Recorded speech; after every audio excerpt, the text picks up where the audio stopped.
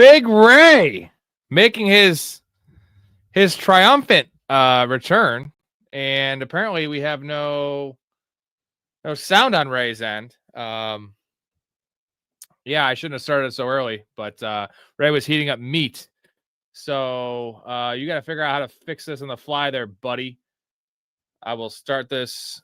Check your microphone. He's going to get back in. Sign language. We like that. Happy Saturday. Late stream going on here. Let's hope Ray can figure this on out. Let's see. Did OBJ really get buff? He was always kind of buff, I feel like. We got Sports Memes channel in here. Unfortunately, I did not get any new ones uploaded, which is on me. I have family in town. But I'm going to hit you with my favorite one real quick. All right, realtor. I'll sell you my mansion for 2 draft picks. Deal, sucker. All right, let me go ahead and find a 2-bedroom bungalow in Gary, Indiana.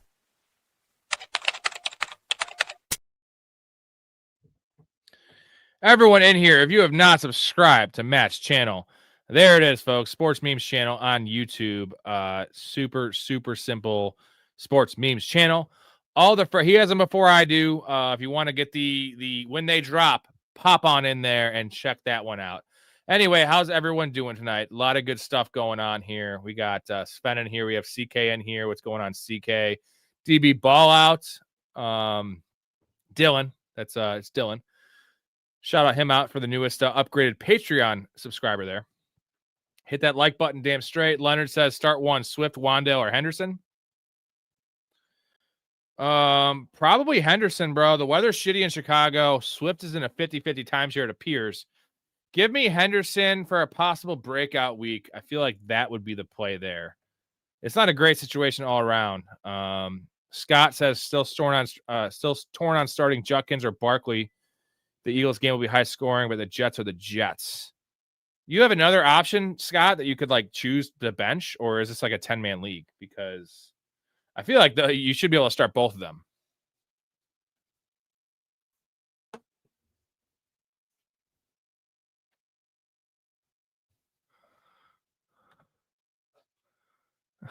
Mouse said OBJ went to Buffalo. Ian seen nothing about that. Turn Josh Allen 2 firsts and a second into Neighbors, Justin Jefferson, and Love. So you turn Josh Allen and 2 firsts and a second into Neighbors, Justin Jefferson, and Love.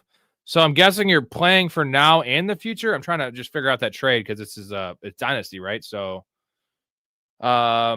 Justin Jefferson and Josh Allen should be very similar ranked in dynasty, and you got Jordan Love plus Neighbors. So I like the back end of that trade.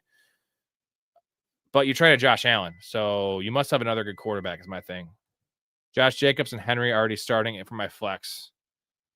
Man, that's first world problems though, Scott. Shout out Scott for being a professional fanatic on the Patreon. Man, maybe sit Jacobs over Saquon. I think Saquon, that's the question, right? You want to start Henry. You're going to start Henry for sure. And then I think I want to start Barkley for sure. And then the question is more like Judkins and Josh Jacobs. And just because Josh Jacobs isn't playing every snap and he's kind of dinged up. So like we don't, and I know Barkley had the groin injury, but JCM, Travion Henderson, or Mason start too. It's JCM and not JCM. God damn. It's Henderson for sure, Matt. Henderson for sure. And then the other two, man, the JCM and Mason both suck. So like bad matchups. I don't know who I want from those guys. So like I have no idea. Travion for sure. And then if it's PPR, you can't even say JCM and PPR doesn't catch any passes. James Bond, Flacco or McCarthy rest of season 6 for a passing. Flacco over McCarthy by a mile, 007. By a fucking mile, bro. Like I can't trust. They're not throwing the ball. They're not throwing the ball there if they can't help it in Minnesota. So Will G, I have Dart and Sam Darnold with the trade. I now have Nico, JJ, Neighbors, Ibuka, Devonta, Brian Thomas, Addison, McLaurin. Jesus, you got to make another trade now. You got to trade high on Devonta Smith, I think, if you're trying to win now. Fuck. Or maybe just flip Neighbors now that you have him and try to win now. I don't know. You have too many receivers. Like, how many can you start is the thing. I don't know what the hell's going on with Ray. Let me see what's up with him. Well, Ray was eating meat, so he sacrificed getting on here early and sound checking to eat meat. And we all know he can eat meat on the show. We've seen him eat meat on the show. So, yeah, it's Flacco for sure. Sven, would you start Jacoby over McCarthy? No, not this week. I'm not starting Jacoby Brissett against the Seahawks. Like, McCarthy has a much better matchup. I know the Ravens defense is getting healthy, but I'm not starting Jacoby Brissett against the Seahawks defense. Like, it's in Seattle too. Get the fuck out of here. Not doing that. So I would much rather start McCarthy. I know Jacoby's playing great. I respect the man. He's playing well, but definitely prefer McCarthy over Jacoby Myers. Or Jacoby Myers. Oh, like Jacoby Myers might as well be playing quarterback there. Jacoby Brissett. We'll see what Ray says here. Supposed to have 2 guests on the show tonight. Now I might not even have any guests on the show tonight. Erica, you want to come in here and guest? Yeah, you come in here and be a guest. We're get a tank top on or like a tube top or something. They would love that.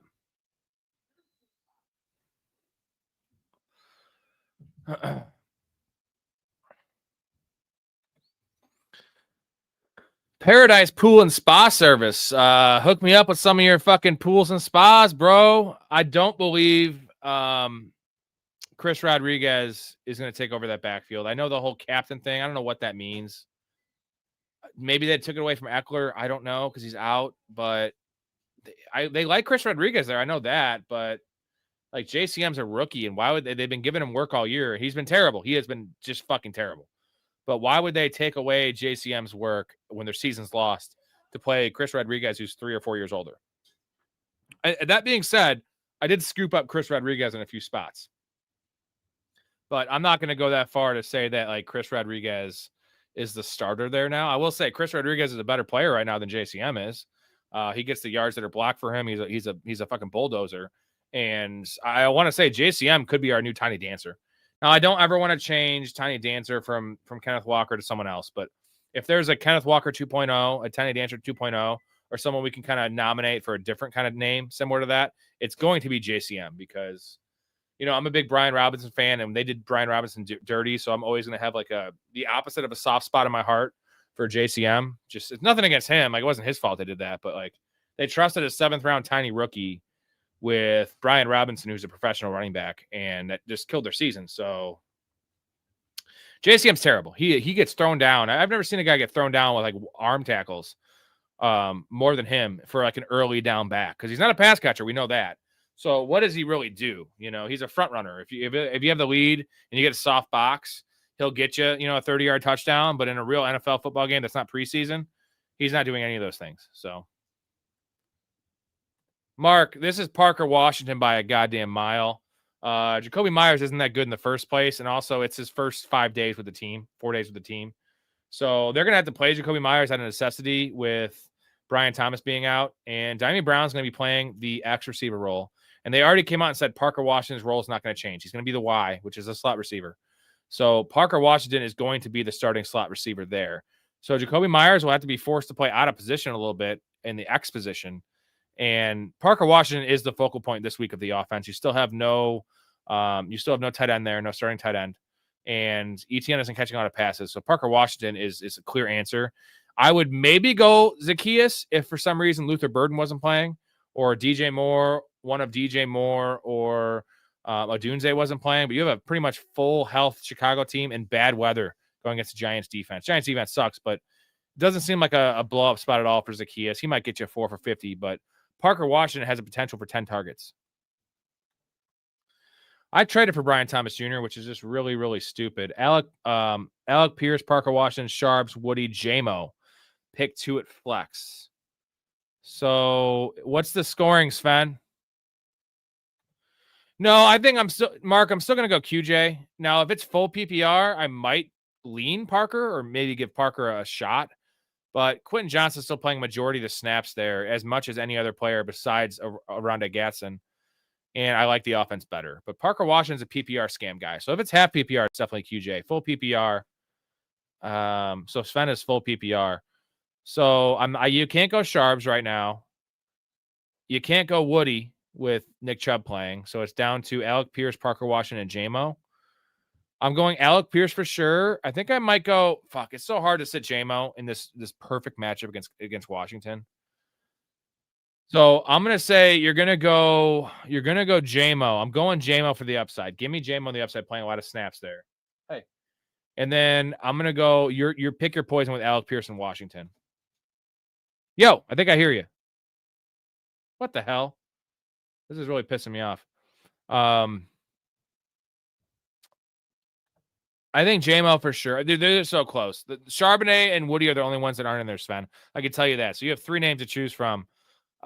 With the defense that Alec Pierce is going up against with the Falcons, they play a lot of 3 deep, which is going to be good for Alec Pierce with his deep in breaking routes.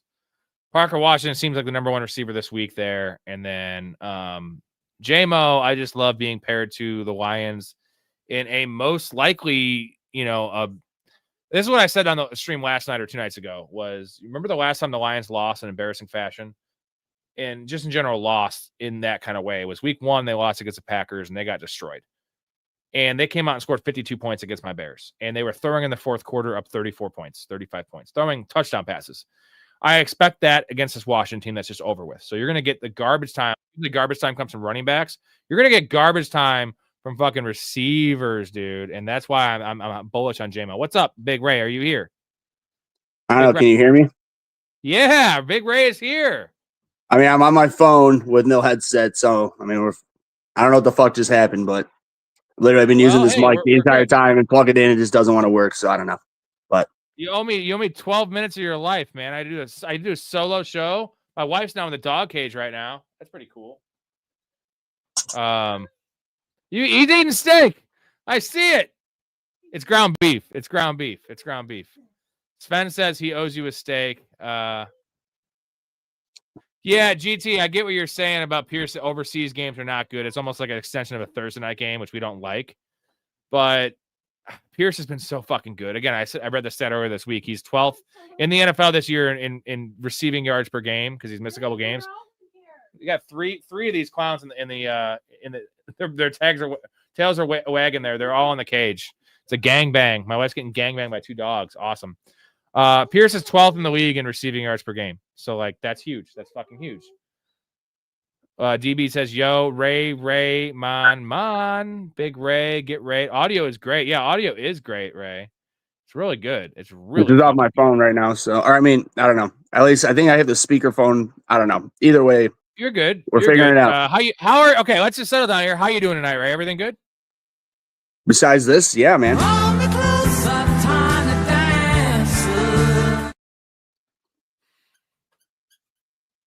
Oh, he's got some fucking pipes on his ass. You don't even know. Well, I'm locked and loaded with a 12er. All right, he's got a 12er. Ray's looking to get a little weird. Night off the rip. Yeah, right off the rip. Damn straight. Well, it's Ray. I did it at the story a couple times. It doesn't hit as hard when I do it to you. Well, the thing is with you, I'll do it like 3 times in a row. But by the way, dude, I gotta say, man, I really loved when Jason just totally knew when it was coming. He just stopped. He knew when it was coming. I waited like 3 Mississippis. I was like, okay, and the third one he's gonna say something. I was gonna hit him, and then nothing. And I said, fuck it, I'm just gonna play it. Right. All right, I got a couple announcements. We'll get to all your questions here. A couple of things I have planned. Let's see where we're gonna start. We're gonna start with the updated Patreon. I got Debo Dylan, DB, not Debo. We call him Debo too. He's a semi-pro now. We have no fans now, which I love. Everyone's upgraded from whatever tier they're in to get to support me. So there's the list of the people in the Patreon. If you want to support the channel, link in the description. Most of you guys in here are probably already in there. A lot of really good perks in there for you, gentlemen. A lot of good perks. Also, tonight, I think it's a Saturday night. We're looking to get a little weird. Ray especially is looking to get weird. Thanks. That's a piece of glass. Thanks. We got the Pro Fan fundraiser. Every 5 super chats, could be $1 super chat. I don't give a shit. Is a beer chug. Get us drunk. Every $20 super chat. I'm already drunk. Is a beer chat. Everyone that joins the Patreon live while it's going on is a beer chug, and also just a way to support the show. So, and with that, I always play the awesome clip of me in a bar, shirtless, chugging a beer. Here you go.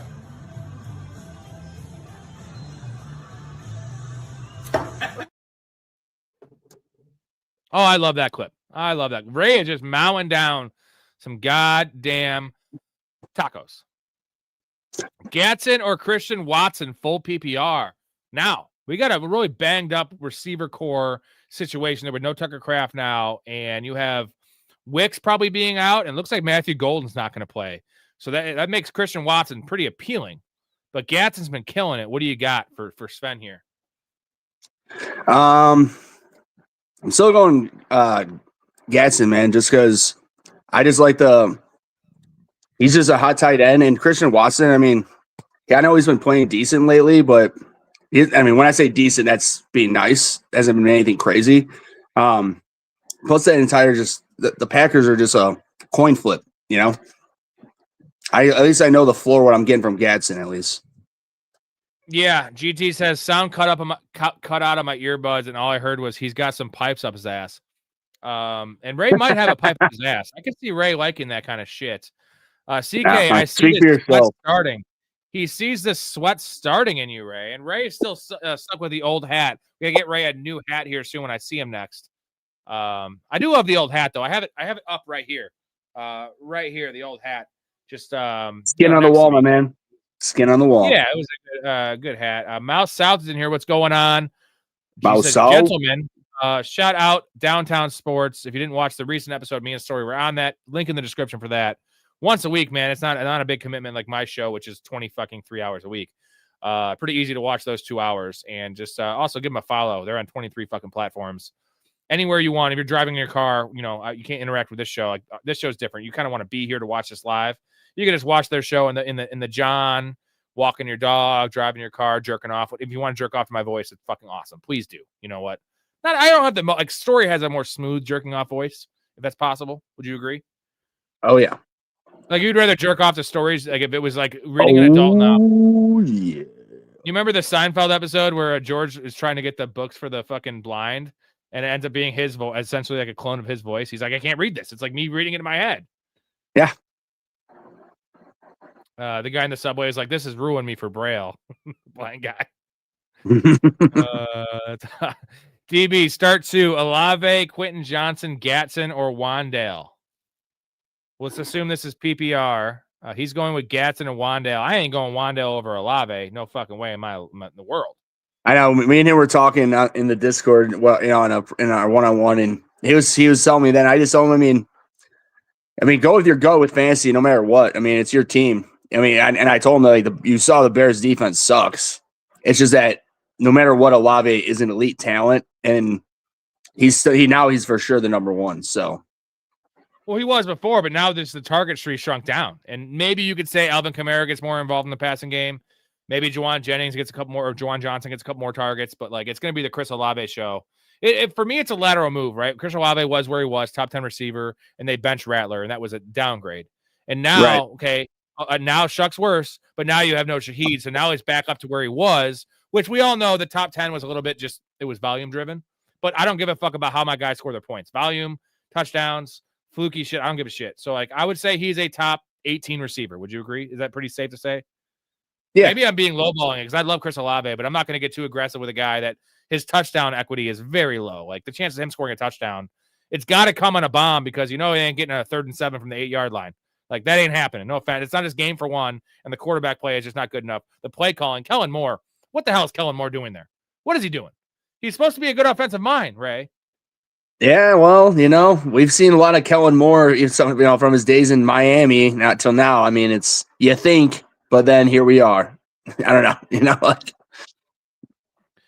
And I don't think they don't want to win. Obviously, the Tankathon this year, Ray, is going to be epic. Oh, you yeah. got the Browns, you got the Jets, you have the Saints. Like those 3 teams, Tankathon fucking city. And the Raiders are maybe creeping up into that ball game because like every division game they have, they're going to lose. Right. They're not beating the Broncos. They ain't beating the Chargers, and they sure as fuck ain't beating the Chiefs. No. So, and the AFC is tough. So like they're behind the 8 ball though. They have too many wins. I think they have 2 wins. That's too many. That's one too many. What do you think? What do you think the first pick's going to have? What record? You think it's going to be 2 wins? You think 2 is going to get it? It'll be a 2-way tie or something at 2 wins. Probably at this rate. How many more wins are the Saints going to have? Not with that quarterback, not much. And the Browns have a professional defense, but they have Dylan Gabriel. Now they have the ace up their sleeve, which is hilarious to say it's ace up their sleeve with Shedeur Sanders, who I think is a total turd.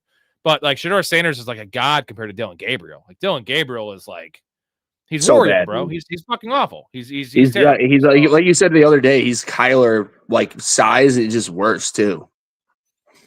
I haven't talked to you since the Kyler benching. Yeah. Don't pee on me, know what I'm saying? No, don't do it. No. Kyler, you still injured? Ooh, yeah, real injured, coach. Kid, I make millions! You're sitting in your mom's basement eating Doritos and Mountain Dew! You playing Call of Duty again? How bad is so? Sorry, I interrupted your meal. Give me your thoughts on the Kyler Murray, how bad it is and how bad he is. He's gotten worse every year. He has not put a single, and that's not to get into the LeBron thing too much, but I'm going to get into it real quick. LeBron James had every reason to not ever work on his game. If he didn't work on his game after 18, he would have still been probably a Hall of Famer with his ability.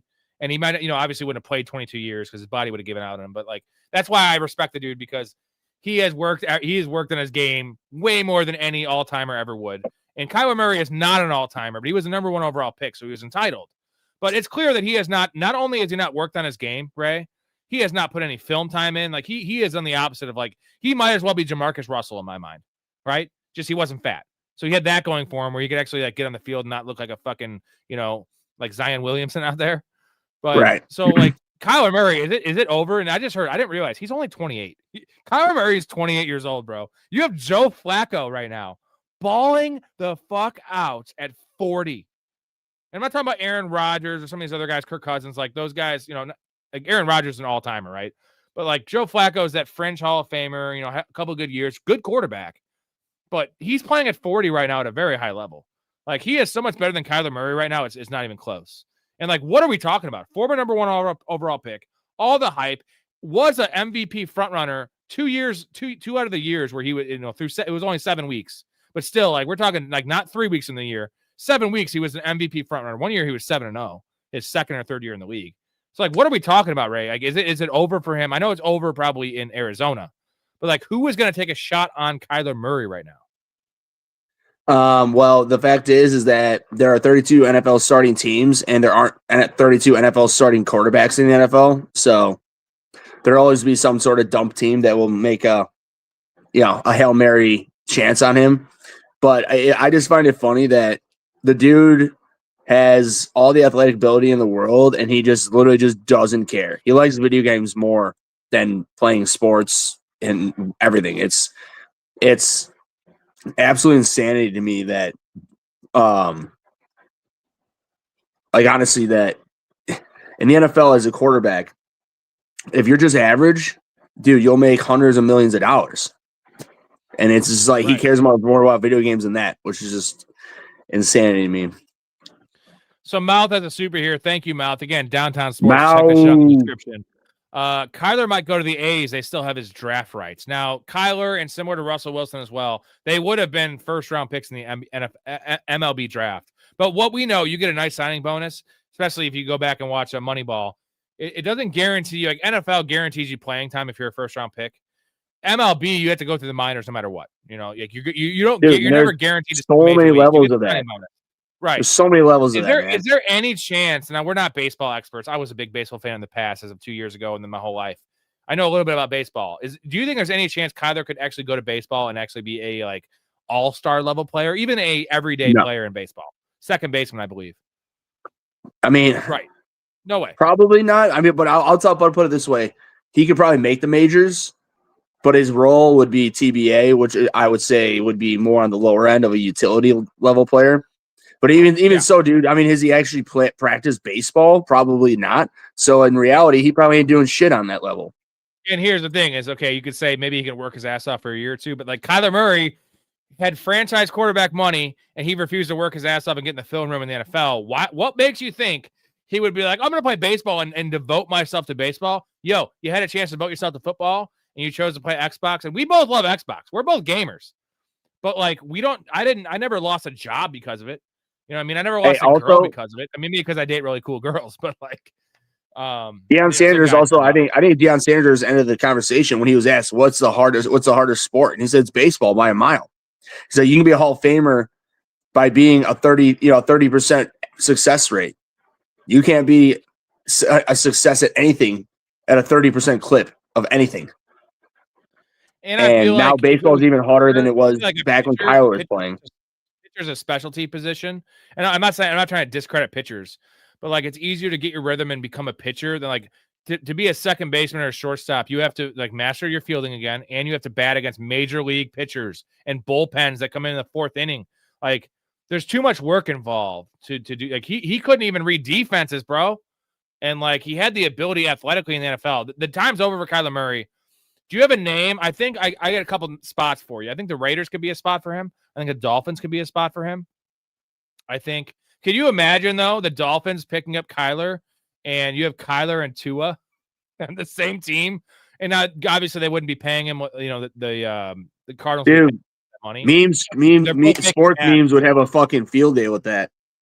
100%. I need to upload the new Tua meme that he made, which is great. It's like he has a new Guardian helmet that's like a fucking astronaut helmet. Hey, real quick, by the way, just a shout out to sports memes. A buddy of mine that I play Halo with, that like he's not from St. Charles or whatever. He literally called me today because he said he watched the last podcast I was on and he saw those. And he was asking, like, first off, he was asking like how we're doing this, blah blah blah. And I was like, dude, like he's asking about those memes, man. He loved them. And I was like, no, man, like that's not my buddy, like you, like Rob, not you making them. I'm like, that's a shout out to sports memes, man, or meme sports, dude. Like I told him, like when you see it on the top, like when every time it plays, that's his channel, man. Like he's the shit. Yeah. Shout out, buddy. Well, love you, man. We're essentially conjoined channels. I appreciate Matt for giving me access to these, and I'm gonna keep on pushing his shit. And the bigger he gets, the bigger I get. The bigger I get, the bigger he's gonna get. And that's what we're doing here in this community with everybody. We're trying to, whether it's make you money in fantasy football, make you money gambling. If you have something you're pushing, you know, downtown sports memes, like we all can grow together and you know push all these other pieces of channels aside. Because there's a lot of bad stuff out there. Growing definitely. Money, and we're not bad, and the memes aren't bad. Downtown sports is great. Like that's the key. We want to get the grassroots campaign of this shit is how we're gonna do it. So tell your friends about his channel, my channel. I'm trying, man. Downtown. I understand. I just wanted to shout out to him. Like I said, just a random good buddy of mine. He just called me about that. But to be honest, like saying that he loves our stream and they love those memes, dude. And I told him like it wasn't us. It's a good, good friend of the channel. Damn straight. Hopefully, Matt, you're in here to hear that. But if not, I'll tell you about it. That's pretty badass, to be honest. Big Ray, get Raid. Audio is great, though, by the way. Thank you, sir. That one. Let's see. This I'm doing this on my phone. I mean, I have my mic hooked up to it, but I'm assuming my mic's going through it, but I can't get the audio through the headset, so whatever. I can hear you through my phone, so we're all good. So you're good. Marvin Harrison, Breece Hall, or Henderson, Olave. So Marvin Harrison, Breece Hall, Henderson, or Olave. Start 3. Bench 1. Marvin Harrison, Breece Hall, Henderson, Olave. You got to bench 1. Are we assuming PPR here? Yeah. Is it Henderson? Probably. Or is it but I would say for sure. I would say the first 2 you start. And I mean, I know it's like tempting to start Henderson, but Olave, especially PPR, he's a great floor for that. So Henderson's the one out just because it's unknown. So, I mean, yeah, he had a decent, he had above average week last week. It's just still. Maybe again, I won't lie. If he has a smash game this week where they give him 15 and above touches, my tone might change on how they're using him and their idea of him. But it's still the Bucks are it's a gray area right now. The Bucks are a tough matchup, and they don't throw exactly. The ball that's a whole nother thing as well. Chandler, start Garrett Wilson or Jamison Williams in PPR. That's assuming that Garrett Wilson plays. We assume he is going to play. What do you got, Ray?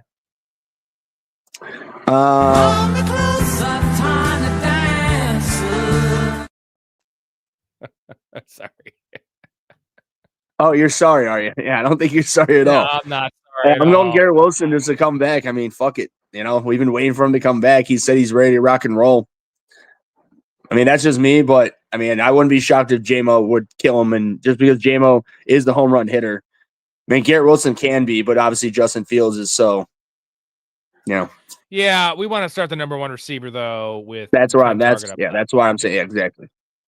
Especially PPR. If it was non PPR, it's J-Mo. If it was half PPR, you have a discussion, but it's PPR. Give me the potential 6-7 catches from Garrett Wilson, who was scoring touchdowns early in the year when the offense was a little better. But they're also coming off the last game they played. Let's not forget it was against the Bengals. They scored 39 points. That's a fact. Right. Wally says, "How you boys doing?" Ray, how you doing? And what are you eating? Tacos. I had 3 and I got 1 more to go. So they're just ground beef, right? Yeah, ground beef, salsa, onion, cilantro, cheese, hot sauce on it. Yeah, we're all there. Lime. Mouth with his second super chat. Gentlemen, don't make Mouth fun this chugathon me and Ray are gonna have tonight. He's got 2. He will though. He would be more than happy to watch us do this. We don't want him to do that though. No, we don't want him to do that. Garrett Wilson will do better than with Mitchell there. And I do agree. Adonai Mitchell is a field stretcher. He is an all-purpose receiver, man. I like Adonai Mitchell. I like him coming out of Texas. Kind of a knucklehead. Now, we've seen the knucklehead in him, right? But I feel like this is a fresh start for him. And he was kind of, I would say the word, he was playing hesitant. And even before the fumble and the holding call that cost him week 2 or week 3, whatever that was, against the Rams, just because he didn't know his place. And right now, with that receiver room, with Josh Reynolds being the 2 there and a rookie tight end being the actual number 2, that is a good spot for Adonai Mitchell. This is a change of scenery situation. And now the quarterback play isn't great, but I'm not saying are you not putting respect on Josh Reynolds' name? I love Josh Reynolds, bro. I really do. Professional receiver. I have him everywhere. Exactly. You know what? He's the type of perfect NFL player. Will he'll stick around forever. He'll probably make 50 to 70 mil over his, if not near 100 mil throughout his years. If he sticks around, probably not that 100 mil, but more like I said, 50 to 70 mil. Smart with his money. Defenses don't have to respect him. You know what I'm saying? Like Adonai Mitchell is a guy that has the juice. Correct. Now, he has some drop issues. He has some mind problems. But at least the defenses can't just leave him running one-on-one because he will cook some defenders, which is just it's more of a Garrett Wilson thing, like Mouth saying, where it'll help out Garrett Wilson. And Mason Taylor is a fine tight end. He's a good receiving tight end. So I think this might not be this week's showing because I don't know how many snaps Adonai is going to play. But down the road, the rest of the year, Adonai will be heard from, and it might just be more so important for Garrett Wilson. Sure. And real quick, I was Adam Greenswood. We'll get to your. I do have some information. He asked any word about the Swift Monungai situation, and I mean I've heard some things from the beat writers around here. So we'll get to everyone. I have it on the ticker. We get to everyone's question, but I'm not. I also don't like to just. Unless it's a super chat, which I'm gonna fucking put up in priority because you're paying me money, and also you deserve it. I'm going to get to everyone's order. I get to everyone's question here. Sometimes you might have to stick around for 10 or 15 minutes, but you know what? If you don't want to stick around for 10 or 15 minutes to hear your question, maybe that's on you. You know what I'm saying? Like maybe you're not you're not the biggest fan of the show, right? Hold on. I have Ray, you entered again. I have 2 Rays in here. Hold on. Let's see if I can do this. Look at this. We got 2 Rays. Hold on. Are you good? I think so. Yeah, we're good. Yeah, that's funny. I had 2 Rays in here, dude. Wow. Me and 2 Rays? That's fucking wild. Fannin seems to be playing. Do I still play him? Do I play him or go Musgrave to be safe? I'll tell you what I'm doing, man. So here was my deciding factor. In leagues, I had Musgrave and Fannin. I picked up when I had deep benches. I picked up Njoku. If Fannin was not going to play, I was going to play Njoku. Now, if you have Njoku and Fannin playing, and Fannin being a little nicked up, I'm playing Musgrave. I know it's kind of a shot in the dark, but you also have Matthew Golden. CK, you have Matthew Golden probably missing, and I think Wicks is missing as well. And I don't think they're ready to give Christian Watson 80% of the snaps. He might tick up to 70 or 60%, Like they're gonna need Musgrave. They're gonna need Musgrave. So like that's my thing. I would play Njoku with no Fannin over Musgrave. But if you have Njoku and Fannin playing, I'm playing Musgrave. You agree, Ray? Yep, I'm on board with everything you said there because Fannin is the better play when healthy, but since he's not totally healthy right now and he may not play, I mean, just because that's the thing, especially he's young and they're out of the Browns are out of it right now. Why would they risk this guy's future when they need him next year? Craft Creations, who are you? Because Grandpa's Meds is the name of one of my first bands. I'm a drummer, and no one knows that. Grandpa's Meds, great name for a band. Rob's freaked out right now, everybody. I'm a little freaked out. I'm a little freaked out. So let me know who you are, so I can comment accordingly. But Mouth South, Olave is the same. Shaheed leaving benefits Kamara, but Kamara isn't cracking top 30 this week. I agree. It's not a bad thing for Olave, though. Like, maybe he has more coverage shifted his way, but I think he's going to have more targets. So I think it's a wash. It's not a bad thing, though. If anything, it's a positive. It's definitely not a bad thing. Would you agree? Yeah. No, I wouldn't say it's a bad thing. I mean, of course, Mouth can make the argument that they'll focus more on Olave, but at the same time, he's the one. He's the guy. Like, and he is talented. It's not like he's not talented. It'd be one thing they trade Olave and Shaheed was the one that was left there. Different conversation in my eyes. Adam says Olave just got dropped in my league for Judy. Who the hell is picking up Judy? And like, regardless of who you're picking, like, dude, that if you're picking him up for like anyone that's bad, but like dropping Olave, top 15 receiver, we join that Jerry league? Judy. And here's the funniest thing is like, okay, Jerry Judy, I get it, all the targets. Cedric Tillman's back now. Cedric Tillman was the number one. So like, whoa. And Fannon's number one. Now you have Tillman, and it's a Judkins team, and they don't score any points anyway. I can go down the list of why that's stupid. So number one waiver priority, and trade for that if you have to. I don't know. Yeah, that's crazy. Mal says Giants are in the Tankathon too. The Giants are too talented to be in the Tankathon though. Like Jackson Dart's too good. And let's be honest, that defensive line is probably a top 10 defensive line in the NFL. Like that unit is amazing. The defense sucks.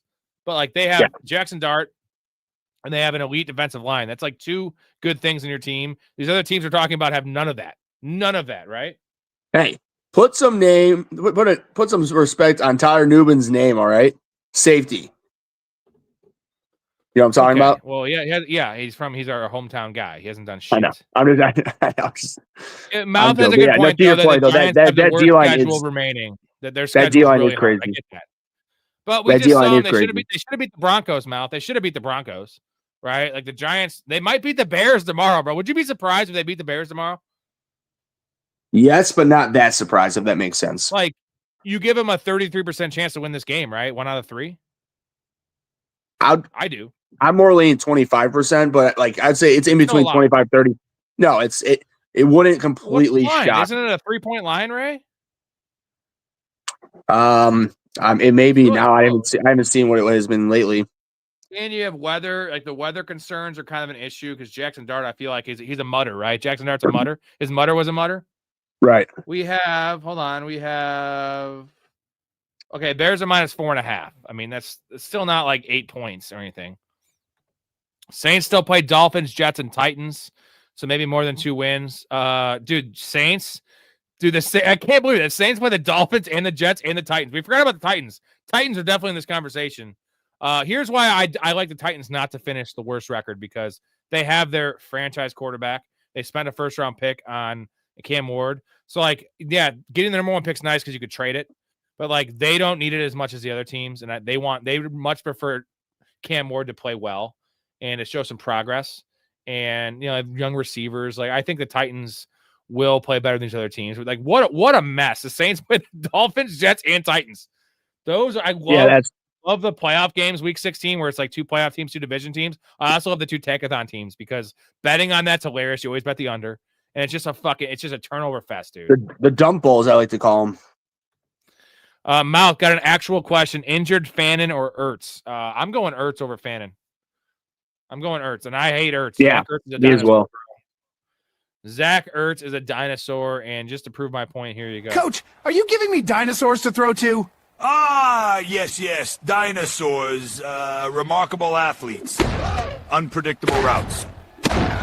Coach, they can't catch! Touchdowns. Find a way. So Ooh, good. Adam says the Browns will take Murray. That was actually my idea for that because I always call the Washington skill players dinosaurs outside of Terry McLaurin, even though he's kind of old too. Yeah, I mean, I like that too, to be honest, because like if it goes like you said earlier, at this point, Kyler is for sure done until he proves otherwise to be a franchise quarterback. So he's just going to be a bridge quarterback and or backup.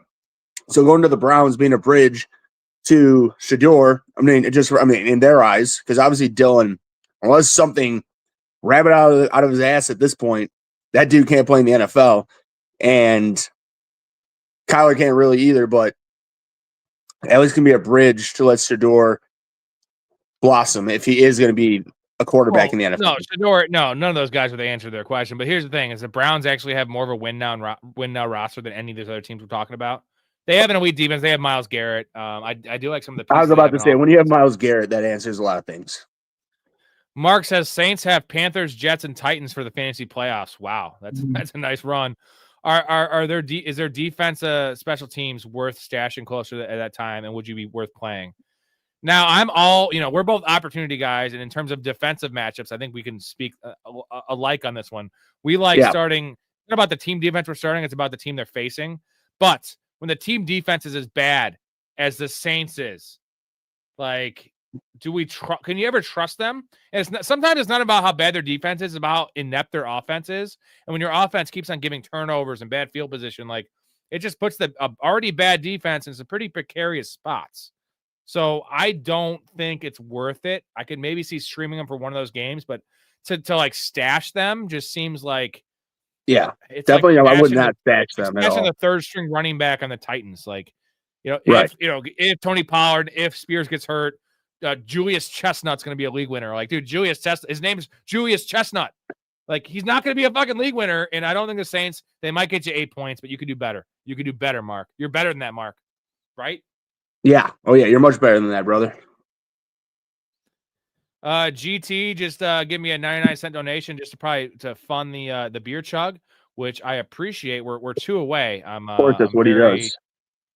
Yeah, he's a great man. We love GT. What a great addition to the Discord. Kyler said at the start of his NFL career that he still wanted to play baseball.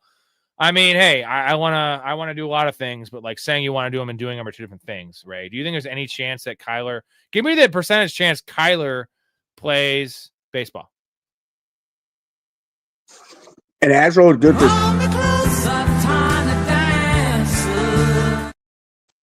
That was a GT super. You should have realized that, Ray. Of course. It doesn't matter, though. I still get I want to talk to Samson.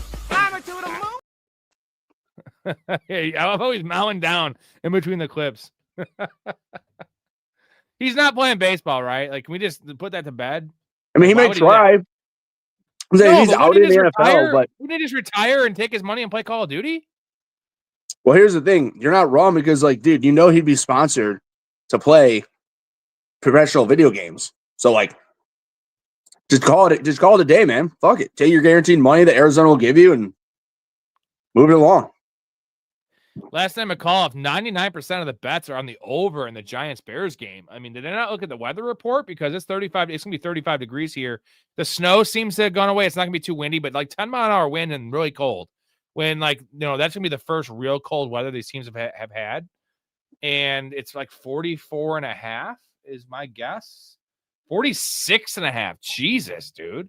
Yeah. Why is that so high? That's crazy.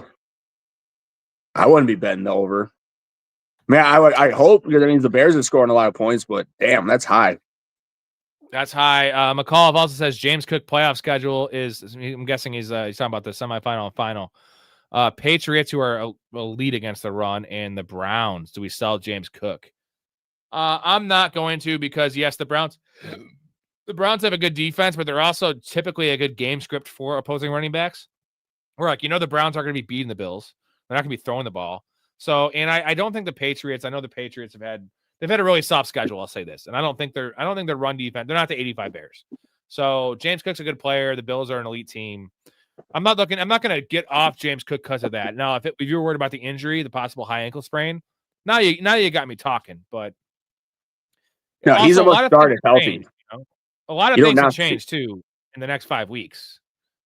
And I'm more thinking of just the Patriots being an elite run defense. We don't know that, and things change week to week. Someone dropped Chuba Hubbard in my league. Should I pick him up and drop Kenneth Gainwell or not? Yeah, I want Chuba over Kenneth Gainwell for sure. Now, I will say we saw the one game Kenneth Gainwell started, that random game where Warren got ruled out an hour before the London game, had 3 touchdowns. That's not Kenneth Walker. That's not Kenneth Gainwell. Never has been. He's not a 3-down back. No, he did look like one, but Chuba Hubbard is guaranteed 20 touches a game if Rico goes down. And here's the upside there is that they're giving Rico, and I don't want to wish this into truth at all because I love Rico. I have so much Rico. They give him so much work, brother. And he already has a quad injury. They'll give him 35 fucking touches if they need to. And all that does is just make him more likely to get hurt, Right. So 007, how much weight you're still eating over there, right? You eat so slow. You're like a fucking rabbit, dude. You're just like nibbling. Love you. How much weight do you guys put on having easy matchups in the playoffs? I only start putting weight on that when I'm 8-1. And then even then, not so much because I don't know what an easy matchup is. We don't know. We're wrong about these things all the time.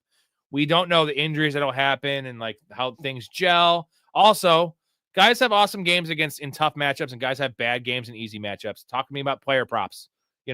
Cortland Sutton had the greatest matchup ever on Thursday Night Football. I bet is over 53.5. And it went up to 58.5 for the game time. I was like, that's the easy smash. Everyone's betting the over. Went up 5 yards. He got 30 yards. What about the last Bears game against the Bengals and Rome at 0? And they scored 40 fucking points. So, like, All I just offense. can't, you know what I mean? There's also games where your team will score 7 points, but the receiver might have 20.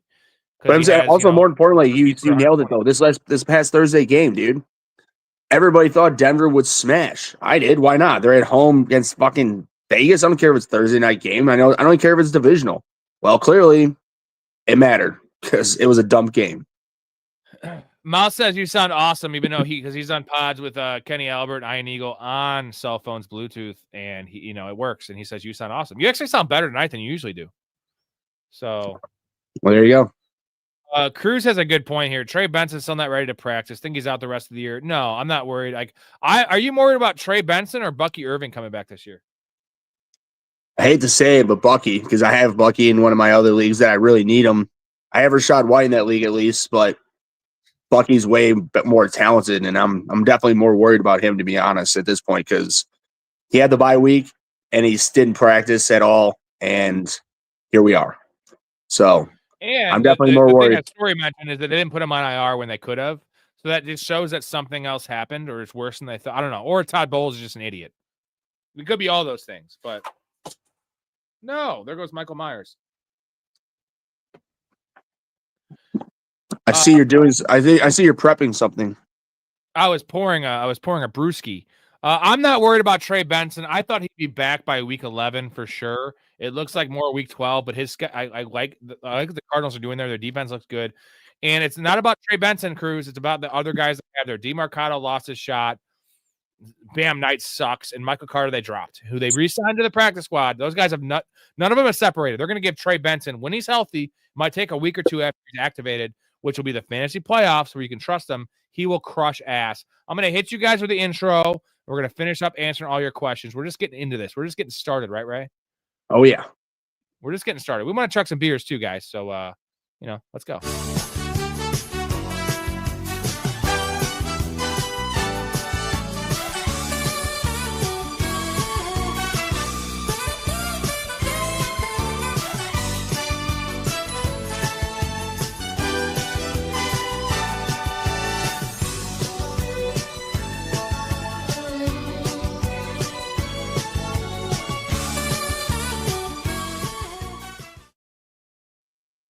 You realize there's no show in the history of the world that does an intro 50 minutes into the show, right? Yeah. We do. All the time. Because that was the intro. That was like the welcome to the show.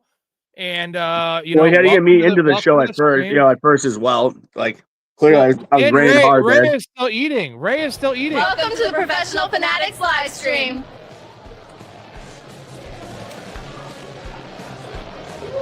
That's one way to kick it off. The man's still, he's eating right now. Look at him. He's shoving his fucking mouth, his hole. I love it. I love it. Let's see what we have. I gotta get that I gotta get that base down for those beers. You know what I mean? We don't need another Ray incident, if you will.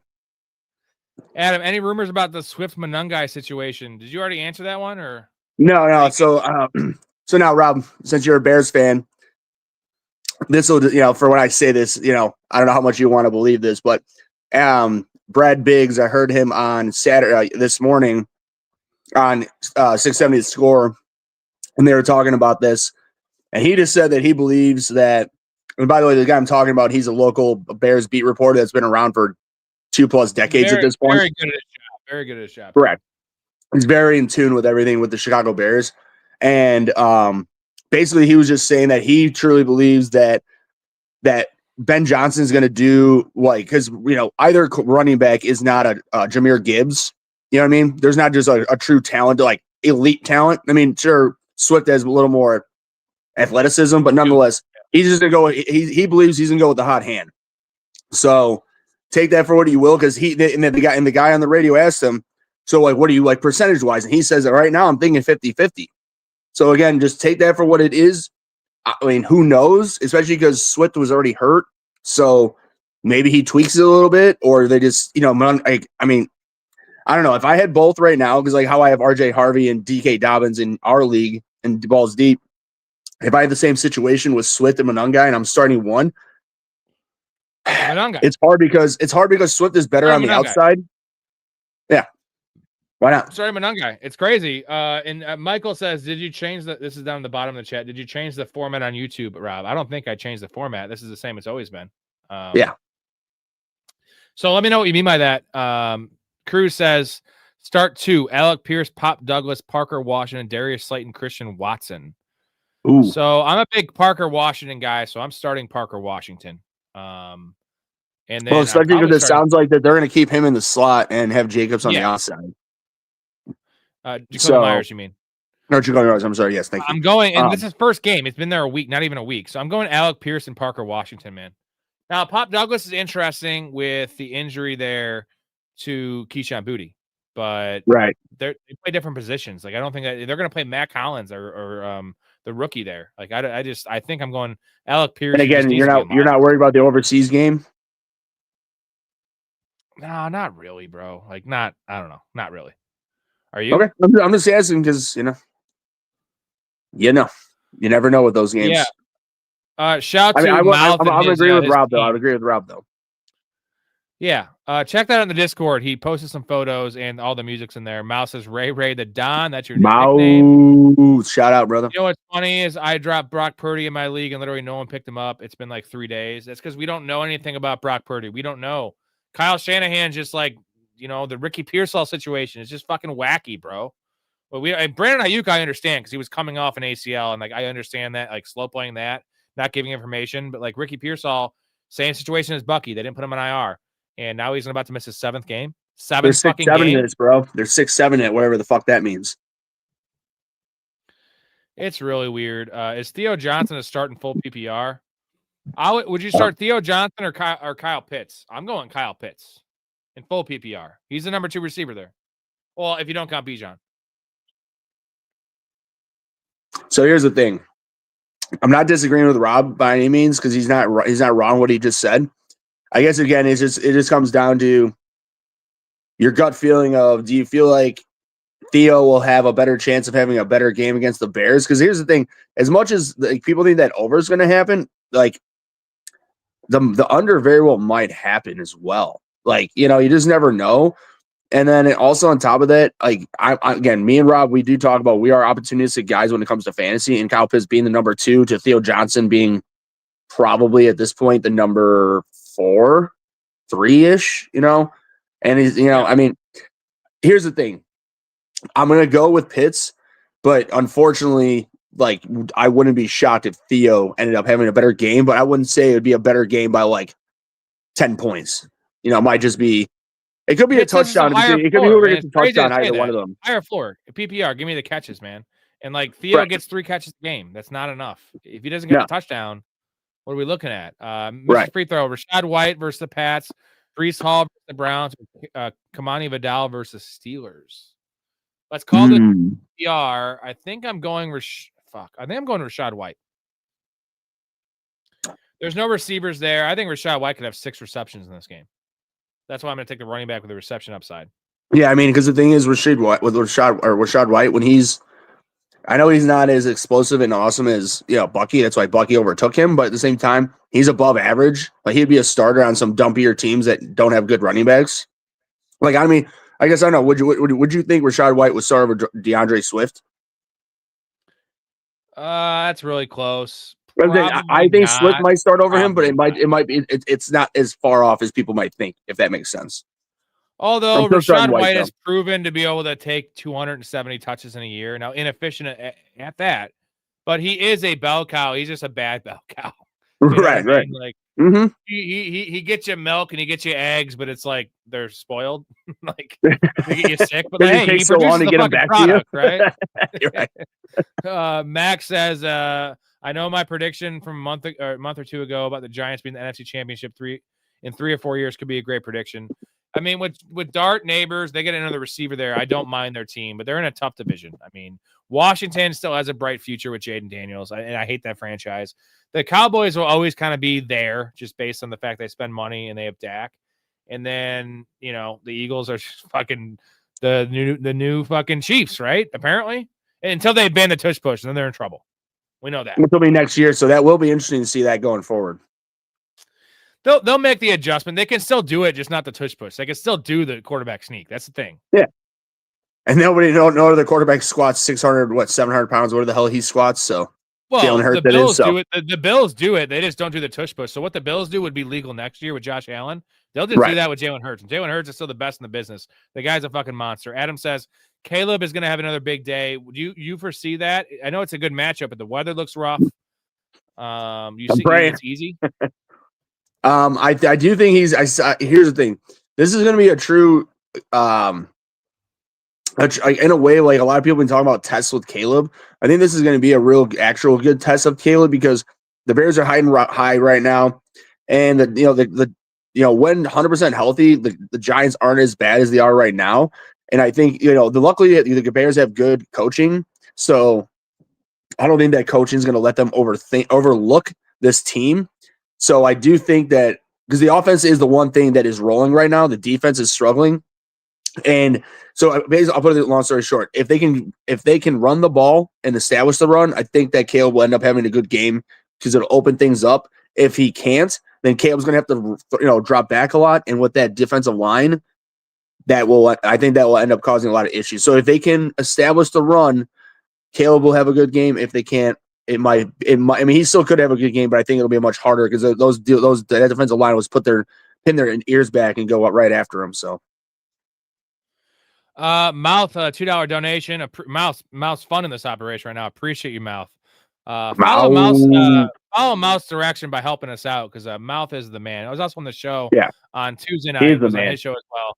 Mouth's the man. Rashad White over Kamara right now. Rashad White definitely over Kamara right now for the short term. I'm going to spin this the other way, though, and let's talk about Kamara because I'm going to phrase this as a buy low. And the reason is I don't want anything to do with Kamara right now. I'm not trying to say I do.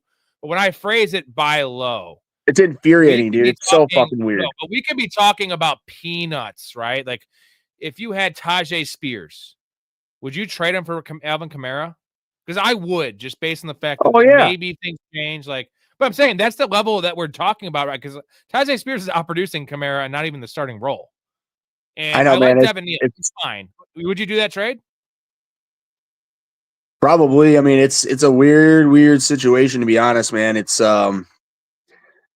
it's one of those things that you really wouldn't think that we would be here with this because. I mean, even when we were talking like last week, dude, I was thinking Alvin Kamara, he just get those dump offs. And what he ended up getting, 3 points, 1 point something, whatever it was dump, beyond dump. And I was shocked because you have that the brand new starting rookie quarterback. You would just think an automatic option route, almost every drop back. It's like Kamar option, just watch it and get into the open spot so he can dump it to you if need be. Yeah. Like, I'm sorry, why are Reyes like us easily comprehending that idea? And then, Kellen Moore, who's making millions and played in the NFL and played in big college games. I don't know. It's very infuriating for fantasy wise with him to be honest. It's fucked up. Oh, it's wild. We are one away from a chug. Ray has a fresh 12er on here. He wants to chug some beers. I want to chug some beers. One away. Not you, Mouth. I'll do it if you do it, but don't. Mouth, you've done enough. At least for now. Wow. Hey, Rob, real quick. Real quick. The channel here. What's up? Shut up and kiss his mouth. Love you, Mouth. You're a good man. Let's see. Eagles or Patriots defense rest of the season if you had to choose. Probably the Patriots because their schedule is easier.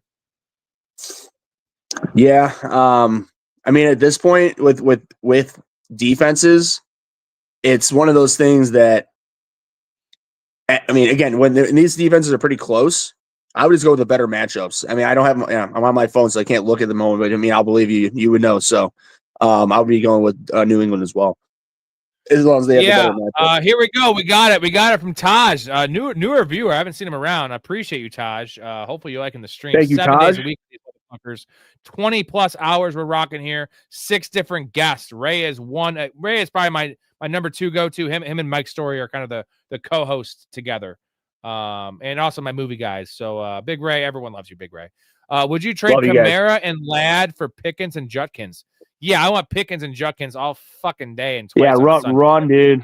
Taj, run and make that trade, bro. Make it happen. Get those guys in your lineup tomorrow. And here's the thing. I might, in full PPR, I think I might even want Pickens over Ladd just in full PPR. In half PPR, I definitely want Pickens over Ladd. But like those two are tied. Now we're talking about Kamara for Judkins. We're talking about Kamara for Tajay Spears. And that's a decision, right? And we're definitely rocking that trade. Like this is a slam dunk. Dude. As much as Ladd was an all-star last year, dude, like he's had a couple good games at best. He hasn't done shit really. So he's fuck him. Wide receiver 17 right now, and George Pickens is ahead of that. And like, who throws the ball more? Who's a better player? Like, I'm not a big Ladd guy. I mean, he's fine. The wealth is spread so much more there. Ferguson seems to be a dud now. And CeeDee Lamb gets double covered. So Pickens. Oh, really? Oh, really? Hey, really? Oh, Ferguson's a dud. That's why you openly traded for him? Huh. I had to. I had no choice. I lost fucking Tucker Kraft.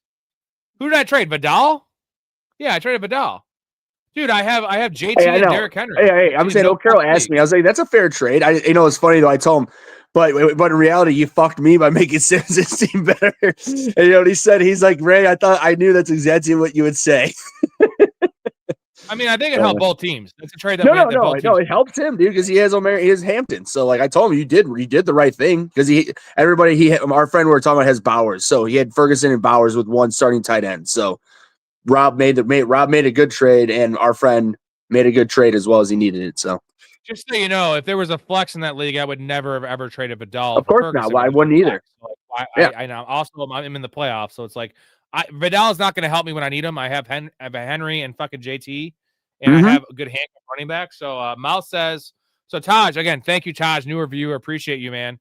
I know $2 doesn't seem like much, but like we're 7 nights a week. Every $2 donation I get, it just keeps me going, and it also pays for my beer. Mouse South says, dedicate the chug to Cray Cray and RL Bailey. Those are his 2 kids that won the first and second in the singing competition. With his guidance. So you ready? You ready for this one?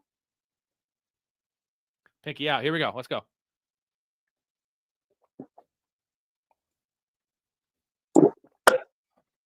All right. Money. That was tasty. All right. Let's get back to the chat here. And where are we at? I always lose my spot a little bit. I got it. What will the split between Swift and Monungai look like? We just said 50-50. That was also courtesy of Brad Biggs. We're local Chicago guys, so that's what we've heard through the grapevine. Hot hand, and hot hand technically just says 50-50 in my mind. Well, I mean, and honestly, like think of Ben Johnson. I mean, he is he so far. Just us being new Bears fans to him. he doesn't see. He's not a bullshit guy. Like he knows we need to win. He needs a win. He's going with the guys who are playing best, and luckily Colston Loveland has been heating up. Thank God, and that's why he's been getting a lot more run lately in the last couple of weeks. And then here we are with a Manung guy. I mean, dude, besides that poached touchdown, he had such a good game last week. It was like unprecedented. So, I mean, I would say 50-50 is definitely what I would say as well. Let's see. We have. Oh shit! Look at this. Look at this guy. What a dude here. Tosh with a $10. I think we got to smash one for this $10. Now the rule is a $20 super is a smash. But since he's a new guy here, we're gonna give him what the people want. Well, did you read his comment? He says, I ain't new here, but I'm subscribed for a minute. But thank you guys for everything. Rip Nealon asked for help. Good comment. I guess I just haven't seen your name. There's a lot of names I get, so hopefully you don't take offense to me not recognizing your name. Apologize for that one. Yeah, Nealon, man, what a mess, bro. We've had this a lot. Literally scores his first touchdown, and you would think. I mean, that's the thing, everybody. You really never know, man. You never know what anybody's going through. Clearly, I mean, so many famous people kill themselves and do these things. And I mean, this guy literally scored. He was 24. He scored his first NFL touchdown. He was a second-round pick a couple of years ago. I mean, let's be honest, a defensive player scoring a touchdown too is like 10 for an offensive player. You know what I mean? That's a big moment. It's not more, dude. I mean, honestly, it could be. I mean, it could be 15 to 20. To be honest, I mean, especially a D lineman. The NFL epidemic for this shit. You have, the issue of, suicide's a big issue in general, but you have the head traumas that date back to middle school and high school for these people. So it's just accelerating the process and making it more prevalent. And it's funny. These guys are on the top of the world. They worked their whole life to get to this point. This sort of shows what a problem it is, right? Like, Chester from Lincoln Park, like, as one example, like these guys, not to go to conspiracy because there's conspiracy. No, but I mean, dude, like Avicii, the same thing, dude. Avicii was literally on top of the world. What is he, 26-ish, right? 27? Like, dude, that's why I always say not call you story, Ray, is that I try to live my life to, with strangers to kill them with kindness if they're being an ass, or just in general, a stranger at Jewel. Like, I always try to be polite and make them laugh and smile. And if I can reach one person out of 1,000 and make their day, and out of 1,000 of those people in my lifetime, if it makes a difference in one person's life, that could be something. And if it doesn't, whatever, I'm not going to go the other way and just try to ruin someone's day, because that's fucking bullshit, bro. Yeah, I mean, for me, I mean, I give everybody the same chance until they decide to change my mind. Until they do something to me that makes me change my mind. Like, honestly, I don't care who you are, what you look like, and where you're coming from. I don't care. Like, I'll give you, you be literally a homeless person to a billionaire. I'll give you the same opportunity until you change my mind. And even so, even to your point, if they change your mind, I'm still going to kill them with kindness, because it's like that's just the easiest way to go about things. As hard as it may be at times, that is the true way to be able to get through life, because it's better to kill people with kindness and love. Taj, that was a nice actual ending to your super as well, man. I have to bring up something serious because, I'm goofy. We talk about a bunch of non-PC shit, crazy shit, football, things that aren't important, and this is important. And it's nice to kind of, I'm on here 20 hours a week just talking about a whole bunch of shit, cum races and all the wacky shit I talk about. It's nice to have some serious tones here. I don't want to get too much into it, but you should definitely join the Discord. Get the Discord, real quick, the last thing I wanted to say about this is that it was nice to see that I saw earlier today that the NFL they're asking, but I'm assuming that asking whatever, they're asking all NFL teams to take a moment of silence for him, before the game, which again, I just like, because again, long story short, mental health is probably the biggest issue in this country, and it's just never talked about enough. So, hey, if we knew if we knew how to fix it, there wouldn't be an issue. And clearly we don't know how to fix it. So, And that's the gun law thing the same way. Like, guns are a problem, but mental health's probably the bigger issue. But that's one thing we're not going to be able to fix for a while, I don't think, and people don't take it serious. But again, Taj, thank you for your donation and the kind words there that helped us on this topic. Also, you should check out the Discord, because we would love to have you in there. Link in the description for the Patreon. Get in there, 60 people in there, like-minded individuals just like yourself, talking fantasy, talking smack, positive smack. Mouth says that chug was for them winning a combined $4,100 in cash. That's because of Mouth, most likely. A hard work and dedication just like yours. You know, we're putting it in here, baby. They embody the fanatic spirit. Let's go. And we're going to donate. We're going to dedicate this to Nealon, right? This usually it's a pour out. We pour one out. We're going to pour it out in our throats. How's that sound? And we're going to try to get back to the live chat because we are a little bit behind. But ain't nothing wrong with that, right? A little behind. We'll always catch up. Oh, yeah. We'll always catch up. Kyler will end up in baseball now. We'll have to see that one. We'll answer this question real quick. Dude, I'm just saying, like, it's just everybody. Like, you can't just – Kyler hasn't practiced baseball since he was drafted back in what was that? Kyler hasn't practiced football since he was drafted. Like, I mean, I'm just saying. When he was drafted, no. So, I mean, are you ready for this one? Let's answer this question. Baker or Stafford? Real quick, he ain't Michael Jordan, and he ain't fucking for sure. He ain't Deion Sanders. Michael Jordan sucked. He ain't Deion Sanders. Bo Jackson. That was more importantly, Bo Jackson. Yes. Cheers. Baker or Stafford? Baker or Stafford? Let's answer this first. Baker or Stafford? Ooh, well, how about you answer that for me? Because I have that same problem in one of my leagues that you're not in. So I'm going Baker just because of the patch run defense and the division game with Stafford. I know Stafford's throwing a lot of touchdowns. If it was 6 for a passing touchdown, I could maybe see Stafford because Baker has more rushing upside. Not that it's a lot of rushing upside, but it's something. Stafford has nothing on the rushing upside. Give me the non-division game and give me Baker. So then real quick, I'm just going to add on to this. I pick out of the 3, then add Daniel Jones. Who are you picking out of the 3? Baker still? Yeah, I think Baker's due for a big – he's had 2 stinkers in a row, bro. And then so I'm saying, would you stick to what you – when I asked you in story, you'd still stick with you would go with Stafford over Danny Dimes? Yeah, I'll go Stafford over Danny Dimes for sure. Yeah.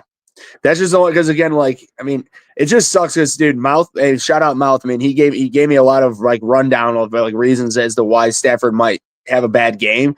Interdivision, the Shanahan connection, Salah doing well against him in the Rams in the past. But I don't know. It's just like, it's literally a 0 to 100 overseas. And I'm just so afraid that it's going to be that 0 because those games are a lot.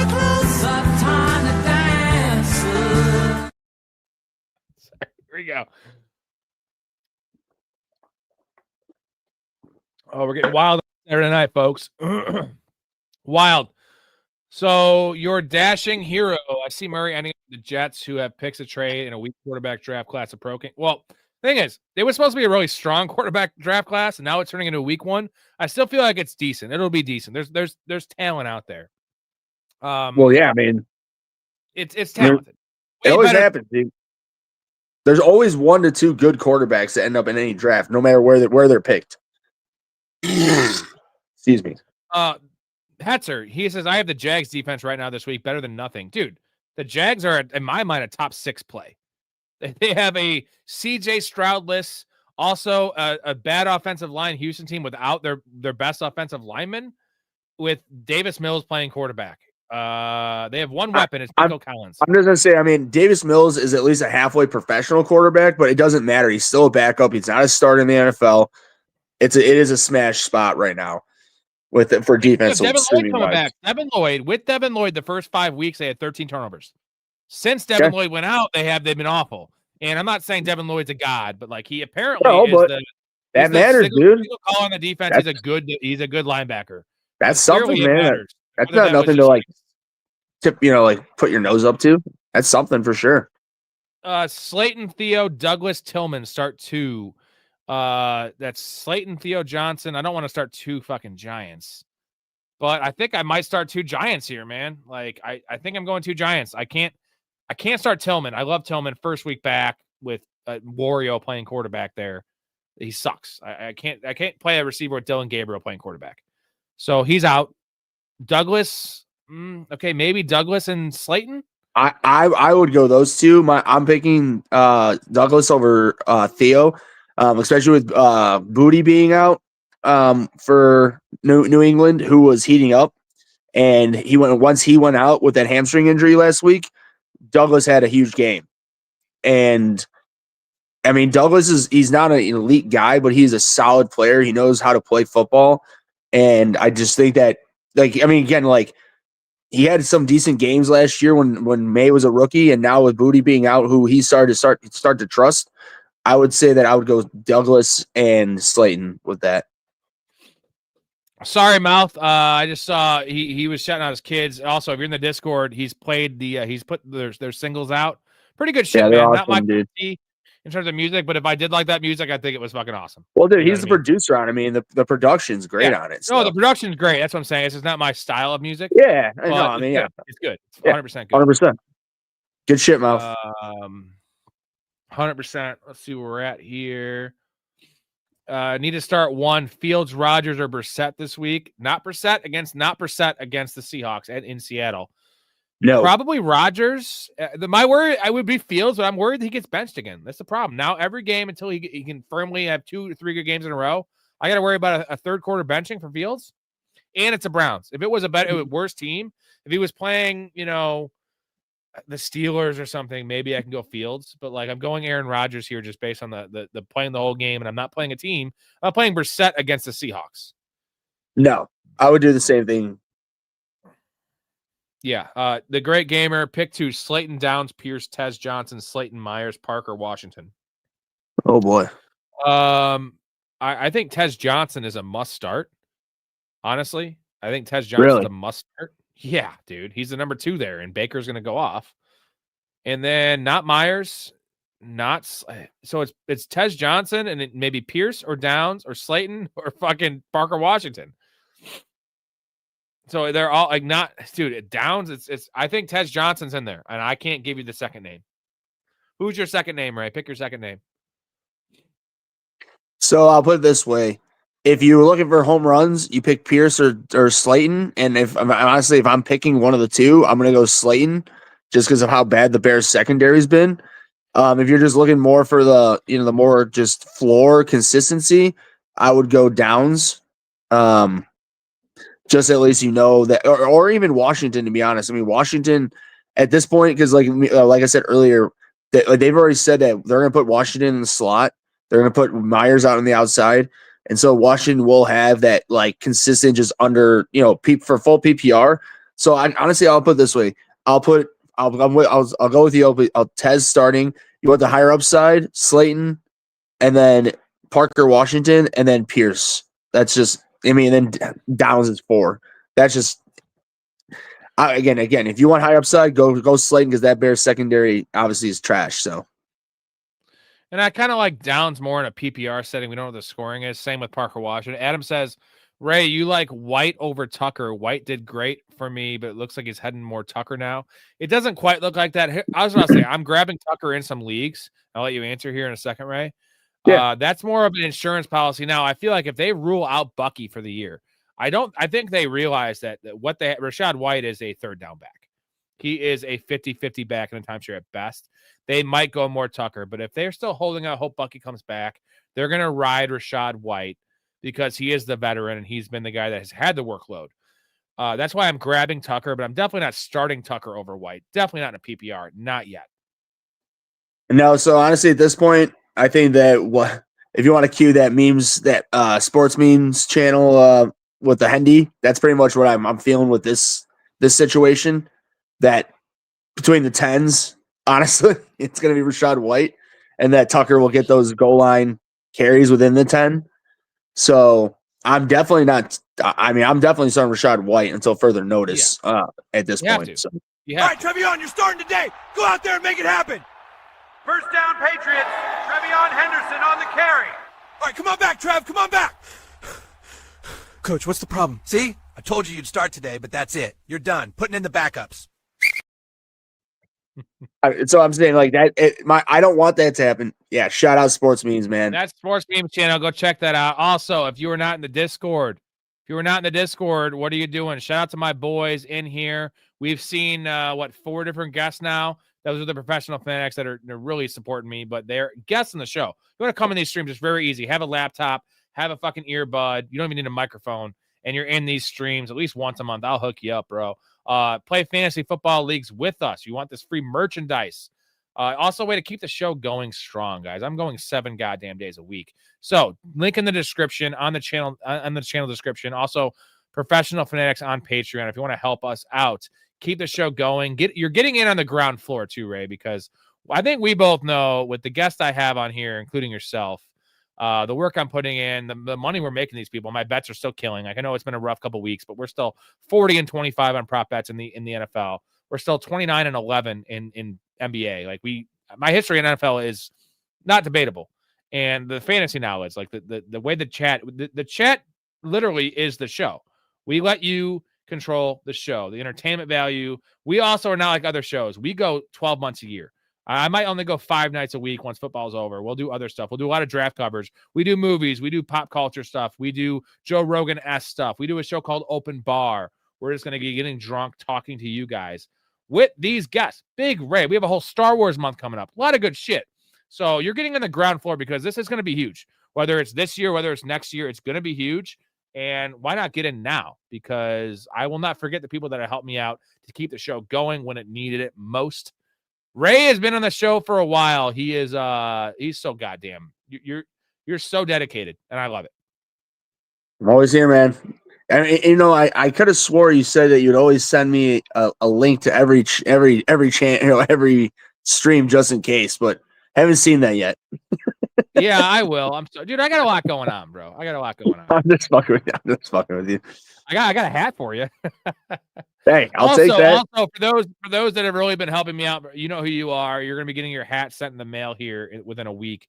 You'll get a free hat, and then those that are in the pro and up tier, I'm going to do once a month a little drawing. I'll put it on the stream, or I'll make a video. I'll send out one free hat, one free merchandise item per month to you guys, and I'll get a hold of you with your email and your address and send it to you. So can you read can you read Michael Hart Jr.'s comment, the second to the newest comment? A1 since day one. What does that mean? A1 sauce meat sweats. I'm guessing that has something to do with that. I'm guessing. Yeah, we don't know what the hell's up with Bucky Irving, man. It's crazy. It's fucking crazy. Rome says underrated player for tomorrow. Chris Rodriguez named offensive team captain and averaging 4.6 yards per carry. JCM's been terrible. You saw my intro. He's just a turd. He sucks. Bill. So, what happened to Bill? Bill's just I told everyone at the XFL draft he's terrible. And well, I mean, you were wrong for a half a minute, but you ended up being right in the long run. 8th round's too much. He was going ahead of Monte Williams. Right. Crazy. Gross.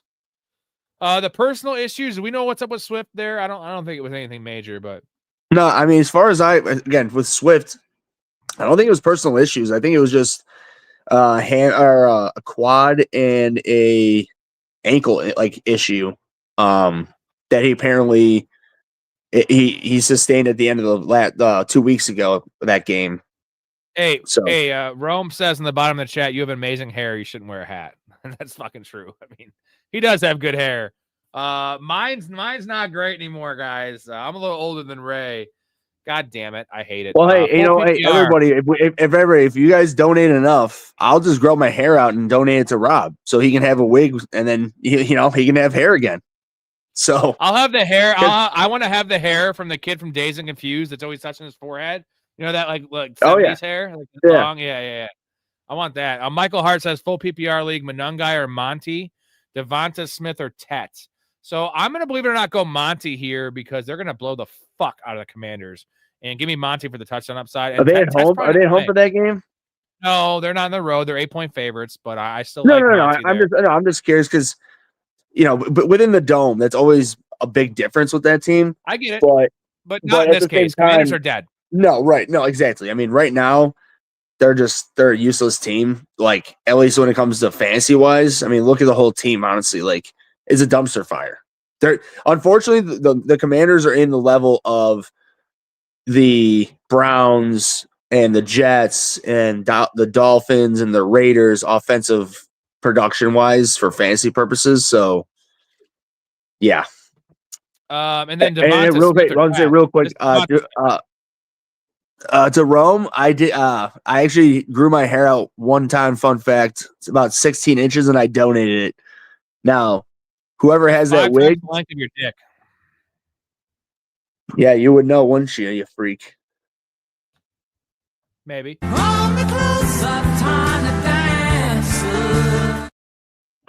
Devontae Smith over Tet, even if Tet was healthy, which we don't know about that. I made a bet on Tet. I can't cash it out. It's 48.5 yards. I didn't put it on beating the odds, even though I sent it to all you fine people. I still like it if he plays. That's a really low number against the Saints, but like again, 48.5 yards. Devontae Smith that's a primetime game. Give me that one all day. Jacoby Myers. I'm just gonna say, dude, Devontae Smith is the meaning of 0 to 100. He literally does nothing, or he wins you your game. So that's just something that, I mean, it's just very infuriating because we know he's talented. He's he's not a Hall of Fame, let's say Heisman winner. It's such bullshit that it's just so damn annoying that like he's not a consistent guy. But I think it has to do with that team as well, though. Rome says Jacoby Myers will get a lot of targets with no Thomas. Give me your over-under for targets for Jacoby Myers in this game. 4 days in the system. Dimey Brown's playing. Parker Washington seems to be the one there. What is your over-under for targets this week against the Texans? Jacoby Myers. They're at Texans? Yeah. I would give me say, a half. To be like on the not even on the conservative side, to be a liberal on the liberal side of things. I would say honestly, I think the ceiling, perfectly honest with you, would probably be like 7 or 8. That's just like I'm saying. That's being that's being liberal. That's being nice about it. You know what I mean? Like, but being conservative things about it, I would say more like 3 to 4, 3 to 5, 3 to 4. So I think you're looking anywhere from like 3 to 7. That's like my floor. What is your number? Set a Vegas number. Right at 5. Let's put it at 5. It's right in the middle there. 4.5 is what I was thinking. Yeah. So there you go. Can someone get Luca out of here? Get this clown out of here in the chat. Let's see. I can put him on timeout. What a fucking asshole. Who? Luca, you said? Luca. That guy's a fucking asshole. He says, I am God, I am the show, all this shit. Like he said like 6 messages, dude. Come on, man. Like grow up. You know, when I'm telling you to grow up, you need to grow up because I refuse to. And grow up. Just grow up. I love saying that to people. I just love saying that. Can Swift and Monangai both I'll show you a grown up. Yeah, I'll show you a grown up. See you tomorrow at school, Miss Bond. Can Swift and Monangai both be started in a lineup? I think they can in bye-week situations, but like not trustworthy. I think I trust Monangai more. Well, and especially if you're in a deep league, Eric, like again, like the one league that Rob and I are in that Rob had me join a couple of years ago, it changed this year to where now we have super flex, so 2 quarterback, 2 running back, 3 receiver, 2 tight end starting, and then 2 flex, a defense, a kicker, and individual defense. So it's like, and then a huge bench. So if you have something like that, I would definitely consider it and or like would probably do it. But if you have 2 starting running backs and that's it, I would still probably be going. Oh God, I'd probably go Monangai this week, but fuck, it just sucks because I would just. I'm gonna listen to low end RB2s. I'm just saying I'm gonna listen to the people who do their job, and the people who do their job are the beat writers. And I listen to all the shit for the Bears and all this stuff all the time on the radio and all this stuff. It sounds like Ben Johnson's gonna go with a hot hand. So. Take that for what you will. Bears fan says Colson Loveland will go off. Ray knows. Is he a top 12 tight end this week, even with Colquitt coming back? At this point, yes, because he's grooving. Because here's the thing: a lot of people don't understand, especially with how awesome Tyler Warren just blew off, right out of the gates. Is that overall in the history of the NFL, tight end is one of the slowest maturing and evolving positions in the whole entire NFL. And it's one of those things that it takes longer for them to adjust to the NFL style. And I'm going to tell everybody right now, Colson Loveland got all this hate up until this last couple of weeks, especially this last week. I'm going to tell you right now, again, because I listen a lot of, I drive around for work because I drive to people's homes and whatnot. So like I do a lot of driving in between, my and I do inspections for Orkin. And nonetheless, in between those, I listen to a lot of sports talk. And when the draft happened, everybody, and this is including local and national people, okay, that up until the Bears drafted, there were teams calling all the teams below the Bears to trade up for Colson Loveland. And the moment, now again, that wasn't said at the moment, but when the moment the Bears drafted Colson Loveland, those calls stopped, dead in their tracks. And I think what these last couple of weeks have showed is his capability of how good he can be. I'm just not going to sit here and say expect of what he just did this last week, but I think somewhere I think he can be a starting worthy top 12. I think maybe more like a 14 to 10, like up in there, and then a high of a top 5, That's fair. Connor with a super, and whatever the goal had here, it says 1 out of 5. We are at 9, so we are 1 away, and I'm not going to take that. I see the super. I think it goes by 5. I'm saying, Rob, I think I saw it earlier. I think it just goes by it has like a 5, 0 out of 5, 0 out of 5, 0 out of 5, so it just goes by 5s. No, usually it updates. I don't know why it didn't do it anyway. So we're 1 away. Next one is a chug. Connor says Aaron Jones or Manungai in PPR. Thank you, Connor. Connor, I don't know if Connor's in the Patreon or the Discord. You got to get your ass in there because you've been asking some really good questions. Yeah, man. Aaron Jones or Manungai in PPR. I'm going Aaron Jones, baby. Like it's mostly just because I have not seen anything from Jordan Mason. He had his shot. He's done. This matchup against the Ravens, I see Aaron Jones having 5 receptions. He could, right? Aaron Jones is starting running back in Minnesota. There's questions with Manungai, is all I'm saying. I'll just put it this way. I fucking hate Aaron Jones in fantasy because he's just the most unreliable health player. I know. And he's hurt right now. I'm just laying it out. He is a productive, very productive, actually, when healthy guy. So right now, because here's the thing though, dude, he has an AC joint problem, bro. So all it takes, and you know how NFL teams work. I mean, back in the days with the 85 Bears, all these things, we always heard that when they heard one injury, they're going after that. If a guy's thigh was hurt, they're all targeting that thigh. They still do that stuff. I mean, why wouldn't they? So they know that he has an AC joint problem with his shoulder. You know they're going to go after that shoulder as much as possible. So in a vacuum, it is Aaron Jones, but just don't be surprised that if you do play him, that it takes one good shot on his ass that he's going to be out for the rest of that game. But Rob's also not wrong, though, that Jordan Mason hasn't proven shit. So it's like So who are you going with? Is it tough? Aaron Jones. But don't be surprised. Don't be surprised if he gets hurt. So that's what I'm saying. If I had both, I would be afraid of that. And if I had a better option, I mean, I'm still going Aaron Jones because he has the better receiving upside by far. Right. If it wasn't PPR, I'd probably go Manungai. Correct. Like, how many catches are you going to get with Swift back there? Thank Especially you with Swift again, back, 100%. Connor. Appreciate you. Hopefully you get in the Discord. We'd love to see you in there. Name My Dude says, should I trade Bijan and Josh Jacobs for Amon-Ra and Jameer? If you need a receiver, I mean, Jameer and Jacobs are even, and Amon-Ra and Bijan are even, in my mind. But dude, he's giving up 2 RB1s, and Jameer is just not putting up the numbers. I know. I get it. I love him, though. I mean, I still trust Jameer as much as Jacobs, bro. It's just like, I guess here's the thing is that I am with Rob. Clearly, if you're considering this trade, you clearly have some good other running backs in your stable to be able to give up 2 top 10 running backs. But you're also getting a top 5 receiver back, and you're getting a potential top 5 running back, even though he's not playing it right now. But Jameer Gibbs just didn't forget how to play football. Never mind. You know what? I'm not doing this trade. I'm not trading Bijan. And like Josh Jacobs, I'm a little lukewarm on because of his injury. I'm not trading Bijan. Like if it was for Puka Nacua, or if it was for even CeeDee Lamb in PPR, like I just trust those guys. Amon-Ra's great, but I'm saying he's not. He's like wide receiver 3 to wide receiver 5 overall. He doesn't have the top number 1 upside like Puka does. Right. Well, and that's the thing too. JSN, I mean, right? Like, well, and that's the thing to where. That's why I'm glad. That's why I said what I said. You're giving up 2 top 10 running backs, and when I said that, you changed your mind, and that's the difference, man. Is like just try to get more. Try to get more. I'm not saying don't trade him, right? Get more. Right.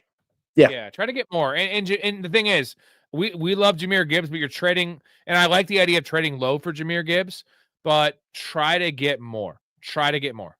Try to at least get a third player off him. Try to get a high upside bench stash if you can, because you can get more. That's why we're saying it. G. Allen, love the show. Don't slow down. Keep it up. Can we shotgun a beer? appreciate you. We won't slow down. We will keep it up, and we can shotgun a beer. Is that a good answer? That's about right. I feel like that's good. You said we appreciate you, G. Allen. We can. Again, G. Allen, you guys need to get in the Discord. We have 60 people in this community. I think you know that the community is the show.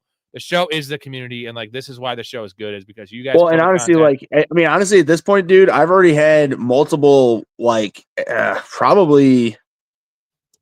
I mean, it's more than a handful, like one-on-one Discord conversations with many guys.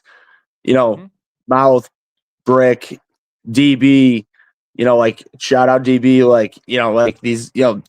It's amazing community because again, the thing is, it's not just one. Like Rob did a really good job of setting it up. He didn't just do Professional Fanatics chat, and it's just everybody saying everything in one thing. He broke it down into different, your lineup questions, your betting questions, your trade questions, your starter sit. It's an amazing thing to where we appreciate you guys coming on here, and we keep coming on. We love you guys coming on. But if you want more real in-depth, and again, in-depth answers, and like me and Rob have said before, the chat is honestly, it's not technically 24/7, but it's probably from about 6, 7 a.m. till about 4 a.m.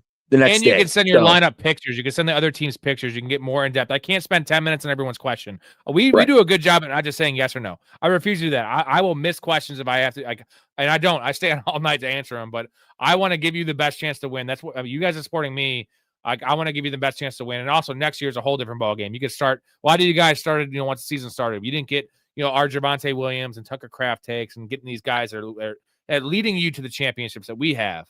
And every year is different. So again, appreciate you guys. Let's pound this beer. GT just gave another 99 cents just to give it to us so we can chug another beer. We are essentially. Well, he asked for a shotgun, which I have one lined up here, but I know what the rules are, so I'm gonna. No, we'll just chug. We drink fast enough. We don't need a shotgun. I punctured one and I have it all ready to go. So I'm just gonna turn off my mic for a sec, or my camera for a second. Pound it down. And also, I have to shout out. Mouth is probably one of the biggest parts. And everyone helps him a lot too. We've helped him with a lot of trades. He is in there a lot. Blake, our media manager, he hasn't been here tonight because he has a big sports day today. Fuck yeah, Mouth. I'm forgetting people. I'm going to forget a lot of people because there's a lot of people helping me out with this thing. No, and Mouth's 100%. He's helping me. He's helped me. And he's very. That's the thing. Rob said there's 60 people, and there's probably legitimately over half of those people that are almost pretty active, and there's probably about 20 of them, including me and Rob and Mouth, Story, DB, Ben, everybody. There's all the guests in the show Blake, are on there. Mark, all right, let's pound Jason. This. Let's pound this. You ready? Ready? He's turning off his. He might not even do. I'm kidding. Ray will always do it. You don't have to worry about him. Here we go.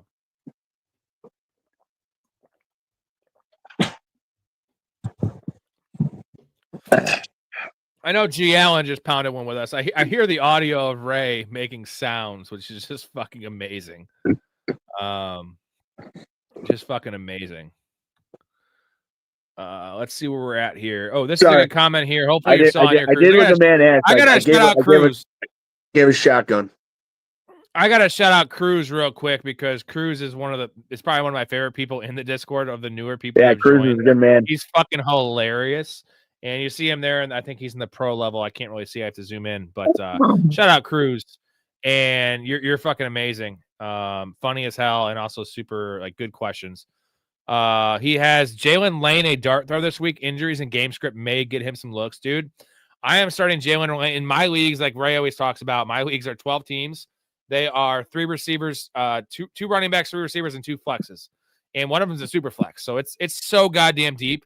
And I have a league where I am so running back heavy, and I have Terry McLaurin and Mike Evans, and my receivers are decimated, and I have buys with George Pickens. I'm starting Jalen Lane in both of my leagues this week, and I'm very high on him. Chris, who's the guy there?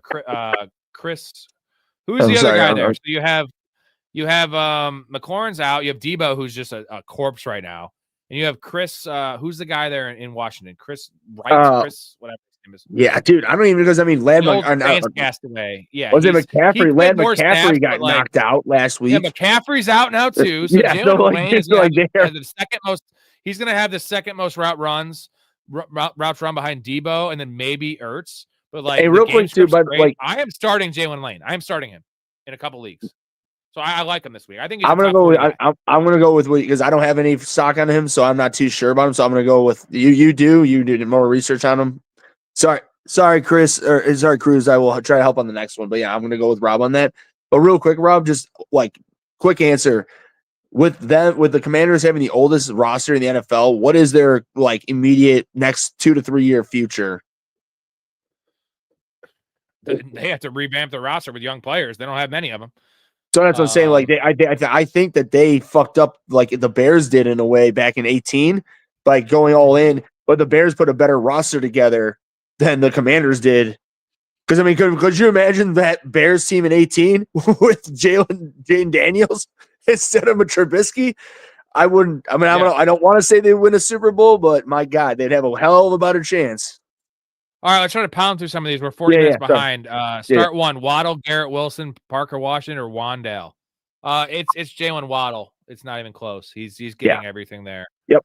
Mouth offer Josh Downs at the end of the year bench for Kamara. Yeah, I would do that. Pick 2, Slayton Downs, Pierce Tez. I think we answered this one already. Sneaky play this week is the Panthers defense. The Panthers defense is not a sneaky play this week. The Panthers defense is a top 6 play this week. They're plucky, my friend. Panthers and Jags. I love those plays on defense.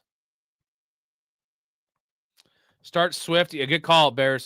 Start Swift or Monungai. I think we said Monungai, right? Even in full PPR, it's close. Full PPR is close. Full PPR, yeah. If it's half PPR, I'm going Monungai. But if it's full, it's close. You might want to go Swift, but it's definitely Swift is playing by all accounts. Yeah, it's not by the Ron. It's not personal issues. Yeah, do I trade Caleb or Ramondre? I just traded Hendy, and I already have Herbert every week. He has Herbert. Yeah, I mean, the turf toe is an issue. That's been an issue all year for a lot of guys. But if you have Herbert, why the fuck? And Herbert has a week 12 bye, unfortunately, so you need a quarterback there. But if you have a winning record, you can afford a streaming quarterback situation week 12. Yeah, you're getting a starting running back with Ramondre. Real quick, I'll say if you have a winning record and you need like a good running back, like 3 or 4, just like or more likely 3, I would be willing to do the trade and then just pick up a good streamer for week 12 when Herbert's on his bye, just at least to make sure. Because I mean, again, we don't know. We think Hendy's going to get the lead, but we know they love Stevenson even when he fumbles. So I would do that and just look for a good streamer for week 12. Start May or Dart. We're starting Drake May against the Bucks, right? You can't bench Drake May. I would say, bro, GT. Like, I know it sucks because the Bears defense is terrible, and you think that, and he very well might have a really good game, but May is a must start at this point. I'll say this: if your league awards like 20-point bonus for a concussion, I'm starting Dart. I mean, is that dark? I'm just saying, like, that's the only way I'm starting Dart, bro. I'm funny. Blaze, Chuba or Singletary? This is Singletary, baby. He's getting a 50% workload. Chuba Hubbard, I know. The only concern there is Rico has that quad injury. He had in the third quarter last week and still had like 8 touches to finish the game. Yeah, I'm going Singletary on that one. Rico's team. This is Rico's team. Jags defense, David. We're going Jags defense over the Colts all day. Come to like the stream. Hope you guys are doing well. Thank you, Rob Jex. Thank you, Rob Jex. We're always doing well, man. I'm glad you enjoy what we're seeing 7 days a week, son. Debo or Jacoby Myers? It's Debo. I hate Debo, but I got to go Debo. I can't go Jacoby Myers. Absolutely not. He's too much of a gadget guy. They give him too much opportunity. Absolutely not. You never start a receiver that just got traded that week. Absolutely. I'm always looking for Jack Doyle. I love him. I miss him, dude. He's so fucking great.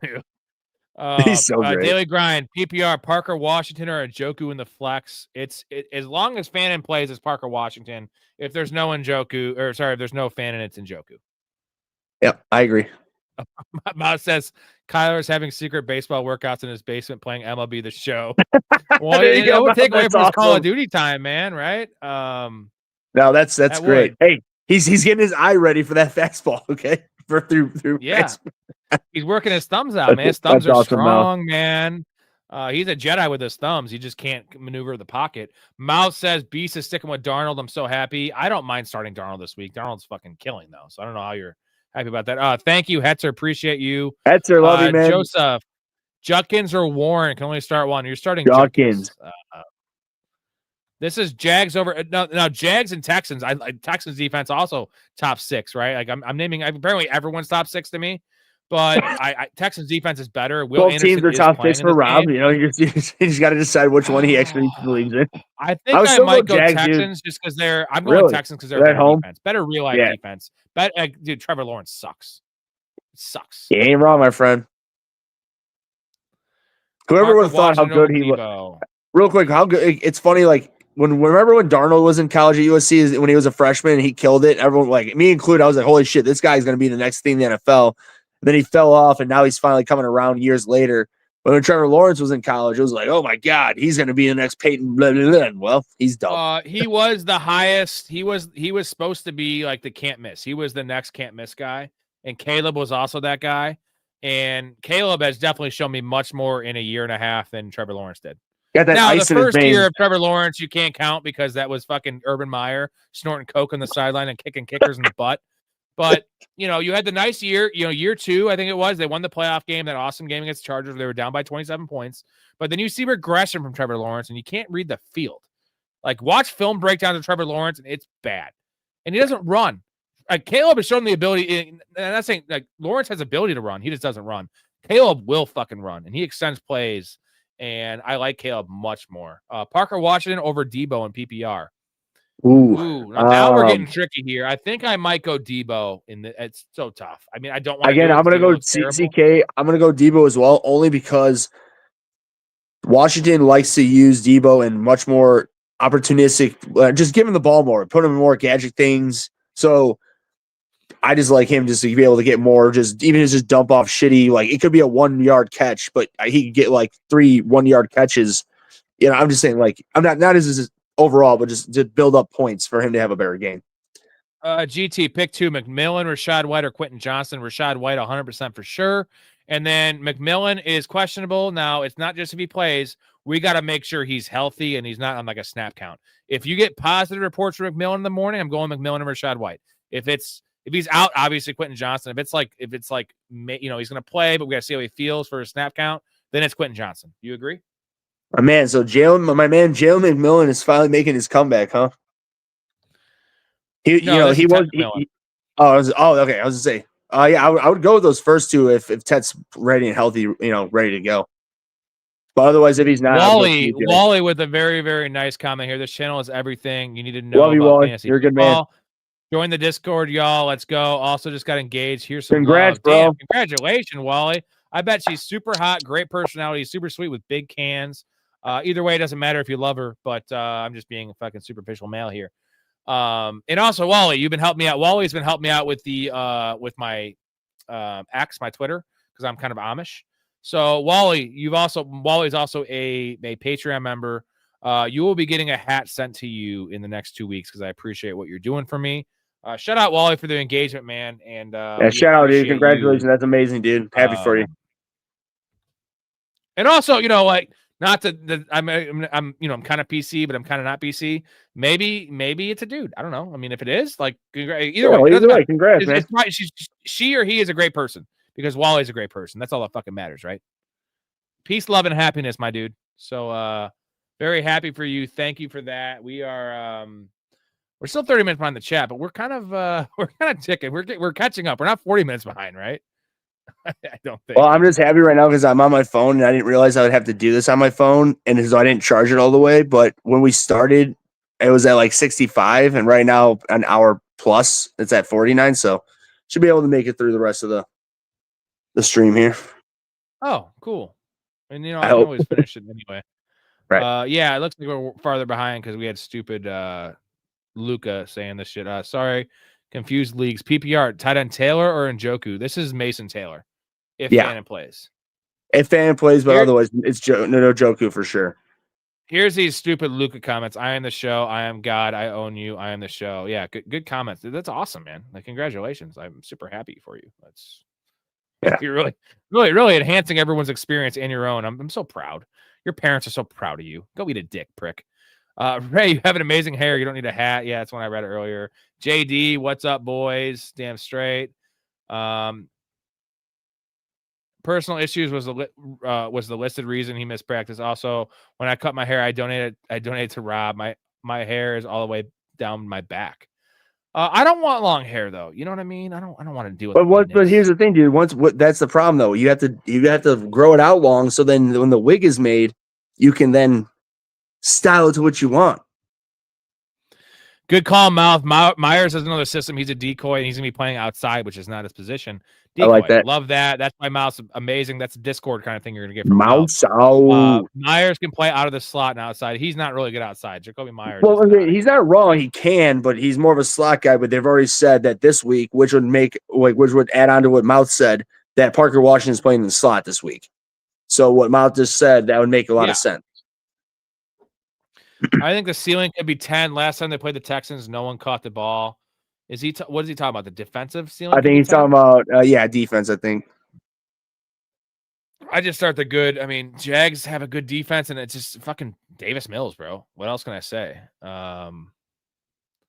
This week he's outside only, according to Lee. That's not good for him. Let's see, Parker Washington or Kate he is Otten right. I heard the same thing. I think I want to go Kate Otten over Parker Washington. And I love Parker Washington. It's close. What do you think? What has Kate done this year, my man? He's been pretty good the last couple weeks. I mean, I'm going Parker. That's me. But I wouldn't be shocked if Cade had I mean, Cade, again, won me your league last year because he was an absolute stud. And not necessarily at the very, very end, but he got me to where I needed to get to. So the guy is talented. He can do it. I gotta shout out Mark. He's such a fucking nice guy. He says back now. He took a step. He just saw the troll in here. Had a feeling it would happen as I stepped away. Love you, Mark. Mark, this isn't your responsibility, but you do take it upon yourself. And Mark missed an hour of the stream. What, Mark? I'm heartbroken. I'm just kidding. Like, fuck that guy. I put his comments up there to show the sadness of humanity sometimes. Like, what are you doing? What's that guy doing? Like, it wasn't even funny. It was just like, I am God. Like, what is that guy doing? Chargers or Jags defense this week? It's the Jags defense, right? Yeah, Jags, bro. Singletary or Tootin in the flex? Ooh, probably Singletary. But Tootin could get that. But Tootin can get that goal line touchdown, though. But so could Singletary. You know what Correct. I mean? Like, that was what Tootin's been doing. And I think Tootin's a way better player than Singletary. Oh, yeah. I mean, in a vacuum, Tootin is like a 90 in Madden compared to fucking Singletary 50. But that's not Madden in real life. I was a big Mason fan coming into the system. I thought it would be a nice fit with O'Connell's system, but the system does not fit his run style. He is, if he has to make one cut, he is slow as shit. He has looked like dog shit this year. And I was a big Mason defender, drafted him in a lot of places. I thought it would be like, I thought he'd be an RB1 for those weeks Aaron Jones missed. He had one good week, like one RB1 week. He had another week where he scored a touchdown, but he had some weeks where he went like 13 for 40, bro. So yeah, and I really problem. I really think that KOC and that Vikings coaching staff has to be very pissed off, and that front office. I mean, they didn't necessarily give up a lot when they trade for him, but they thought there was a lot of upside there, especially because, I mean, they don't have a bad team by any means. It's like not necessarily elite right now, but the way that he played when CMC was out in San Francisco, they were hoping to at least get 75% to 80% of that, and they're getting 50% and less of that. So that is a big letdown, especially when you have Justin Jefferson and Addison on there. Like that's crazy. Whoa, what did you just do there? What did you just do there? What? What did you just disable there? It wasn't registering because we already have 3. We're 3 out of 5. It wasn't registering. Okay. Wally says, "What's up, Robin Meat Sweats? I love your name, Meat Sweats, and also the Ray the Don. Should I start Rashid Shaheed or Dallas Goedert at my flex? Now we have some issues here with Seattle. Now I'm gonna lay this out to you, and I'm gonna take a P, Ray.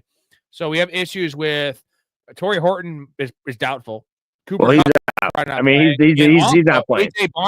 AJ Barner is probably out. Now they do have another solid tight end, the rookie, but Dallas Goedert's just scoring touchdowns. So what do you got there? And then the next question, in case I'm not back, is T-Mac or Hall for the flex?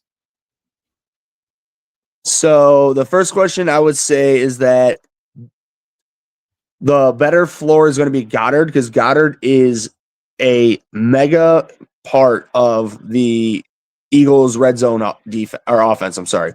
I have Goddard in multiple leagues He doesn't necessarily put up huge like receiving stats, like getting like a Bowers game or anything like that for receiving yards and catches, but he's a touchdown machine. Now, I understand that when you are relying on touchdowns, it's hard to trust a guy like that. But at the same time, I would trust a person like Dallas Goedert, who is he's a huge part of that offense in that machine of the Eagles offense. He is a main cog of that. Rashad Shaheed is a brand new piece into that equation of the Seattle Seahawks. And with that, this week, I'm going Dallas Goedert just based on, again, that he's a huge cog of that great team's offense. And especially at red zone, he's a mega part of that.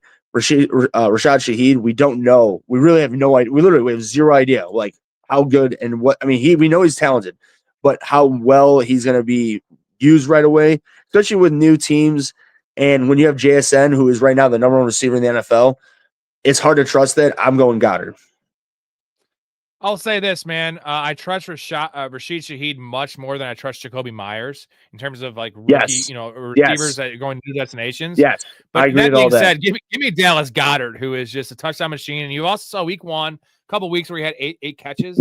Like, give me that in this primetime game. Well, I mean, was that wrong? Like he's a huge part of that red zone offense. Like once they get in that 20-yard, they're targeting him more than Brown and Smith combined. It feels like maybe the numbers don't show that, but it just feels that way. Like they're looking for Goddard in that red zone. We have Patreon joiner or hold on, T-Mac or Hall in the flex. We're going Hall, right? Yeah, Hall.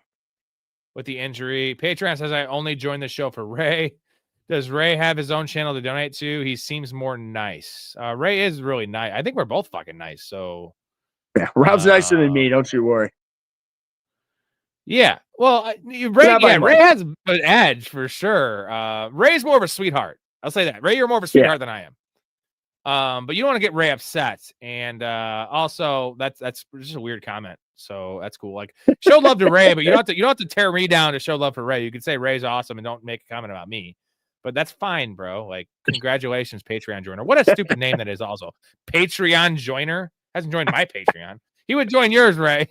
Apparently. And then we have Latte over here saying a racial slur. Congratulations, man. Chris Moore is the other guy we're talking about there. Chris Moore is a travel dude in Washington. Right. So. Yeah. Noah, glad you told me not to draft Cooper Kupp. I was convinced he'd have a big year, but you knew better. I mean, he's dust. He's been dust. And me and Story went through the metrics that his separation score was dating back to his Triple Crown season was like 2, then it went to like 9, then it went to like 29, then it was like in the hundreds. Like, and we went to Devontae Adams separation score, it was like 17, 19, 21. Like where you show Devontae Adams has not lost a step. Cooper Kupp has like lost 3 steps, and he didn't have any steps to lose. Well, I wonder why he lost a step, but that's just me.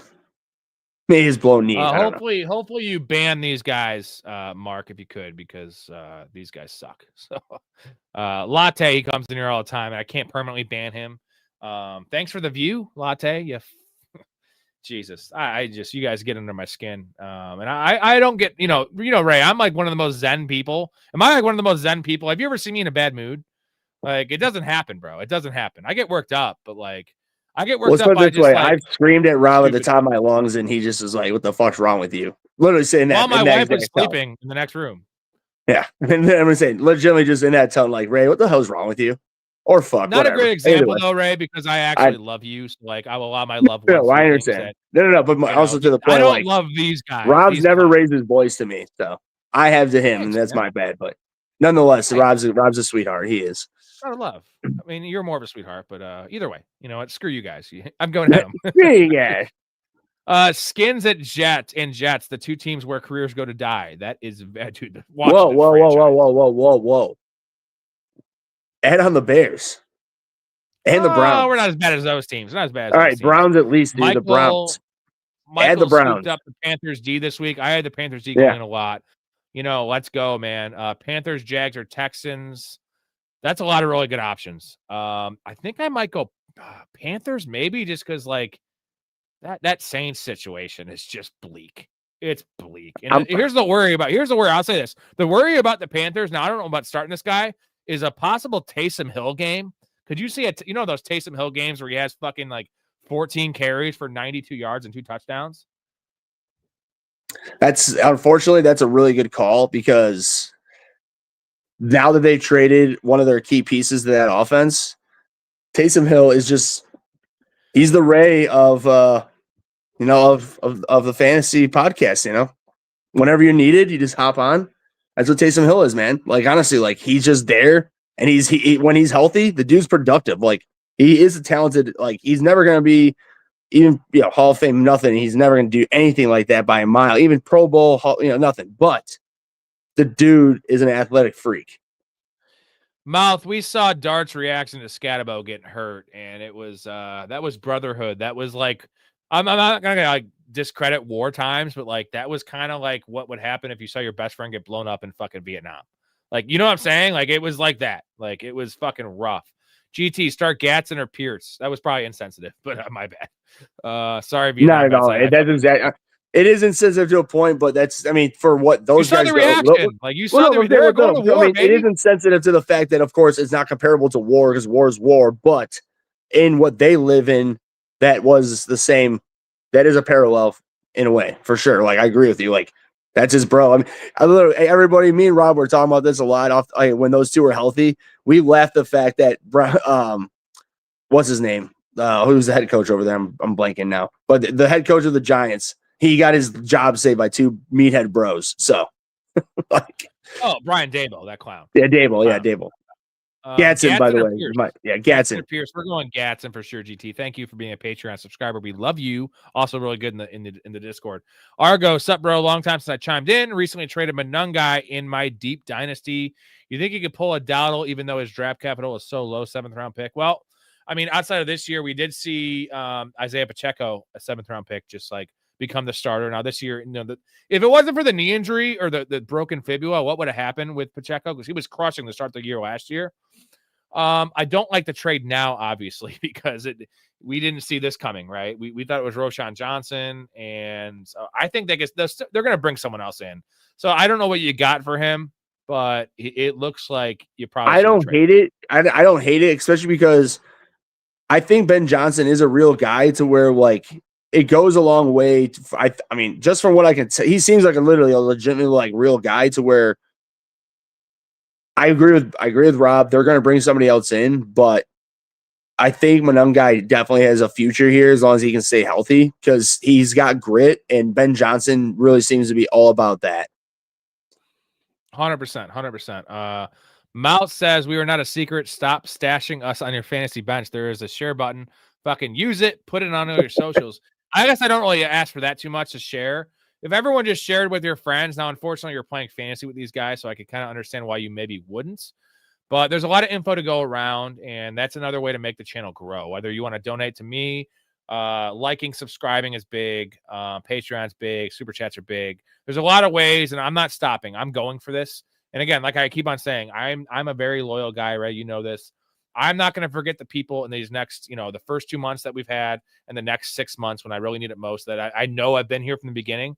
I'm going to shout out Mark, Wally, CK, Mouth, a couple of you guys there's like 20 of you guys that like are for real fanatics. And whether that you're being a Patreon, I'm never going to forget you guys. You guys get in the ground floor of this motherfucker. So I appreciate you, Mouth, for that comment. Oh, wait, you're going to need me in 6 months?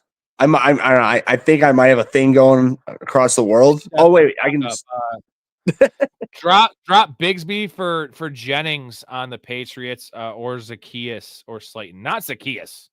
I would want the running backs. I want Bigsby most, I think, just because he established himself as the handcuff.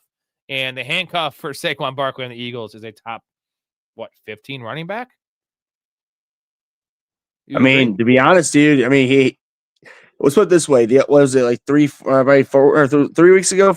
Was it now 4 weeks ago that he had 100 yards? I mean, I know he had like a 70-something yard touchdown. The guy has explosiveness out of his ass. So let's put it this way, GT. I wouldn't drop him for those guys because those guys aren't winning you a league. One shoulder, a helmet to Saquon's knee, he's done. And Bigsby automatically becomes, in my eyes, RB1 or at least high-end RB2 borderline RB1, and then upside of top 5 RB1. Rob Jax, when did this channel start? It started in 2021, but we were just putting out regular videos, not doing live streams, and just getting 40 views. And I did it as a passion project. It's also to like put all of my awesome calls and my guest awesome calls on there. And just we like talking football. So the live stream started in what, June or July? July this year is when it started. July or August. So it's been only 4 months since the shit's really picked up. But dude, tell them, man, if you like movies or TV shows, man, please go back and watch them, because that's me and Rob and others just going deep diving, and we're all together. Where Rob is at, we went to his house. We're all together, and it's much more raw. I'll give you that. It's much more raw, but it's definitely good content, to say the least. And the difference in this show and other shows, fantasy shows, right? Like this is like in this time frame, it's very fantasy driven because it's what we want, right? But we do 12 months a year here. We have a lot of other things. So like other shows, if you want to donate to or subscribe to and watch, like it stops when fantasy ends. It stops when NFL ends, and it picks up in July. We're just getting started, boys, because it's shit I like. Like I love talking fantasy football, obviously. I love just talking, and I love hanging out with my boys. And that'd be you Ray, you Story, Chaz, Ben. It's also the chat. So like now we have that aspect. We can do the movie shows live. We can do the movie shows live, bro, and interact with you guys. Wally says, when does the fantasy playoff start for this? And how do we enter to get in? Well, Wally, you're in. If you're in the Patreon, you're in the Patreon. You're a professional. I think you're a pro. So any pro, the Fanatics get the first bid, but I will do 2 leagues to get anyone that wants to get in. It'll be $100 buy-in, 8 leagues. So me and Story will split a team. So we need 14 people to get 2 leagues. So Wally, you've also been helping me out. You're in. Ray, we'll figure out a way to get as many people in as we can. I can't do 3 leagues. And then next year we'll do like 5 redraft leagues, Professional Fanatics League. Hopefully, if the money's really flowing in, I will buy in one person, one fan per league on myself. And there'll be multiple, like there'll be a $100 league, there'll be a $200 league, maybe a $50 league, maybe a $500 league. Whatever you guys want, I will do. You play with us. And that sounds funny, a Pee Wee Herman style. Play with us. We'll do those kind of things, and we want to make this community a fucking thing. So, and it will be. I don't know if I want to play with Ray. He's actually has pretty good luck against me. That fucking asshole. La Rosa says Troy has taken Sutton's place. He's looking and moving different. His hands still suck, but like, would you start Troy Franklin over Cortland Sutton moving forward? I still wouldn't, but it's getting close. It's getting close, my dude. I hate it. I fucking hate it. I'll put it this way. I mean, it's closer than I like, but it's no, not right now. But if it still goes another 2 to 3 weeks, and Franklin's getting the 10 to 20, and Sutton's getting the 1 to 8, well, proof's in the pudding. So right now, no, but again, it won't take much longer for me to change my mind on that either. Bears fan says the difference between this show and other shows is that that they only read super chats. Rob reads every chat, and I stay on for an extra hour to get to everyone's comment, whether you're still in here or not. Now, I obviously prefer super chats because why wouldn't I take money? And there might be a day coming forward where that's going to be the only option, because if there's 400 people in here, I cannot get to everyone's chat. And like I'm going to do what I can. You know what? I do what I can. So I appreciate you. Also, let's get one more goal up here for one more chug. And Bears fan, I want to get your ass in the Discord. Get in the Patreon, get in the Discord. One more chug. We can get one more in here. We have another probably one hour, more maybe.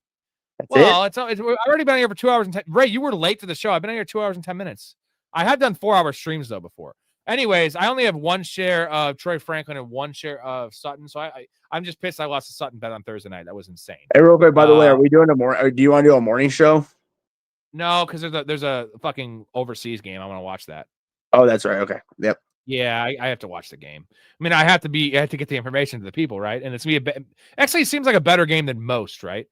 Yeah. I feel like the Texans Jags is going to go over 38 points to that. 38 is a really low number in the NFL. I always go over on those games. I don't bet a lot of lines, but like that's too low. That's way too. For real, Kev says 17 to 24. GM T Higgins or Brian Thomas Jr. Well, Brian Thomas isn't playing, so it's T Higgins. T Higgins isn't playing either. He's on bye. Neither. But T Higgins is more healthy. Waddle. Right, you're gonna get 0 from either one. Waddle for sure. It sucks. It hurts me. Metcalf's just been sucking. Give me Waddle. I hate saying that. Was talking about Myers with the ceiling at 10. If he's talking about 10 targets. Yeah, I don't know, man. Ceiling as a ceiling, yeah. I mean, I guess that's a good ceiling. What's his floor? 0. So hard to trust. No. I say his floor is 3 and his ceiling 7, and that's why I put it at 4.5 for what I would say. And I think Shaheed probably has the same, but I like Shaheed with Sam Darnold much more. We're talking about Trevor Lawrence throwing passes. Wally, I know I've been asking this question yesterday. I have Zay plus Addison in my flex, but I have Swift and Monungai on my bench. Keep my flex the same or change it up.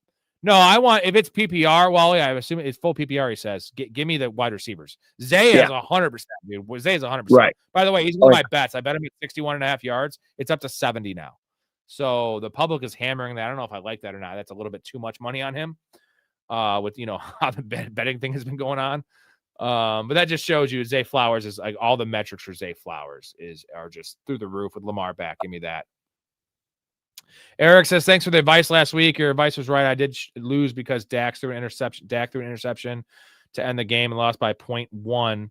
But high note, I had the second highest points of the week.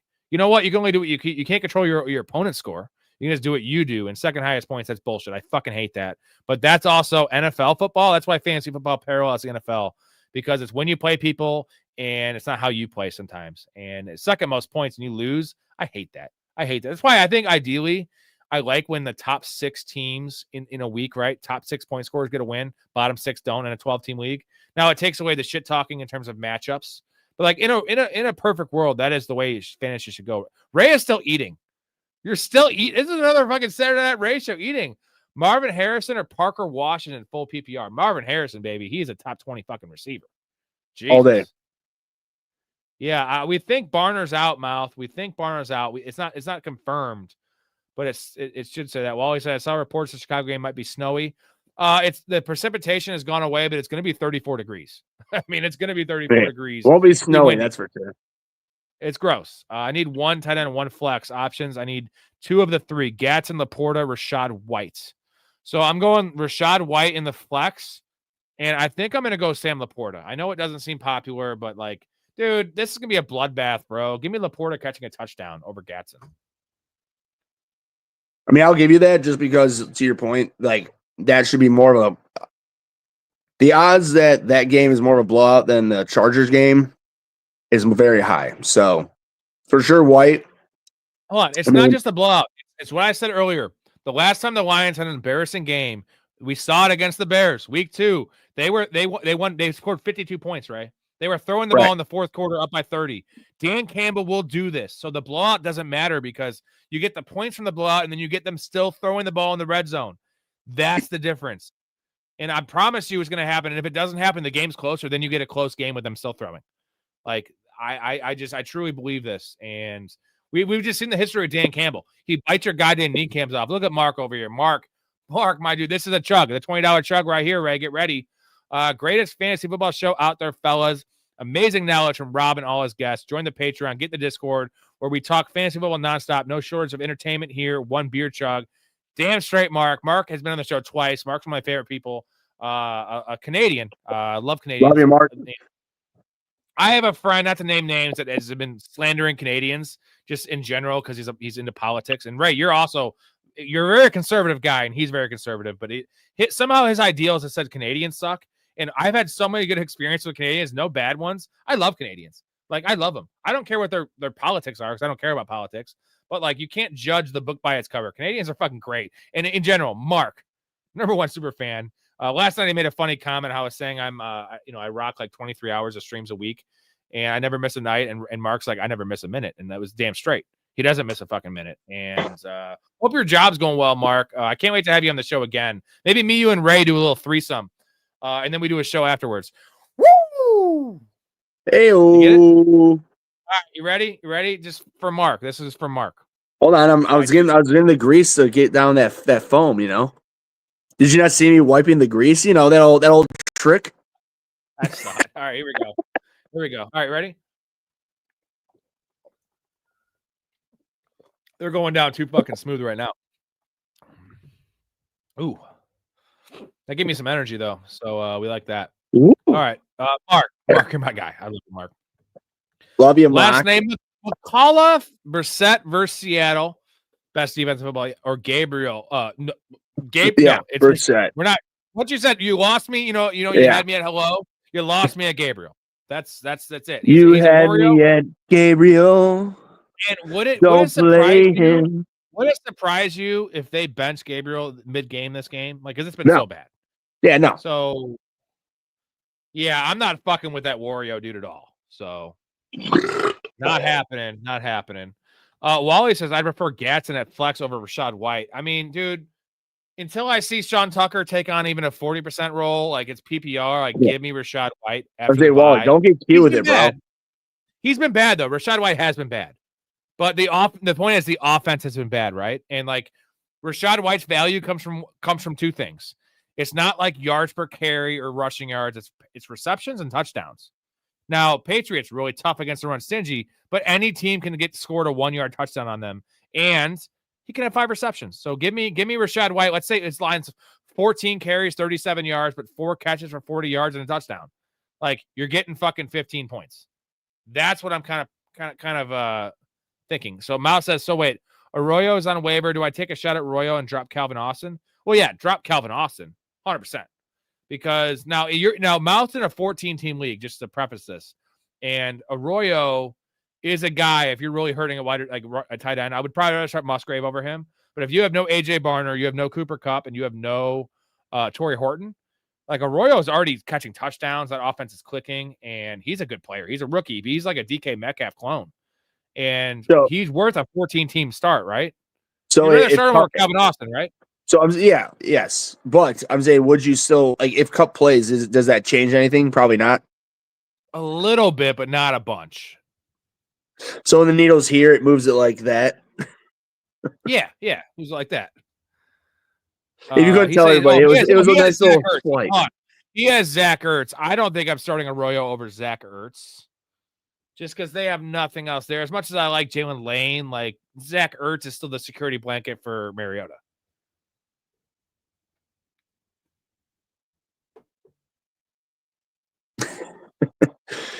Yeah, I mean, dude, Ertz. Ertz is not a great option, but he's still, especially with Mariota. Mariota's gonna go to security blankets. So, yeah, he can't throw downfield, and also there's no Terry McLaurin.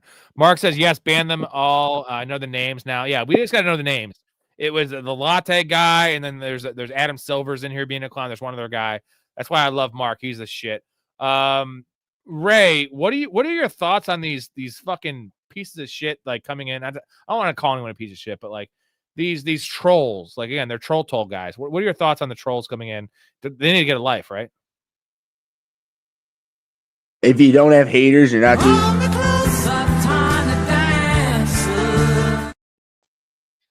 If you don't, sorry, finish it. The comment at the bottom, he said, question for Ray: do you prefer Kenneth Walker or the Tiny Dancer? That's the best question. I couldn't put it up there because I saw it. Don't worry. That's why I started laughing because I saw Wally's comment. I saw it. What were you saying? If you don't have trolls, you don't. Fuck you, Rob. I'm going to tell you anyways. No, if you don't have haters, you're not doing it right. So, yeah. To be honest, I don't give a shit. Hey, did you ever see the NWA movie Straight Outta Compton? Mm-hmm. Yeah. Well, remember when they're rolling in on the bus and all the people are like they have like a pavement roller and like they're stopping all their records and they're like, oh man, they're fucking up our shit. And he's like, fuck it, they bought them. Like at this point, honestly, I mean, it sucks, but I mean, I'm just saying, dude, think about it, dude. If we have no haters, I'm serious. We're not doing it right. So. I know it's annoying, but it's not gonna. It's gonna get worse, dude. It's gonna get worse the bigger we get. So I could give a shit. Like I'm saying, Barstool, ESPN, anything, dude. They all the biggest haters. Like it is what it is. It's not fun, but ESPN kind of deserves Barstool's a shit. Now they do, right? Yeah, now they definitely deserve everything. Everything they're getting, they all deserve from Disney. Fuck that. Mouse says if you want to troll, pay the. If you want to pay the troll toll, you gotta give the void hole. You gotta pay the troll tolls to get in. You know, see, the thing is, I feel like you're saying boys hole instead of boys soul. Can we Is that get cheese? that? Is that cheese? Hold on. I'm trying to find the clip. Yeah, the cheese money. Take it out. Yeah, it's cheese. No, it's cheese. Yeah, You know what? Not it. Hold on. Hey, what's next? Damn it. I can't find it. I'm going to play this one. I want to talk to Samson. Fly me to the moon like that bitch Alice Cram. I like this one too. I used to fuck guys like you in prison.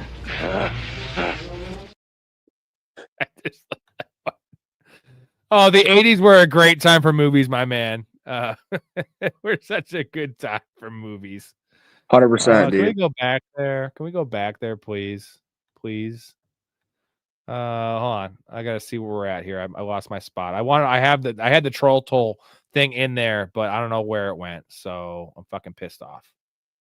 Sup, boys? Wait, I'm sorry. Was my rendition not good enough for you? No, your rendition was good enough. I just wanted to play it right after that. Alec Pierce, Colson Loveland, or Tyrone Tracy, full PPR. Ooh. I'm going Tyrone Tracy. Give me Tyrone Tracy. I'm not a big Tracy I know it fan, sucks, but yeah, I'm going with that too because it's like he hasn't really like blown up since Scatterboo fucked up his leg. But yeah, I mean, to be honest, I think I'm going in reverse. If that's just me, I'm going Tracy, Loveland, Pierce, and no, I'll go Loveland last. But I think Loveland and Pierce are pretty close, especially PPR. If you're in here, you've not liked the video or subscribed, we had 4 subs and 25 likes, and there's probably been 1,500 people that have watched this. So what are you doing? Get on your game. Get on your game. You boys waking up to watch the Colts Falcon game in Germany. I wake up 100%. Yeah, I watch every game. So hey, real quick, so again, full.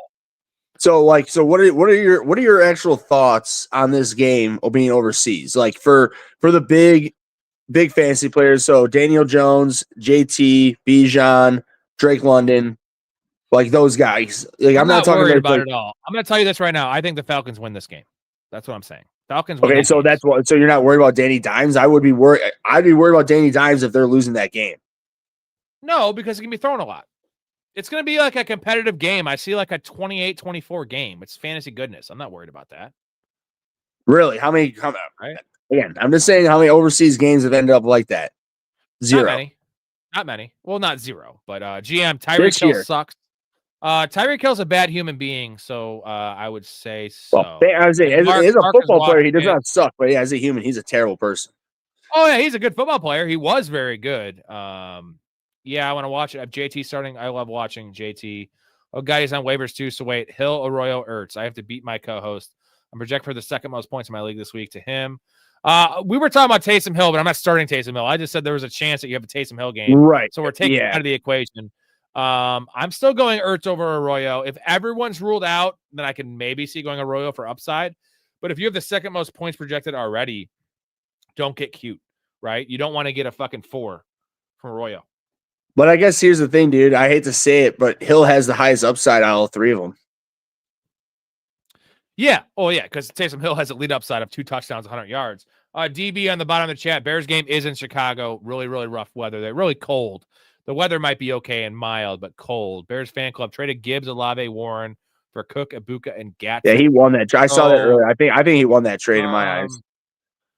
Cook and Gibbs, I want Gibbs. Olave and Ibuka, it's close, but I want Ibuka. And then Warren and Gatson, I want Warren. You want Gibbs over Cook right now, huh? Yeah, bro. Come on. Cook's schedule. Come on. What the hell are you talking about? Come on, Gibbs, bro. It's I understand PPR. the talent is better, but look at the numbers and look at all that shit. James Cook has not caught a pass this year, bro. Like, at all. So, it's close. I don't want to trade away Tyler Warren for Gatson, no. And I want Gibbs and Cook as a wash. It's really close because I think Ibuka is probably better than Olave. And then Warren's better than Gatson, though. So, I don't want the best player in the deal is Gibbs to me. Gibbs is going to fucking pop off, dude. Everyone's hating on Gibbs. Like, I don't hate Gibbs. It's just that, like I told you, I still think he's a top 5 talented running back in the league. It's just that I don't know what the fuck's going on there. I guess the Ben Johnson effect is real, everybody. Thank you, Wally. That is what I'm trying. That is exactly like what I'm trying to do is make it the one-stop shop. And like I said, once football's over, you're not losing content. If the Patreon subscribers that are paying me monthly for content, like you're going to vote on show ideas, vote on movies you like, vote on ideas, like you're going to get all that shit. Maybe not 7 days a week, maybe not 3 hours a night like I'm doing now, But Ray, would it surprise you I'm still doing 20 hours a week on this motherfucker when football's over? It's not going to stop. No. I mean, I won't be surprised you drop me from here.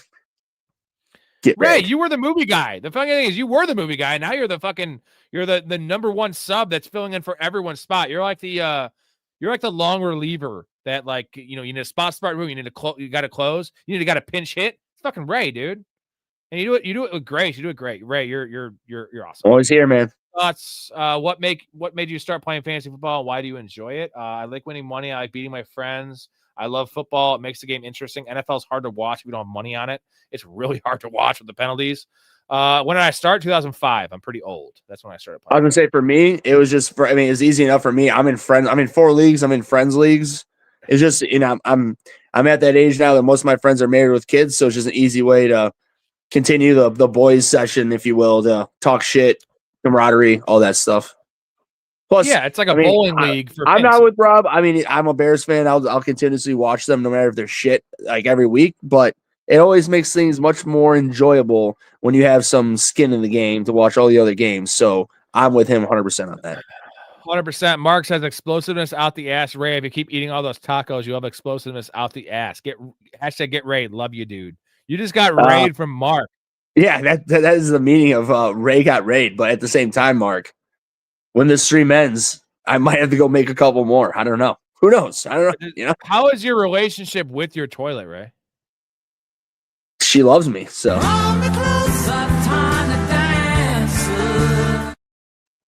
Your toilet's a she? Of course, dude. She's eating my toilet. My toilet's a transsexual. Shocking. No, what it is? It's Jamie Lee Curtis from the 80s. Has both genitalia. That was a rumor that's been debunked. So hermaphrodite. Got it. Everybody, if you've ever heard that word, please look it up. So yeah, back in the day though, like back, when there was bar arguments, so there was no internet, you had to argue things. And my dad always told me that Jamie Lee Curtis was a hermaphrodite. And I told everyone in elementary school, I was like, Jamie Lee Curtis has a dick. Like now the internet's out, I debunked it. My dad still to this day is like, nope, Jamie Lee Curtis born with both genitalia. Look at her. And you can kind of see it though, right? Sexy hermaphrodite. Oh yeah. I mean, I'm sorry, man. Anybody in Hollywood at this point, I won't be shocked about anything and anywhere that you could want to go with the conversation. Hollywood is the reason they call it Holly Weird. I'll leave it at that. Oh, and Hollywood also references a hard dick. Mouse South says some really nice words here. Again, Downtown Sports, gentlemen. Go to the description after the Love show. You, Mouse. Good Ian man. Story, Appreciate you, dude. just on their show. I've been on their show twice. He was on our show on Tuesday night. If you want to go back and watch that one. Great personality, knows football. He's more of an NFL guy than a fantasy guy, but he's getting there with the fantasy. But this guy picks games much better than me. So if you want some game picks, go check out that episode, Downtown Sports, 23 platforms. Check it out. Love you, Mouse. Good man. Shows, we got that one. Yeah. South, you're killing it, and I appreciate everything you do. And I think same with Matt with his memes and everyone else that's helped me out. Like we're all going to grow together, and that's the goal. That's why I love this. There's so much bad shit. There's so much bad shit out there that have 100,000 subs and are making I see shows like I'm not gonna call it Smitty too much. He's a one-man band. I like what he does. He knows his shit. 3-hour shows. He only does super chats. He makes like $1,000 a night. Where I feel like I know more than that dude, and also I have guests on here. Story 5 different guests that give you different opinions that can actually check me and give you different perspectives. And that's the difference. Check your ass out. Oh, wait, whoa. Also, as you guys know, I admit when I'm wrong. I admit when I'm wrong all the time. I also take some victory laps when I'm right. But guys like that they'll just block you. If you try to Did he just say that, everybody? Give bad advice. When have you admitted to me when you've been wrong? Huh? Colson Loveland, I apologize for that take. Nah, I'm talking fantasy. I'll just beat your ass. Well, I'm better than you this year, and you're pretty good. Look at our Yahoo win percentages, Ray. 58% to 50%. Who's better? Everybody, he just said he's in 20 leagues. I'm in 4, so of course the odds will add up to him. But when the leagues I'm in with him, that's more impressive. That's more impressive. Having a higher win percentage with more leagues played. Get the fuck out of here, Ray. I just go on to the leagues you and I are in. I don't give a shit about the rest of. Recently, you've done well, but the thing is, it's not because I've done bad. I've gone 10-4 in these leagues, and you just happen to go 12-2 and win the championship. Like, it's not on me. You just killed it. I mean, that's the bottom line. Well, and again, everybody, real quick, in the 2 leagues Robert and I are in together, we are 7-2. Or no, yeah, are you no, we're 8-1 in the 1 league, and everybody else is 5-4 and less. So that's funny. Dom, you might be right. I think I might have told people to drop Troy Franklin after week 3. It's been a bumpy ride, but I also told you to drop Trey Tucker. And what has he done? Like, Trey Tucker has been terrible. Like, week 3 was it 40 points. Right. And they were both 3 and 4. It was Troy Franklin and Trey Tucker. I just said, I didn't tell you to drop. I just said, don't pick him up. Like, and Troy Franklin looks like an L, but Trey Harris looks like a W, because you would have started him and had a lot of 5-point outings, bro. I'm not into that one. Garrett Wilson for Judkins and Javonte Williams. Wally, I want Judkins and Javonte Williams. Oh, or Javonte. Yeah, I'm going Javonte, man, just because I like the better offense. Yeah, and you want both those guys over Garrett Wilson, right? Even in full PPR. Correct. Like, I just have questions with the Jets. I mean, it sucks because a normal good quarterback and a normal, like, if Garrett Wilson was on, let's just say Carolina, if he had Bryce Young, which that's how pathetic that is, I would rather have that. But with what he's got there, I'm taking either one of them. But Javonte Williams for me. Thank you, Aaron. We do what we can, man. Appreciate you. Do the Giants upset Thank you, the Aaron. Bears? We said 33% chance. You said 25%. I said 33, right? Let's put it this way: if the Bears defense plays as bad as it did last week, and the offense doesn't show up like it has been lately, they will lose that game. Easy answer for you. All right, we need 3 more supers for another chug. I'm gonna get 1 more beer. I have a full one here. Can I buy one and then just No, because I don't get all that money. I don't want you, YouTube does take a decent cut of this. So okay, so how about this? I Venmo you $20, and then we have to chug 2 beers. I'll just do that. You don't Venmo me $20, Ray. You're a guest on the show. You do a lot for the show, so I don't want you doing that. I'm still just gonna do it to make him feel bad. So then when he sees it in there, he's like, fuck. No, Ray, because I can't pay you for all your services. Dude, let's stop with that. We'll do it anyway if they don't do it anyway. It's what we do. Answer this question when I get to Brew. Herbert or Jackson? This is Lamar Jackson. It has to be Metcalf or Addison. Yeah, Metcalf or Addison is definitely the more realistic question, because he's like he said, it's Lamar Jackson is always a top starting quarterback. Like, honestly, like, he's just, with his rushing ability and honestly his passing ability, he's just a must start. So it's Jackson. And then with Metcalf and Addison, now here's the thing, is that Metcalf is the more talented guy. It's just that, God, they're so hard to like really gauge. Rob, I'm sorry. Do you know who I'm going DK. Oh, who are they playing this week? That's the only thing Addison's playing the Ravens, and Metcalf is playing. Who the fuck do the Steelers have? I don't know that one off the top of my head. So yeah, normally I would look on my phone, but nonetheless. So okay, I mean, honestly, dude, I mean, it's definitely. I mean, if it's the Ravens, even the Ravens' D isn't playing better. So Steelers have the Chargers at Chargers. At Chargers. I want DK. I'm going DK as well. Ray is munching on ground beef, not steak this time. Ground beef tacos. Taco. GT says, can't think about Canadians without thinking about Kick the Baby from South Park. I mean, has there ever been a classier, funnier, low blow that South Park has done to fucking make fun of Canadians? Like, the thing is, like, South Park and Dave Chappelle are 2 elites that can rip on anyone. And Family Guy as well, because it's so subtle. And I kind of think, I'm not quite to that level, but if you do it respectfully, in Dave Chappelle's case, you rip on everyone, including yourself, in terms of his ethnicity and his upbringing and his wife being Asian. Like, that's how you rock it. And like, I make fun of white people all the fucking time, and I make fun of myself all the time. That's how you can rock it, right? You can't just be this like uptight prick that just rips on everyone but thinks he's God. Like, that doesn't work. That's how stand-up comedian works, or how, like, cartoons obviously get away with a lot more. then and It's Always Sunny is the best example too. Here we go. JD lost my virginity to a Canadian. Hey-oh, what's he up to now? What's going on? Start both. We got a super from Taj. Appreciate you, bro. We have start Lamar / Stafford or Stafford / Baker. 2 quarterback league. So Lamar is starting for sure. We're going Lamar for sure. And then why wouldn't we go Lamar and Baker? Yeah, I was gonna say, dude. Like, Lamar and Baker, dude. And it sucks. Yeah. Stafford's so hot. Hansel, he's so hot right Todd, now. you have an amazing problem, honestly. But Lamar is not in question. Lamar is a must start out of the 3.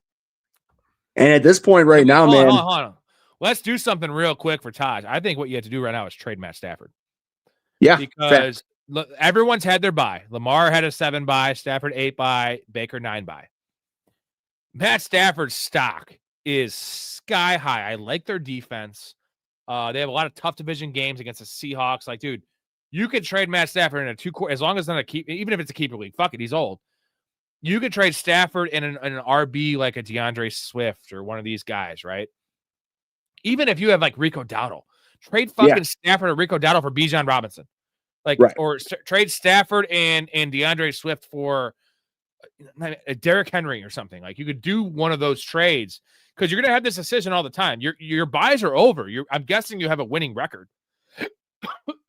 Yeah, and honestly, don't drive yourself crazy with this, man. Like Rob said, like Baker and Lamar, you never trading. He's your number 1, and Baker is Baker. Like, we know what he's capable of, and they're going to get healthier throughout the rest of the year, like getting Godwin back, and then Jalen McMillan's coming back eventually sooner than later too this year.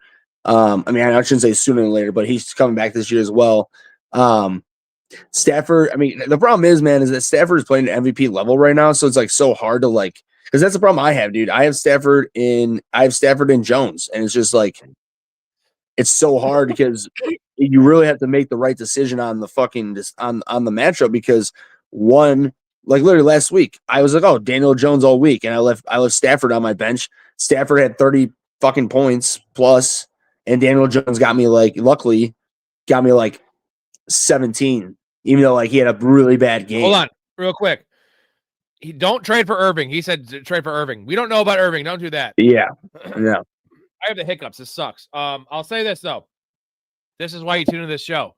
We could have given you a 1-word answer. We told you to make a trade. We're going beyond the box score in this show. It's not about who to start. You have 3 quarterbacks in a 2 quarterback league. They've all had their buys. Maximize your roster, win the league, and also you don't have a headache. You just start Baker and Lamar every week. Yeah, if one of your quarterbacks gets hurt, it might burn you, but we go to win on this channel. We win or go home. Ricky Bobby, baby. So Taj, you gotta get your ass in the Discord. Taj, get your ass in the Discord. And we will look at your roster. We'll look at all your the teams in the league. We'll find you the best trade. You got to find a quarterback needy team, and that's what you have to do. You have to do it. So, of course, either way, the answer is Lamar and Baker, but I think there's more to this question than meets the eye. Is that pretty fair? Yeah. Okay. Lost my virginity to a Canadian. I like that comment. I'll just click on that one for now. But start both Chicago running backs at New York Giants or start Rachaad White. Rachaad White for sure. And then I think we said Monungai. I think it's Rachaad White, Monungai. Well, first off, Monungai's healthy, and Swift, again, he's coming back from an injury. Now, the only honestly, here's the one thing I'm a bit worried about is that the Giants are not very good on the outside runs, and that's what Swift is elite at. And Monungai showed last week he's in between the tackle runner. So that's the only thing that I'm holding up on. But like I said, I'm gonna go with the people. What their job is to do is report on the Chicago Bears. And I listened to all these reporters talking to Ben Johnson daily. And at this rate, they're all saying that it's going to be a 50-50. And Ben Johnson, the way he is, he's just going to be going with the hot hand. So that means Monungai right now. Yeah, and it's definitely Rachaad and White. Yeah, for sure. Yeah, I'm definitely starting White as well. He's 7-2 and in first place. Pillage the rest of the rosters. Again, Taj, get in the Discord. Join the Patreon. If that means you don't send me a super chat for 2 months, I don't care. I want you in there. Whatever you got to do. It's $2 to join the Discord. If you want to play fantasy with us, it gets a little more money, but there's a lot of good. You want a hat, a lot of good things in there. Appreciate you, my dude. Mark says, job going great. And hell yeah, looking to coming back on the show. Always an honor. And yes, a threesome with Big Ray sounds good. Get Rayed. You want to be Let's on the have it, show? boys. Do you want to be on the show with Mark? Yeah, of course, dude. Nice try, guy. I kind of got you. Cup and Barner will probably play. One of the two will miss. I think one of the two will miss. Wally says, this is the one. Do you prefer to start Kenneth Walker or the Tiny Dancer? Hashtag get raid. Are the Chargers the most cursed franchise in the NFL, Ray? Because it's been rough. You saw last year Justin Herbert throw more interceptions in that playoff loss than he did through all regular season. I think it was 5. And you saw the game, which is funny. They lost to Trevor Lawrence, and he threw they were up at 28-3. And like again, 28-3s are not all created equal. The Patriots 28-3 against Atlanta. I'm going to give Atlanta a little bit of a pass because you lost to Tom Brady and Bill Belichick. Losing to the fucking Trevor Lawrence 28-3 is rough, bro. Blowing a 25-point lead to Trevor Lawrence and the Jaguars, rough. Yeah, if I'm going with anything, that they're not cursed, because the Bears have been more cursed than them lately, and there's a lot of other teams. So I'll put it this way: they've had a lot of playoff teams.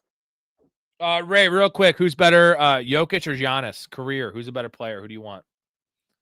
Jokic right now, man. I mean, technically it's Giannis, but so Jokic. I mean. Defense, baby. He's fucking elite. Yeah. Good.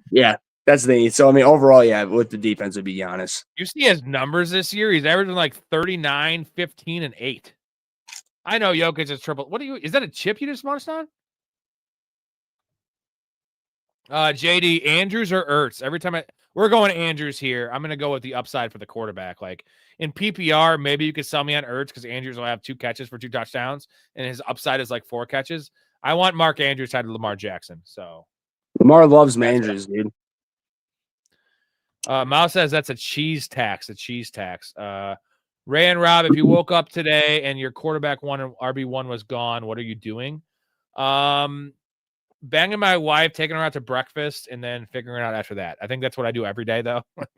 That's just my go-to. Like, what are you gonna do today? I'm gonna bang my wife and go to breakfast. I'm gonna wake up and I'm gonna put in my backups and I'm gonna sit there and bitch and moan to myself, and then text my fantasy group chats, bitch and moan to them, have them text me all back. Ray, we don't give a fuck about you and your bullshit. Fuck off. Along those lines, as they should, and we move it along. You know what that reminds me of when I said I'm gonna get a skillet is one of my favorite scenes in movie history. I know you're not the biggest 40-year-old virgin fan, but just I know it well enough. When she's drunk, she's like, I want some fucking French toast. She's like running into cars and like puking in his mouth with the bad shellfish sandwich or whatever she had. Yeah. I fucking love that. And he's like, I should describe you when the girl's falling down. You should probably drive home. Dude, real quick, like, I drive a bicycle. A quick nugget on that movie. I didn't realize that whole Kevin Hart, like that whole scene, that was just completely improv by both of them. Like, that's so fucking good. And there's another deep shot in that scene is that Kevin Hart was supposed to get that role. And they gave it, I forget the actor's name. I love that guy in that movie, but like Kevin Hart would have played it too much, I feel like. You wanted like one? Some real you wanted a real right? one? You got one right now, man. You're meeting one right now. It was some real animosity. DB, you missed a lot, but you always go back and watch it. Although you can watch another 30 minutes here. DB, just text me. You'll know. Thoughts on starting Dart over Indiana Jones tomorrow? I'm starting Dart over Indiana Jones. You agree with that? It's tough. So here's the thing. If that game wasn't over in Berlin, I would have a little different idea on it. But even with the dumpy game, Jackson Dart, he is the main cog at this point. I mean, always the quarterback is the main cog, but like he doesn't have Neighbors, he doesn't have Scatabo. Like he is the guy. So rushing, baby. It's the rushing, man. You know what? It's the scoring. If it's 6 for a passing touchdown, give me Danny Dimes. 4 for a passing touchdown, give me Jackson Dart. His rushing total is at 40 yards. Daniel Jones is at 12. Like that's the difference maker for me. Well, I guess, yeah, I mean, here's the easy answer. One has JT, the other have a bunch of dumpers in the back, so. Yeah, and GT says Leslie Mann is great, and I will say this is a GOAT, actually. One thing we forget about Leslie Mann is that she was Big Tits McGee in Big Daddy. Who, you know, like, and I just love like those little exchanges from Sandler and her, like they see in the score, like, you know, You ruined the good surprise on you. Hooters. Hooters. It's amazing. It's amazing. Let's see. I was torn between starting Franklin and Johnson for my flex. Ended up going Franklin. Yeah, that would have been a tough one. What would you have gone if we could have gone back in time? Was it Franklin just because all the injuries and no Marvin Mims? And the fact they were, I would have gone Franklin just based on outcome, like just based on output the last month. Like Evan Ingram's Johnson's done shit. Man. Evan Ingram's a milk carton man, dude. What the fuck's going on there? Why are they trade for? You're telling me, dude? I got him as my third tight end in fucking balls deep. And they always say he's gonna, come out, projected 8+ points, and it's like I'd love 8+ points. Here's fan club. I get what you're saying. Gibbs is only playing 50% of the snaps, and they'll give Monty more. The point is, right now they're going for that bye, and who's the best player? It's Gibbs. It's not Montgomery. They will give Gibbs more work. This week we'll see it starting. And Gibbs also on 50% of the snap share is like most of their players at 80%. He's that fucking good, dude. Gibbs is that good. I'm not panicking about Gibbs at all. At all. Are you? Depending what your situation is, no. And I mean, when I say depending your situation, you got to be in a dire ass situation to trade him away. Wally says, you guys like war movies? If so, what are some of our favorites? 1917 and Unbroken. 1917 is great. I mean, obviously, not to sound too cliche, but like Saving Private Ryan is the goat war movies just because you have Tom Hanks. We love war movies, Wally. I mean, it's still the goat. I know it's cliche, but like Saving Private Ryan is like, it's the emotional, the tug, the way that like the story is told, and like they give you that little breather after the Normandy scene, because you need the 6-minute breather, because if you don't, you're just like, what did I just watch? And it's so accurate. It's the most historically accurate movie. I believe that, like, we literally had veterans like puking in the theaters. Like, what else can you say? And also Tom Hanks. Tom Hanks is the GOAT. I really liked Hacksaw. I really liked Hacksaw Ridge too. Ooh, Hacksaw. Like, it's an underrated, not talked as much about. War movie. I like Fury. I know you think you're not a big Fury fan, but I like Fury a lot. American Sniper, I feel like it's great, but I also love Lone Survivor. That is raw. Bro. Like, that's a lot of. So is Black Hawk Down, dude. Black Hawk Down is fucking. My boy Hartnett, Tez Johnson and Kate Otten going off. Tez Johnson especially. Drake London, Christian Gonzalez. He did, but also they lined up Drake London in such creative ways. And Drake London's a guy that can get like locked down and be covered and catch the ball, because Drake London is a top 5 receiver in the NFL, has the best hands in the NFL, super strong. We have a chug of lug coming up here. I poured this a while ago. I thought like this is like getting warm now. One more. If we don't get one more, we'll do it anyway. Give it a second. So wait. So you're telling me So you're telling me to pour another? To put 2 in there? Ooh, do two. Ray will do 2. You'll pour another one. We need one more though. Drake did not get shed out. No, he got 50% of Gonzalez, I believe. Abuka cooks Sauce Gardner and in the best corner. Well, Sauce Gardner is not one of the best corners. Sauce Gardner sucks dick. He's terrible. Rob, I heard you last night. He's not as bad as you say, but what they did for that trade is not worth it. I'll give it that. I mean, they needed it this year. I'm saying the contract's bad. He's a pass and the contract is absolutely I don't think he's insane. very good.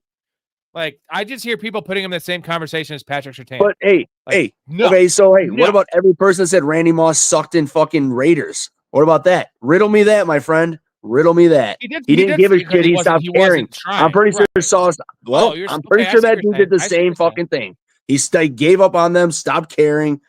Now I'm gonna say, if he doesn't turn up to be a top 5 corner for the rest of the season with that team where they're headed, where they're at. Say something. You just compared Sauce Gardner to Randy Moss. Okay, let's hold on there, buddy. And Sauce Gardner. I'm just going on there. They're both on shit teams that were they're in a black hole that they don't give a fuck. I get it. I appreciate the comparison, Ray, but you compared Sauce Gardner to Randy Moss. I know. I understand that comparison is crap, but I'm just going on. I'm going on very. Your ass. I should have tied answered your ass. I want to talk to Samson. Fly me to the moon like that bitch Alice Cram. I will. Here we go. We're going to chug here. We're going to do it anyway. We'll maybe get 5 more because we still have another half hour on the show. We're still 33 minutes behind the chat. I'm sorry, guys. We give you good analysis. We also go on some tangents. That's what we do. We're going to chug one here for you guys and then start another goal. And then we will. Yeah, this is here it is anyway. Mouth gives it to us right here. Here we go. Here's the 5th one we needed. The Sauce contract is rentable. It's team friendly. And then, oh God, we have to do 2 more. Mark, I love Mark. Oh, this show is so awesome. I say locked in from start to finish. If you all watch right now and want to keep it going after the stream, join the Patreon and get in the Discord. Good times and such an amazing community in there. Mark is the #1 super fan. Link is in the description or Patreon. Professional Fanatics. Get in the Discord. You want to play fantasy leagues with us? You want merchandise? You want to be a guest on the show? Mark has been on the show twice. Fucking A. Mouth and Mark. My heroes. We're going to have to do 2. So here's the first one. Ray already has 2 in his cup, and he'll do another one because Ray's a fucking G. He's a G. Here we go.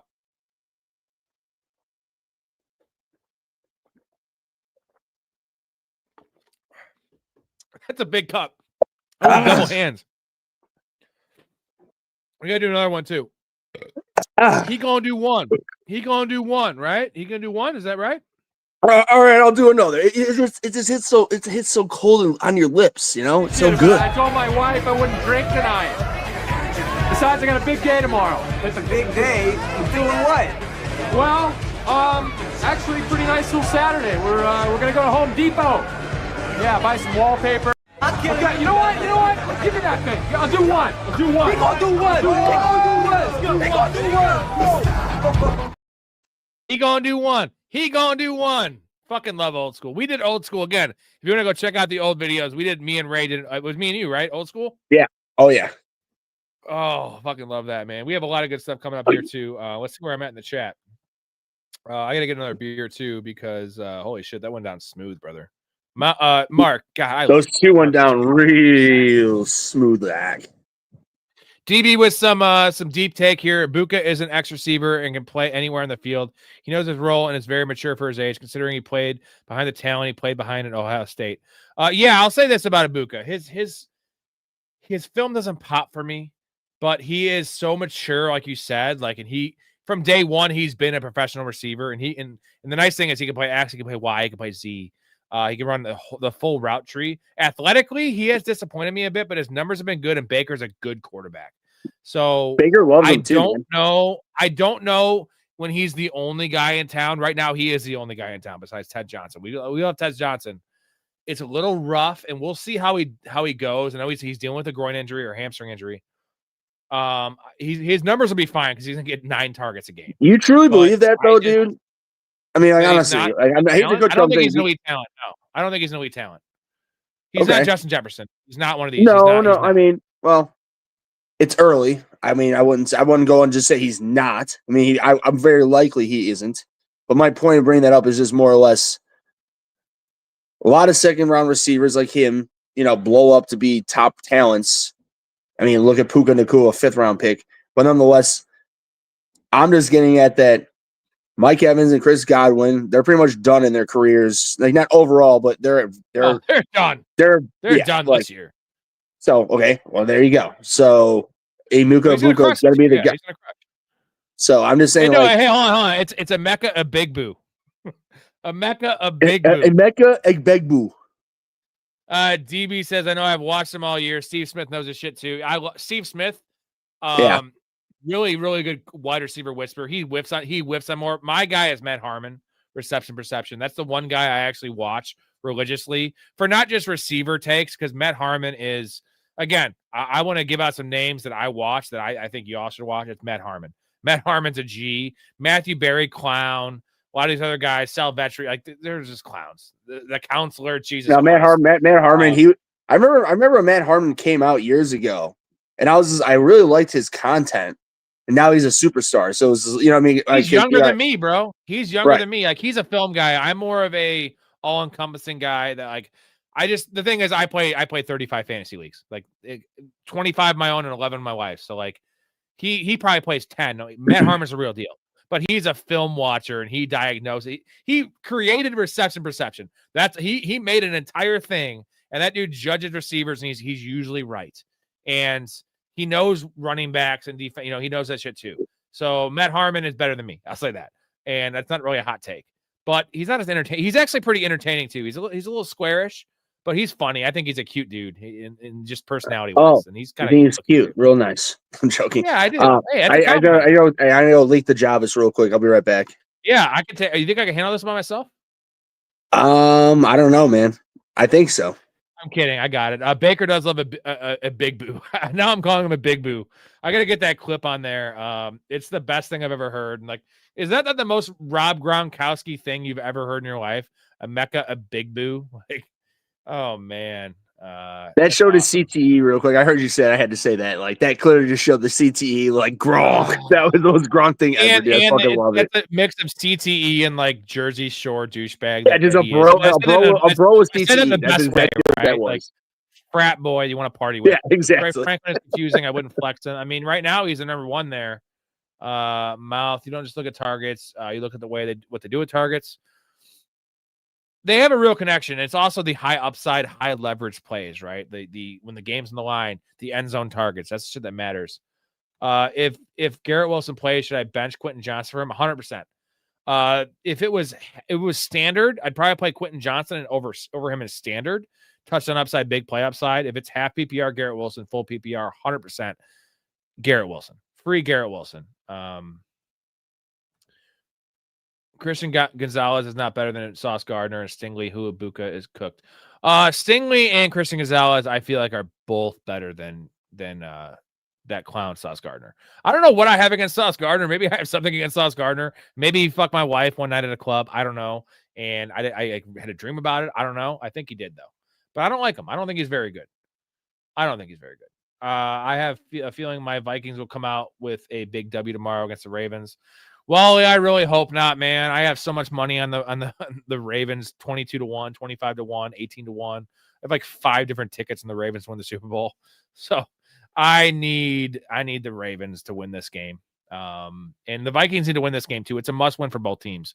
More of a must win for the Vikings because I think that the Ravens could still win the division if they lose this game because they have 5 division games, 2 against the Steelers, 2 against the Bengals, and 1 against the Browns. The Vikings have no shot if they lose this game. And again, this hurts the Ravens too, but they need this one. I got to say, I love the drinking game. You guys do a chug every time you guys do. Love it, Max. Appreciate you, Max. Max gave me a $20 super the other night. So don't think don't think I forgot about that. So Max has been awesome. Max, if you're not in the Discord or the Patreon, you got to get in there, man, because you asked some very good questions. And you just seem like a super nice guy. That's the key. I don't want like even if like those clowns that are like, trying to say dumb shit in the chat and like, essentially troll us. Like if they wanted to, like they're not allowed. Like I will give them their money back. They're not in the Discord. I'm building a community of good, nice people that are intelligent, that are like-minded, that are respectful. And you're that person. These fuckers aren't. So like, I don't want their money. I don't want their money. You know what I'm saying? I don't want them supporting me because I don't want them in here. A big boo to the moon. I fucking love a big boo.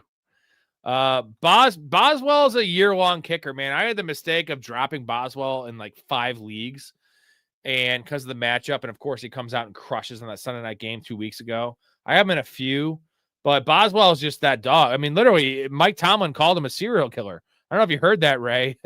He called his kicker a serial killer just because he's that fucking clutch, man. And that's what he does. Yeah, I was pissed that I let you pick him up in XFL and I kept Bagley. I mean, Bagley's fine, but. Yeah, Bagley is fine, but I mean, he's a serial killer. And so the scary thing is the offense got bogged down, and like when the weather gets tough, kicking in Pittsburgh is really hard. Half that stadium is unkickable. It's the open end stadium. It's unkickable. But like, it doesn't matter to that guy because he's that good.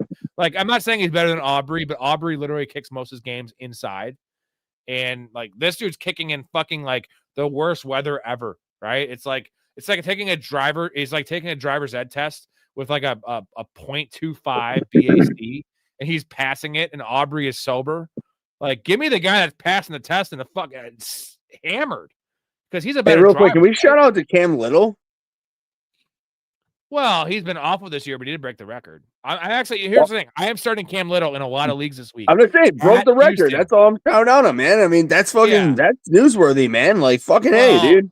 He misses a lot of 30-yarders though. I don't give a shit. That dude's got confidence. He's booster. the new Greg the Leg, is what I'll say. Where's your hat, Ray? I don't want to see your hair. Don't shove it in my face. I don't have any hair. It's not good. My hair sucks. No, he is the new Greg the Leg, and I'll say this. I feel like that gives him confidence. He's been missing those like 37-yarders somehow. Right. And this is a great matchup at Houston. I know it's at Houston, but it's in a dome, and Houston has a fucking terrible quarterback playing with no O-line. This could be a 4-field-goal game, including a couple 50-yarders for that dude. So since you have him starting in a lot of leagues.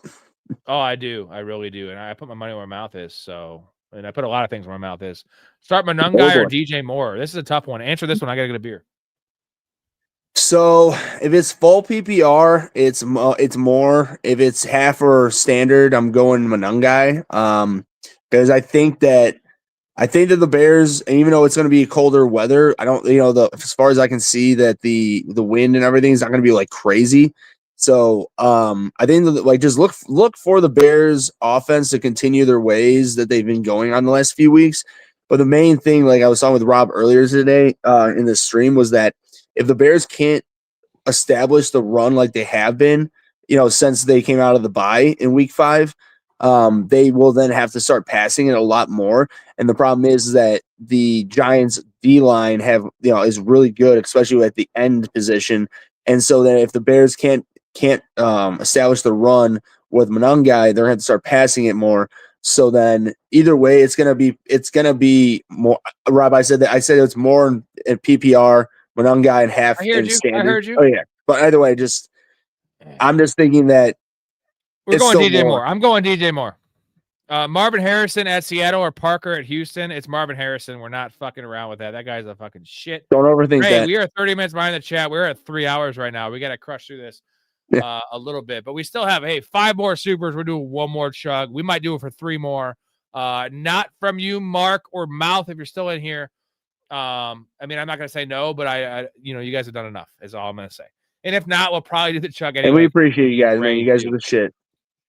You are. I was able to snag Herbert in the later rounds, even after I got Lamar.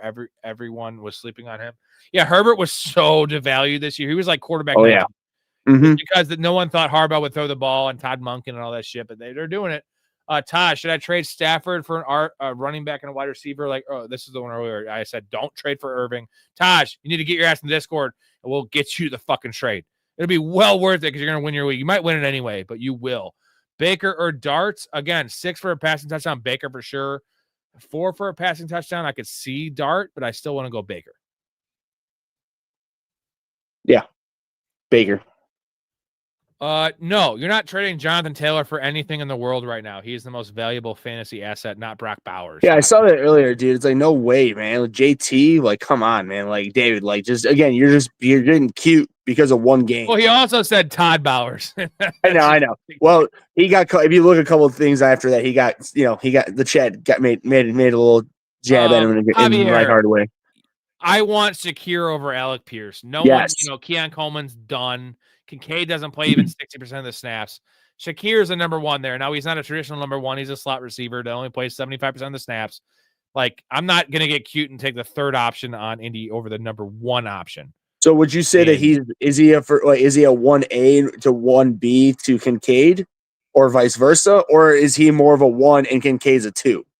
I can't speak of that. I'll tell you that in PPR, I think that Shakir is a top 30 receiver, and he's safe. He's safe.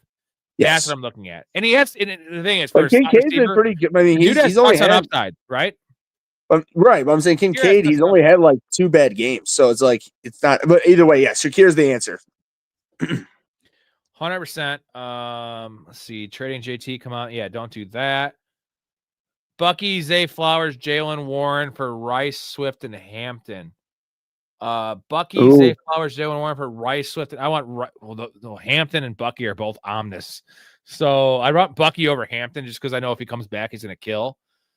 I want Zay. I want Rice over Zay, and Warren and Swift are close. I probably want Warren over Swift. Man, that is a wacky fucking trade, Michael. It's I hard to wrap honestly- my fucking head around 3 hours into the stream. I will say right? this, that I think that I would. Here's the thing: it's a coin flip, to be honest. Like, I guess it depends on your record, because if right now it looks like, if I'm guessing you are doing this trade because you're probably like not like guaranteed playoffs, but you're in the middle, like you're in the hunt, more than above in the hunt. Because in my eyes, what you're looking at is you're getting the mega upside of Rice, and then you're getting this, what you would think would be, the sturdiness of, the stability of Swift that he's had this year, and then Hampton's upside at the end of the year. Now, like Story said yesterday, the problem with Hampton is that there is that chance that they're going to ramp him up at the end of the year, but he could be a home run winner for your league at the end of the year. It's just so hard, because depending what the situation is, again, if you're the Chargers, would you risk your first round running back of the future if he's not truly healthy? No. Exactly. So that's the thing where it's, so I might just stick with what you got, to be honest. Same. We got DB with a $1 donation. Love you, DB. And GT with a $1 donation just to do GT it. We are 3 away. We are 3 away from Ray's gonna be. He won't be able to talk at the end of this at all. You won't be able to talk at the end of this here. I gotta play this clip here for those in here right now, because this is great. This is Ray doing a strikeout prior to Tommy Boy, a tribute to Chris Farley. Check out this clip real quick. This is amazing. R.I.P. Farley. Yeah, rip Farley. We love you. Well, I kind of want to watch this. All right, he's really milking that one. Wow, he's inhaled the smoke. For those of you at home, cheers. He's holding it in. Cheers. We're good. We're cheersing. Yep. He's chugging the beer.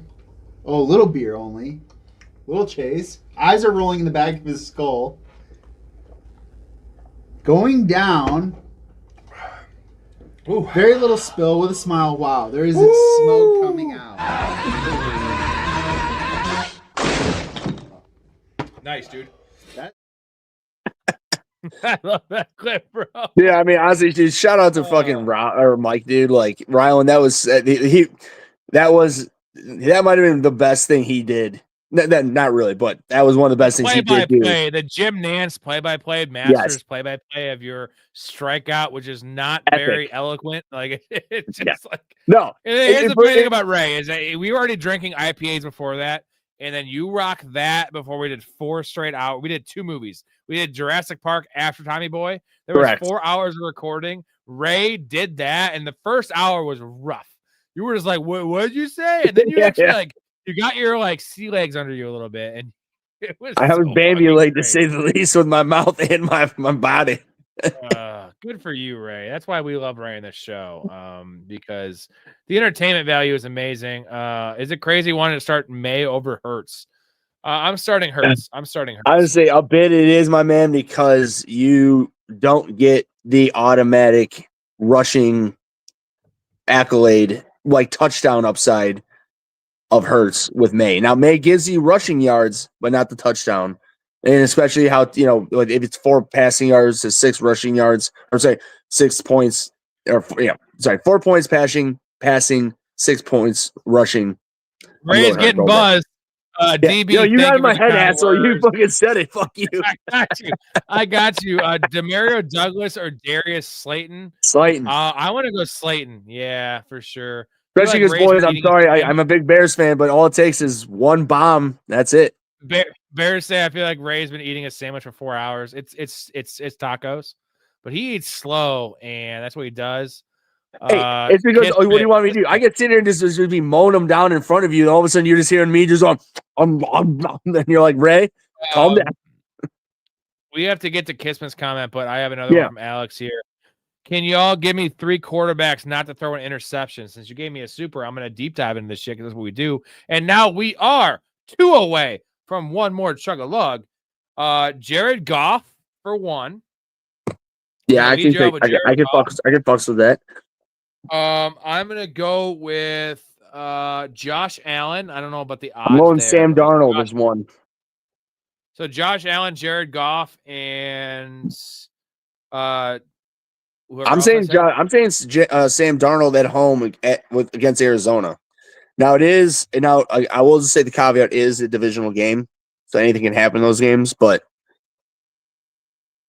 I mean, that's just one off the dome that I feel like could be a. All right, let's try to get some more power through these questions as we normally would. We're at 3 hours and 10 minutes, and we're still 20 minutes behind the chat. 2 flex. I rotate wide receiver streamers with Hunter and Henry. Would you trade? Let's see. Would you trade Chase and Jacobs for Sutton, McLaurin, and Gibbs? No, McLaurin's not coming back this year. Maybe not, dude. Like, absolutely not. Absolutely not. Bears fan says American Sniper. I mean, I also just that's a great movie, and God, gotta shout out that movie. I do prefer amazing. That over Lone Survivor, but it also gets more pub than Lone Survivor. So, Bradley Cooper, what a handsome, big, bulky dude in that movie too. And his girlfriend, that little petite brunette. Ooh. Give me Chris Pratt. Different looks right now. I like Chris Pratt. I watched him. Chris Pratt had a video with Bryson. He's pretty charismatic dude. Oh, Miami or Detroit? Miami or Detroit versus Washington? Detroit versus Washington. Miami's defense is done. We're not. Yeah. Like Miami's is a dumpster fire, bro. Gardner's a little too handsy these days. Yeah, he's very handsy. That's the thing. He's like I said, if he doesn't live up to what he did in his rookie year, like honestly, like within this time period, which is it's a lot to live up to, but the money and the picks. All right, this is going to slow us down. But Blaze says best prop bets. So here's the record all time in NFL prop bets. I've been struggling recently, man. I was like 20 over 500. Last couple weeks been rough. Here's the 3. Ted McMillan was one of them. I took him off because the injury thing. We got Jahmyr Gibbs over 70.5 rushing yards. Like that one in this game script. We have Zay Flowers over 62.5. That has gone up to 70. This is why you need to get in the Discord, because you can get the bets as I place them. That's gone up to 71 yards, Ray. And then Kenneth Walker, Tiny Dancer, over 61.5 rushing and receiving yards. That's up to 67 or 66, maybe 65, but that all the guys are out now possibly. So, like, I love that one. So hey, real quick. So when you do like all these bets, like, are you doing them like how you have it? Like, so you're doing the one on DraftKings, doing the one on FanDuel? Yeah.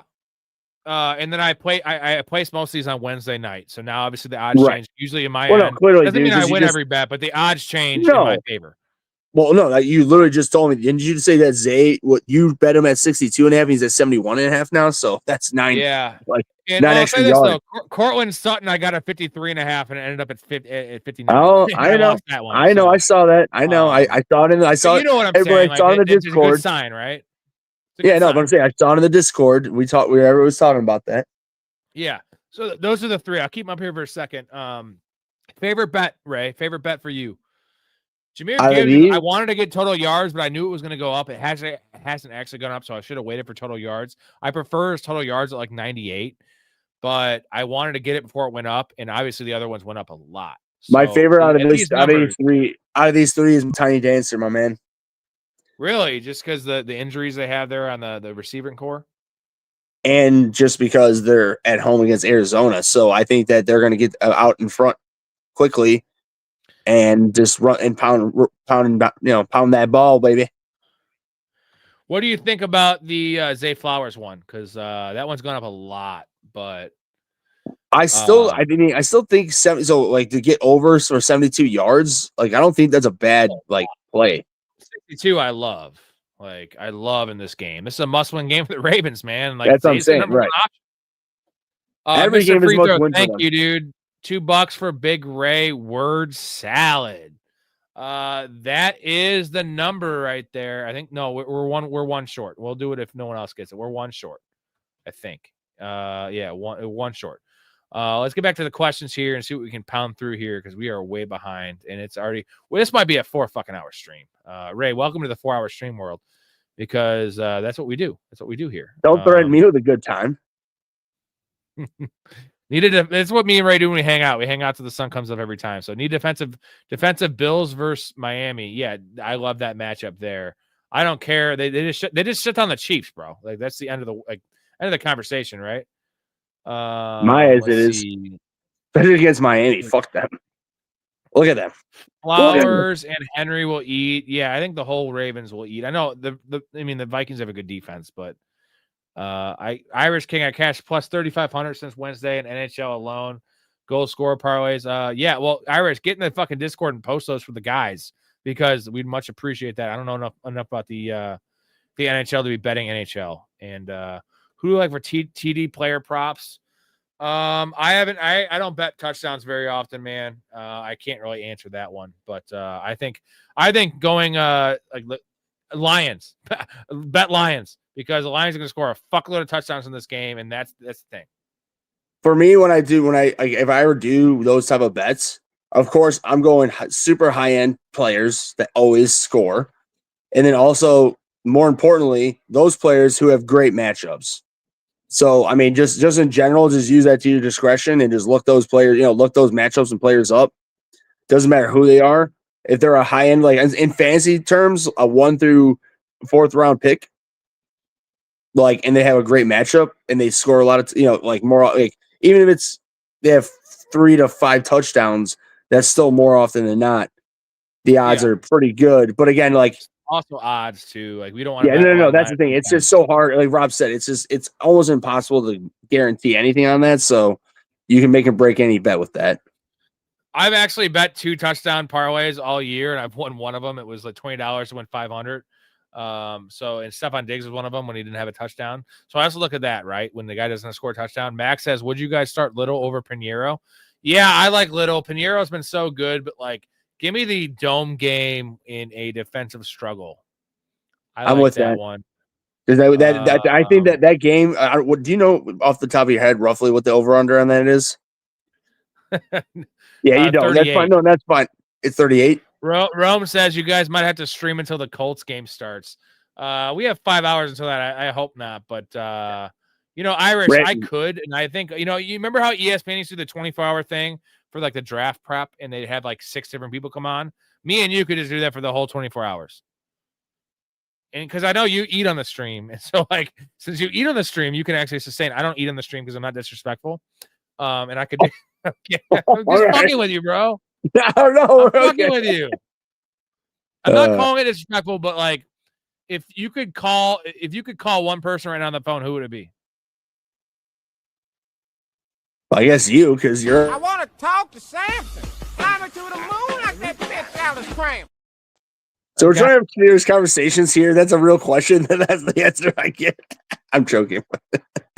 Max, it should be in the description. If not, just go to the channel description for it's not in the Discord. You got to join the Patreon, Max, to get in the Discord. So go to either the description of the video or the channel description for the Patreon. I'll see you join. I'll send you an email. That's how it works. I appreciate you. Oh, thank you, Max. That, of course. Appreciate you. 6 hours away from the Colts game. We got boys on all night stream. Thanks, Mark, in a Borat voice. All Quiet in the Western Front. Very, very, very. That is also very good. Yeah, GT. That's a great call. Dark, great movie. And does Schindler's List count as a war movie or no? Because it's an extension of a war movie, right? No, it's not a war movie, but it's a partial war movie. Like it's a war drama, if that makes sense. Not a war action.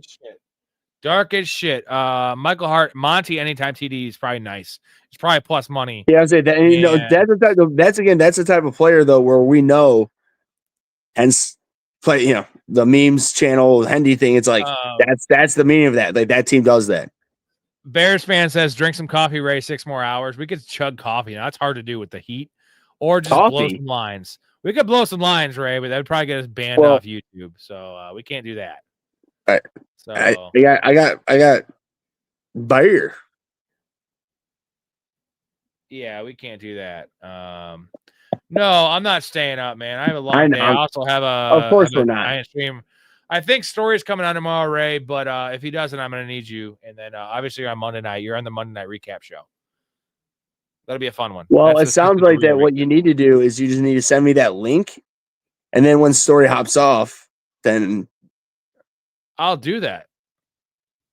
I'm just spitballing ideas, my friend. It was like you said, I'm the Ray in the hole. Max has already joined you. Max, you might have already been in there before. If you didn't, I don't have your email, so I don't have the notification. So if you already in there, then hell yeah. Again, there's a lot of people in the Discord. I don't know everyone's like YouTube tag that's in there. If you didn't, it did not work. So Michael says I'm outside smoking a blunt, but it's freezing. Where are you at, Michael? If it's Where are freezing, you it at? must not be too far from us. Yeah, because it's fucking freezing around here, man. It's fucking freezing. By the way, DB told me that he's in the Chicagoland area. Mark says, look at this. One more super chat, boys, and I'm dropping another 20 bomb. Let's get it. So Mark is trying to get you guys. We need one more. And Mark, unless someone else does it, you don't do it.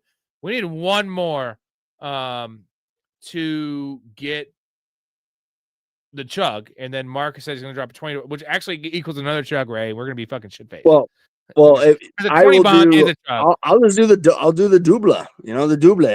Just. Well, I'll do a double too. Maybe my you know what? You might have joined Max. My internet. I have my phone off Wi-Fi because it fucks up the stream if I don't. I don't want Ray to be lipping out. So either way, if you did, I'm gonna send you an email as soon as this is done. GT just told you fuck you without saying fuck you. No, what do you mean? More me, I should say. Great. I want to talk to Samson. Climb her to the moon like that bitch Alice Cram. Jeez, Peter, you're more excited than Adrian Peterson at an arboretum. Daddy, what kind of tree is that? Man, I want to beat you with so many things around here. The fact that I already knew, I've seen that enough. I literally I said it was like Adrian Peterson. Man, I can't wait to do so many things around here. What a cutaway. I got one more. But real quick, JD, Forrest Gump might be considered a war movie. Forrest Gump is every kind of movie you want to make it, right? And I quote the great movie Flight. You've seen Flight, right, Ray? When the chick's in the stairwell, she's like, so many times, dude. I've been every kind of masseuse there is. Like Forrest Gump's been every kind of movie there is. And we love that. And again, GT, thank you. And then by the way, dude, I think Mark gives us a double here.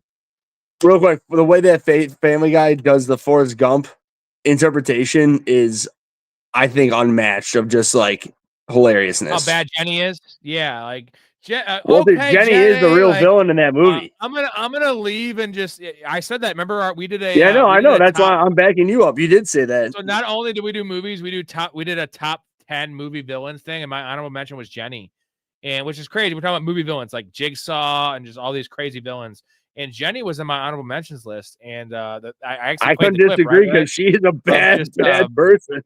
She's like, I'm gonna do this, and then, okay, Jenny, I'm gonna go run a train with these Black Panthers, and then I'll talk to you after I have HIV, and then get you in. You can raise my AIDS, baby. Forrest, okay, Jenny. Now that I have a sexual debility disease I'm gonna die from, I will not have kids with you. All right, Jenny, I'll have sex with you now and raise the AIDS, baby. He doesn't mention the AIDS. He mentions the AIDS baby, but it's not just HIV baby; it's AIDS baby, because you know that baby does not have AIDS. And again, shout out the full blown AIDS thing, like is it Team America or is it South Park where it's like you have AIDS, full blown AIDS? Is that Family Guy? Which one is that? Ooh, well, I know both those shows. I think it's Team America. That's Family Guy. No, that's a singy song. That's Family Guy. Yeah. Here we go. Mark with this is third $20 banger. Mark's donated $60 tonight. He's also a member in the Patreon. The #1 super fan. Yeah, we need to get Mark with you. Well, here's the thing. We get Mark in the middle, so you and I can just gangbang him. Just give him the Eiffel Tower of the podcast. You want his Mark, I hope you're ready for for that. Mouth? What do you want? You want to switch? Well, I mean, yeah, we could just. I would say that we just switch halfway through, just to be fair. What's gayer, taking a guy's ass or his mouth, or they're both equally gay? Well, they're equally gay, but it's definitely gayer to do the guy in the ass. Not if you're wearing rubber, but I don't wear rubber. So Mark says, Rob, you are the greatest host, and your panel of co-hosts are unmatched. Damn straight. Thank you, Ray. Story, Chaz, Ben, Mikey. Who else I'm missing? We have, also, here's the thing. We have like 4 or 5 guys. That sounds gay too, but we have 4 or 5 guys coming on here that haven't been on the show yet. I have aces in the hole, like the Joker says in Dark Knight. My ace in the hole, right? When we're talking about Harvey Dent, and especially the OG. So the way you connect to everyone, especially the OGs, on a personal level, is much appreciated. A huge part of why I stay locked in every show. Much love, bro. I mean, people like you and everyone else that's been. I mean, you've been like the number one dude. But, J Bob and Jason, who were on the show last night, there's a lot of you guys that have been, it makes it a lot easier for me in this trying time. And I'm making a little bit of money now too, especially tonight, fuck yeah. That makes it easier for me because I see the light at the end of the tunnel. And I've done this show for 4 years without making a dime, right? You know this. And I edited these videos 10 hours just to get 50 views. Because that's why everybody needs to watch those old videos. They are much more raw, but Rob put in so much effort. Because if Rob, admittedly, Rob does. We have such a community that is helping with everything on this channel now. Not just Rob. Rob was just the channel when it was just me, Story, and some of our other buddies that were doing it. Rob was doing all that. So I'm saying, hey, if you guys love movies or like TV shows, watch them. But again, like honestly, like I hope you guys can see the sincerity between me and Rob and our camaraderie, because it's just one of those things that it's. I've known Rob for almost 20 years now, and it's just so, if you can't tell, it's so very easy that it's just, that's why we can just be ourselves, and you guys just benefit from that instead of just people being a face. Like, right. Or also just like giving you information that's not genuine. Like, right. I'm not right all the time. I'm just telling you what I would do with my money. That's the idea on this show, is that no one plays more fantasy than me. No one cares more about this channel than Ray, honestly, because Ray is fucking, I love you, Ray. And Mark, goddamn. Love you too, man. Love you, Mark. We got to do a double chug. Michael Hart says, again, Mark, you're the man. Forrest Gump is an all-time great. I mean, it gets a lot of hate, though, in the community, Ray, because it is like, an all-time great, though. I never go full retard. Now, it's half retard, but it's also Tom Hanks who gets a pass. And the way the movie moves and just it's a little wacky. Some of the things are a little unnecessary, like the John Lennon interview I'll call out is just not great. You know what I mean? Like, it's just like the CGI is – I like the ping pong where he's like, I gotta pee, and like the running, some of that shit. But like the movie it's just there's there's no movie with more scenes than Forrest Gump. There's literally like 80 scenes in Forrest Gump, and they're all in like parts of history or big parts for Forrest. And I just love fucking Tom Hanks. Like, fuck Tom Hanks, dude. Tom Hanks and Jenny is so. I love her, but I hate her. I fucking hate her. She's a whore. She's a see you next Tuesday, man. Ready? No, I'm not. I'm just gonna do one more. I want to do it. I'll figure it out as we do on the fly. Have you ever seen Band of Brothers? Damn it! I sound like fucking a Big Boo. I sound like fucking Rob Gronk. Rob never even played football. He ain't got no CTE. At least from football. No, I've done some stuff though to fucking. Honestly, yeah, exactly. Maybe not from football. I'm sorry, I was wrong. I did. Apparently, I had one. I'm here ready to rock and Ray, but days earlier was Fury mentioned. Yeah, we mentioned Fury. Ray loves Fury. Yeah, man. And I want to say, because you said Dazed and Confused is one of my all-time favorite movies. Matthew McConaughey playing that creepy. All right. Them redheads, man. When they isn't that insane that was keep on getting. I keep on getting older. They said the same age. It's insane that was really his first breakthrough role, dude. It was right around the time of A Time to Kill, which is one of my favorite McConaughey's. A dark movie. Samuel L. Just shot one over Samuel L. in A Time to Kill with that clob. I call it the clob because of 007. Remember that gun? You just blows the dudes apart. Here we go. I was saying real quick. This is like a one. Well, oops.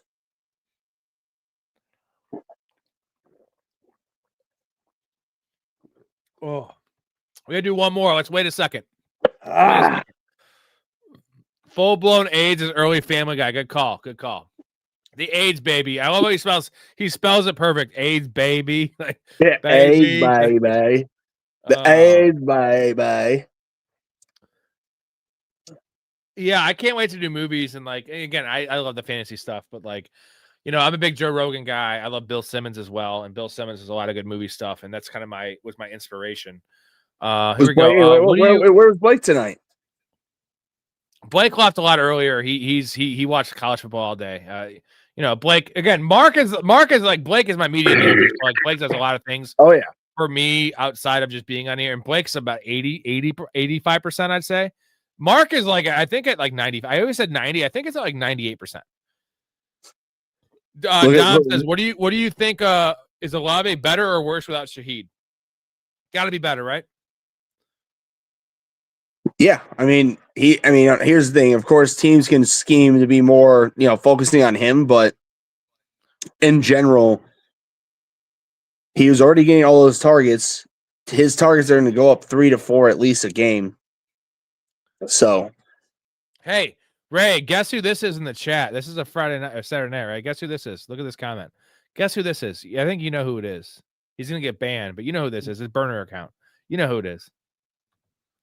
Weak, bro. Weak. It's a buddy of ours he's just a sad sack of a human being. Lewis says, I need to start 2 in PPR. Parker Washington, Alec Pierce, or Tez Johnson. What do you think? I'm starting Tez Johnson, like, for sure. Right? Like, I think I'll go with the first and last one. But if you need more upside, I would go with Alec Pierce over Washington. But PPR, I'm going with the first and last one. Man, as much as I'm a Parker Washington fan, like, I want to say Parker, but, like, I think Tez Johnson for sure, and it's just going to be hard for me to bench Alec Pierce for Parker Washington. Just because fucking stupid-ass Trevor Lawrence. But I see what you're saying. PPR, like, he's going to get 5 catches. So I think our answer is Tez Johnson for sure. Like, you need to start Tez Johnson. Big play, also getting 5 catches a game and 9 targets the last 2 weeks that he's played. And then it's the other 2 that are tough. So Alec Pierce is more of a boom bust. He hasn't been recently, but Alec Pierce could be a 4 or 24, where I feel like Parker Washington's going to be 7 to 15, if that makes any sense. I don't know, like, what you need. I agree with that. All right, you want to do this last one and then wrap things up? Sure. We're at 3.5 hours here. I got to pour one more. Hold on. What a show, man. What a show. I mean, the guys that have been tuning in know that this is just normal behavior from us. And it's just, we rock it. We fucking wear our hearts on our sleeves and we're just fucking rocking here. And we got clowns like Rob Fantasy Gooner, which is a nice name, dude. That's a picture of me, isn't it? Dude, it's a picture of me. Rob Fantasy Gooner's a picture of me. Look at this. Talk about a burner account. That's a picture of me. I was like, that's a handsome guy. Come on, bro. Like, dude, hey, we made it. We made it, Ray. Hey, we used to do a picture of my Michael Myers shirt, son. A little original, man. Weak sauce. What a fucking weak sauce. Ah. So right now, real quick. So right now you've done, this is going to be my, how many we chug? 7? Well, this is my now 3rd double out of 7. So you've done 9. 10. I think I've chugged 8. I've also been sipping beers this whole time, and my dad was over here for 2.5 hours, and we were drinking. So, I'm at about 18. The thing is, I can maintain, unlike any human, Ray, you know this, me and you both. That one night you were on the show was weird. You just didn't eat or something. Like, I texted you guys. I did not eat much of anything that night. Out. We can maintain, unlike anyone else in the history of the world, in terms of drinking. Now, one might call that an alcoholic. Others might call it a tank. Right? We're talking about war movies. We're tanks. Ray's definitely a tank. Hey, Rob, machine. My hoop squad got a huge win tonight. Epic night, fellas. Enjoyed it. Hell yeah, Mr. Free Throw. We'll be back with NBA stuff and bets here in a couple weeks. I got to wait for NFL to be over. I did have a nice start, 22-4 in props. And then it just kind of went to shit. It's still 29-12 or something, which is still good. But like when I start losing people money, I'm losing myself money. Like I'm still up. But like it's money I had, I cashed out. Now I'm losing money. I can't get on that, and I can't put the work in. I put the work on an NFL. So here you go, buddy. Let's go.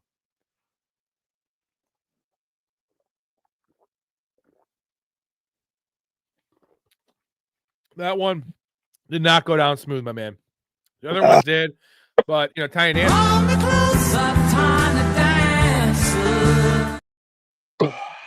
All right. Any last questions you guys have? A couple shout outs to make. Mark, my dude. Huge shout out. Ray for sticking on here. You missed the first 10 minutes of the stream, but I'm kidding. 10 minutes out of what are we at? 120, 180 out of 200 in 10 minutes. You missed 10 out of 210 minutes. That's a long time. How many questions do you think we answered in this show, Ray? Honestly, I don't even know. Probably like 50 plus. Oh, dude. No, we answered like 800 plus, dude. Maybe not 800. Like I think at these streams, I look at the end. There's like 1,400 comments, and I feel like we answer. Not all of them are questions, right? I feel like it ends up being 500 questions. I mean, KFC Probably. or churches. I mean, we don't have churches by us, bro. So Yeah, I wish. I never tried it. KFC, I heard it's damn good though. I like Browns. Oh, Browns is fucking fire. What's the other one? Browns and Well, Browns is we have another one. Ooh, another good one here. Pizza Hut or now you're talking our language, but you're gonna buy another 10 minutes out of us. Domino's, bro. Domino's, dude. Their garlic sauce. Yes. It's so unhealthy. It's the worst thing ever. That's literally like Chris Farley's speedball. And by the way, I've never done it, but I've seen people on, which I know you're like, Ray, you've definitely done it, but I've seen people on YouTube getting that garlic sauce as the base, like instead of like pizza sauce. Fat. Oh, that's too much. No, I know. But yeah, I'm with you. Do you like Papa John's? I don't like Papa John's that much. I think I do. Honestly, I think Papa John's is better than the other three or the other two. Yeah. Mm-hmm. We're going drums. Flats are too much work. You got to put your tongue through that thing. It's like eating a pussy. You know? Yeah, no, definitely drums, bro. Flats.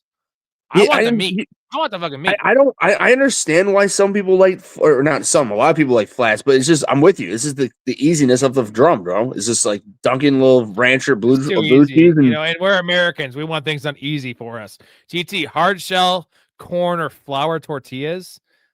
This is corn. Fuck corn. Ew. Cool. We're not Native Americans. It's flour. So I do love hard shells, hence I was eating those tacos with hard shells. But if I'm actually going to an authentic, I'm saying if I'm going to an authentic restaurant, I'm sorry, Rob, I am going corn, but I love all three. It's like it just depends. Because the problem is, in general I would go flour because flour they don't like with corn tortillas. When you go to a Hispanic restaurant and you get tacos, they use two of them, so you're just getting like double. You know, so it's a little. Hold on, real quick. You were talking about the corn thing, and you're an old school Simpsons fan, right? You remember the presentation Bark is where he's unprepared and he's like, the Native Americans like the corn thing, as they call it, maize. You know what I'm talking about? That's all he comes up with. I know my mind just goes to these things where he's like, as they call it, maize. And like it's accurate. That's what he calls it. But like I think he says, and then he's like, in conclusion, the Native Americans had a lot of hard problems, and they they farm crops. Like that's so good. In conclusion, I'm not a big Simpsons guy. Like just because Family Guy and South Park like ruined the Simpsons for me, because it's like the Simpsons like watching hardcore porn. And then I watch like a gangbang with a super hot chick. And that's Family Guy and like South Park. So it's hard to go back to the softcore. But at the roots, I disagree. Right, who was first? It was the Simpsons. South Park, Simpsons, Family Guy. Ooh, another one, GT. It's amazing from Grown Ups. Remember that? It's amazing. Yeah. Is that Rob Schneider? Or they're making fun of Rob Schneider, right? They're making fun of Rob Schneider. That's David Spade. David Spade making fun of Rob Schneider. Correct. Our references, we know, like we're just like we're nerds, bro. I'm a big nerd. Luckily, I have a big dick and I'm good personality, so I, got a pretty hot wife and I've got some pretty good luck with women. But it's not because of my references, because that doesn't work. These women, it goes over their head, right? They don't know what the fuck I'm talking about. Yeah. No, if you find one that gets those references, keep them. Oh yeah. Fruity Pebbles or Cinnamon Toast Crunch? The latter, bro. It's not even a question. I don't like either. I'm not into fucking crazy cereals. Actually, it was funny as my wife, we were at the Aldi today, and she like and I bought Raisin Bran Crunch, which is boring, right? And I like not bad. It's totally like boring as hell. Well, right, but it's healthy and it fills me up. I like to get filled up. I wasn't a chick. I like to get fucking nutted inside. I like to get filled up. Really? You just said you like to get filled up, and I'm not like a chick who got filled up inside. So everybody, I'm sorry. You heard what he said. You heard him. Anyways, she got some fruity Pebbles or some shit or fruity. Sounds like Rob sent some fruity pits. Try it? I'm like, no. Logan says DeMarcado, JCM, or Singletary. It's Aaron Jones. JCM's dead to me. DeMarcado, we don't know what the hell's going on with Arizona. And Singletary is a 50-50 timeshare at best, so it's Aaron Jones. Fact. He said fill PPR. It's full PPR, but we were talking about filling up. All right, guys. Last couple of questions. We'll get to you. Otherwise, we have about 2 minutes left here. We're almost approaching 4 hours. Now, if I hadn't already done a 4 hour and 5 minute stream and then a 3 hour and 58-minute stream, I would want to break the record, but that would take another 25 minutes. We've chugged way too many drinks. And if there wasn't an early game, Ray, if there wasn't an early game, I would do it. But I have an early game tomorrow. There's an early game. Oh, and I don't? I don't? No, I'm saying, like, I still have my puppy, and my wife's been asleep she's been pretty much asleep for 3 hours now, so I have to take them out and do something. So, favorite chain sandwich shop. You know what? This is going to be unpopular. I actually still do enjoy Subway because I can put everything I want on it. How did I know? Everything I want. I put everything on there. How did I know? Get extra everything, and it's fucking overflowing, bro. Yeah, with trash. It's Jersey Mike's. I know. Well, Jersey Mike's isn't I don't count that as a chain. I guess it is a chain. Oh, shit, that's a chain. There's so many of them. They're all over the fucking place. Yeah. Okay. Good call. It's not as good as Jersey Mike's or Potbellies or. I know. I don't. Anything. I'm with you, Rob. I used to love Quiznos. Quiznos was good when it was around, and Subway is not as bad as people make it out to be. I do like Subway, but in general, answer is it just because Jersey Mike's hot, cold, you get all in between, and when they buy the real. Get ready, bitch. Anytime they ask, hey, you want? I disagree with. I'm ringing you. I know. No. I'm saying every time I go there, they're like, hey, you want your sandwich Mike's way? Firehouse. I'm like, nope, Firehouse. Ray's way. Ray's way. Is that what does that have on their semen? Yeah, yours. The guy drops a fresh load on your sandwich. That's Ray's way. No, I asked for the special sauce that includes yours. Oh, my sauce is good. I've heard it tastes good. I eat a lot of pineapple. So, have you ever tasted yours, Ray? Don't plan on it. I've incidentally tasted it. I'm gonna leave it at that. So that's why you said it at fucking 2:41 a.m. Oh no! Here's the thing. I have made out with girls after I nut in their mouth because it's disrespectful not to. Because like if I eat them out and they're kissing me, but that's that I don't disagree with. You know what I mean? I just imagine you're just going. Yeah, right. No shit. Like just like trying to aim it. Now, hey, if I had the talent to aim it like Steph Curry, laying down, right, and in my mouth, then I would eat it. I would taste it because that's a good shot, right? A good shot. That's Reggie Miller. Last question here from Logan. Any chance I start Henderson, Monungai, or Tracy over Brees this week? No, we're not going to do that. Maybe Henderson if you want to really go for the upside shot, but you see how quick I transition from nasty, weird ass, self-deprecating shit to not shit like stuff to a serious question. That's the talent level, Ray, I have on this show, and it's too easy for me now. I can just go hammered. I'm hammered. Entertainment, funny shit. Let's wait. Did you act as if I didn't have an answer ready to rock and roll immediately? No, you do. You're quick too. GT, Billy Joel or Elton John? It's Elton John. Just Elton John all that day, alone makes it. I don't really like it, Billy Joel. Okay, Billy Joel's not bad at all. He is a legend. It's just Elton John. Rome, we can't. Rome, I'll tell you this. Rome, if you drop me a $20 super right now, we will stay on and chug one more beer and stand for 30 minutes. I will do that. I'll do that for you, Rome. If you do that, Rome, bro, you are a fucking stud on this chat, man. Just join the fucking Patreon and get in the Discord. You can literally you can DM with us like one-on-one, getting all the chats. But also, I'm just telling you, in the next, I'll give it 3 minutes. If you drop me a $20 super, which I get 50% of that, maybe 60% at most, we will stay on for 30 more minutes and answer all your questions. Ray is down. And I don't give Ray any of this money. I will be giving Ray money once I can actually afford to live on this.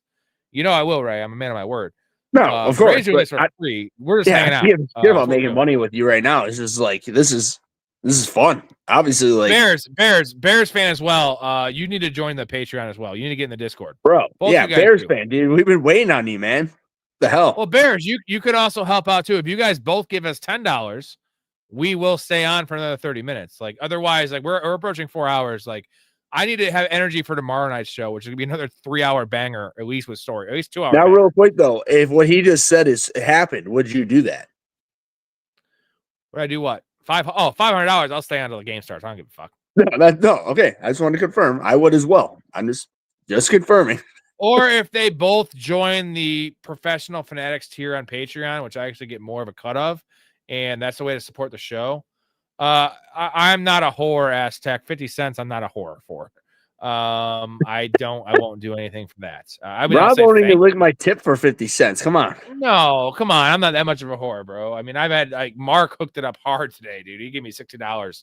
We've had 26 super chats. So, like, I get why you guys don't want to, but here's the point. Just because other people are doing it doesn't mean you shouldn't. Because maybe you're saying I'm being greedy. Like, dude, I'm giving you 25 hours of content a week. This is live content that I prep for that you're getting with multiple guests, like interactive community where these other shows are giving you like 8 hours of content max, not even, that are like pre-recorded shows. And they're making fucking thousands of dollars. Like, and maybe they earn it. Maybe they did. I don't know. Maybe they did. I don't think they're getting better information than what we're giving, right, Ray? Yeah, I mean, here's the thing: is that, like, again, Rob's not wrong. To be honest, I don't. I watch a lot of political things. A lot of political channels do live things. Sports channels do not. This is something that is very unique. Mark, don't you give another dollar. Mark, don't give another dollar. Just saying. Yeah, please. Mark, please, dude. Like, Mark, like, you already booked yourself to be on with the Ray and me, with me and Rob. Like, he did that months ago. I was saying he did it from day one. Yeah, exactly. Yeah. But honestly, it's like with here, you're getting just like, again, like if everybody who's here who don't know me or Rob personally, like if you can't tell, me and Rob, we are good friends. And when I say this, is like, that's not why Rob has me on. Like, Rob has had sport podcasts for a long time, like including with this channel. He's just recently in the last 6 months brought me onto this, and just because it's not because of our friendship, it's because he doesn't, he knows that he believes in me and you guys believe in me, and I appreciate all that. And it's not about just favoritism, any of this stuff. It's just that we want to bring you guys the best content we can. And that's why, like, with us being in this type of community that we have, I just hope you guys can just tell between with me and Rob, Story and Rob, me and Story, and all of us. And then on top of that, all the OGs, like, it's like Rob said, there's about 20 of you guys that are continuously in this. It's so organically easy that it's not like a paid for, like, you feel like I'm a guy, this and that, and then you're paying for bullshit. No, like, you're getting direct access with us. And that we're, like Rob said, you can get more in-depth stuff. We're like, send us screenshots of your entire team, and then if you have questions about sits, ads, whatever, then you can send us screenshots of what the free agents are. And we're like, oh, well, definitely pick that guy up and drop this guy, like, easy, like, And on top of that, we want to care. We care about each other. That's also the biggest thing. Like, this is like I said before, Rob, this community's been, like, this channel has been around since 2021. Rob was the only guy doing anything for this. Like, he did it all himself, and we would do 3-hour, streams, but he did all the editing, and he would put in 10, 12, 12, even more than that, hours worth of editing. And now that we have this community that we're so grateful for, and we love you guys. This is amazing. We are grateful. Like, this is so good. I'm not trying to, like, call people out. Like, the point is, if you want, like, I also feel unfair to people like Mark, who I don't expect to give me money every night. Like, I also don't want to just play favorites, but, like, I'm going to play favorites for, like, the top 10 people that are donating and being the Patreon. I'm going to answer their questions. I meant favorites for people who are doing the same level. You know what I mean? Like, the people who care about us, we're not like, oh, one or two guys are more favored. Like, for instance, like Mouse South, like, we love him, like Jason, J Bob, like, but at the same time, we're not just, like, picking them out. You know what I mean? Like, they're part of this community. I answer everyone's question except for the trolls. Even them I actually entertain. But Bears, Rome, like, I'm just saying, like, there's a point where if you're not going to be a part of the community like the rest of the guys, like, I'm not going to stop answering your questions, but, like, you got to look at it from my perspective. I'm sacrificing a lot, bro. Like, my wife she's not really on board. Like, she is for the podcast, but I turned down a really good sales job to take this chance. And my guests are coming on the show for free. And until I can afford to pay my own bills with this, I can't pay them. And the idea is I want to keep this going forever. So you don't have to pay me shit, bro. I don't know.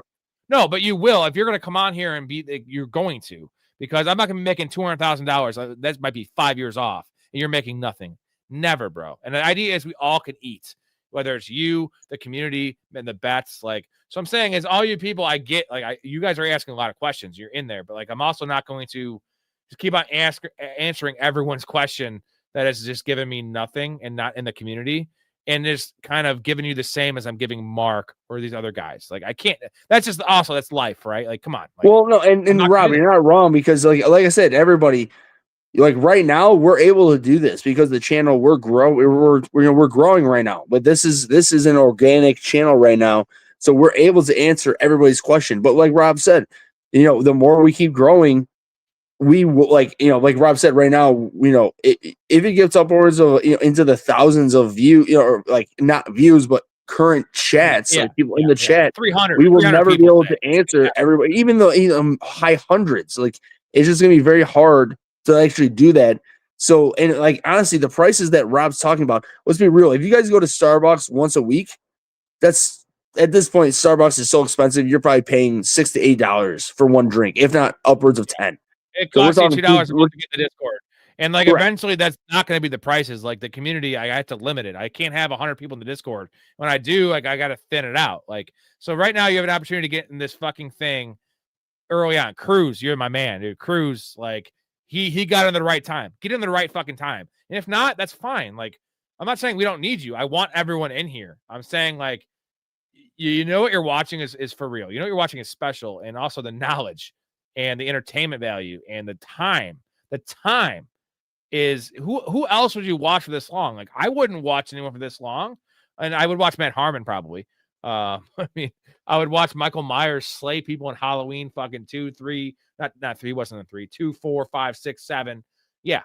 But like, that's Michael fucking Myers right here. But and Rob, just to piggyback on top of also, like, we're talking to Rome and Bears Club fans club, dude. Like, we are from the Chicagoland area. We are Bears fans. Like, you two should be like easy automatic ads into this, because like, besides just getting direct access to both of us and the entire chat, like, we're Bears fans, dude. Like, we want everything that you guys want, and then on top of that, you get everything that like you could ever want. Local channel, bro. A local like business, right? Like, I support small businesses.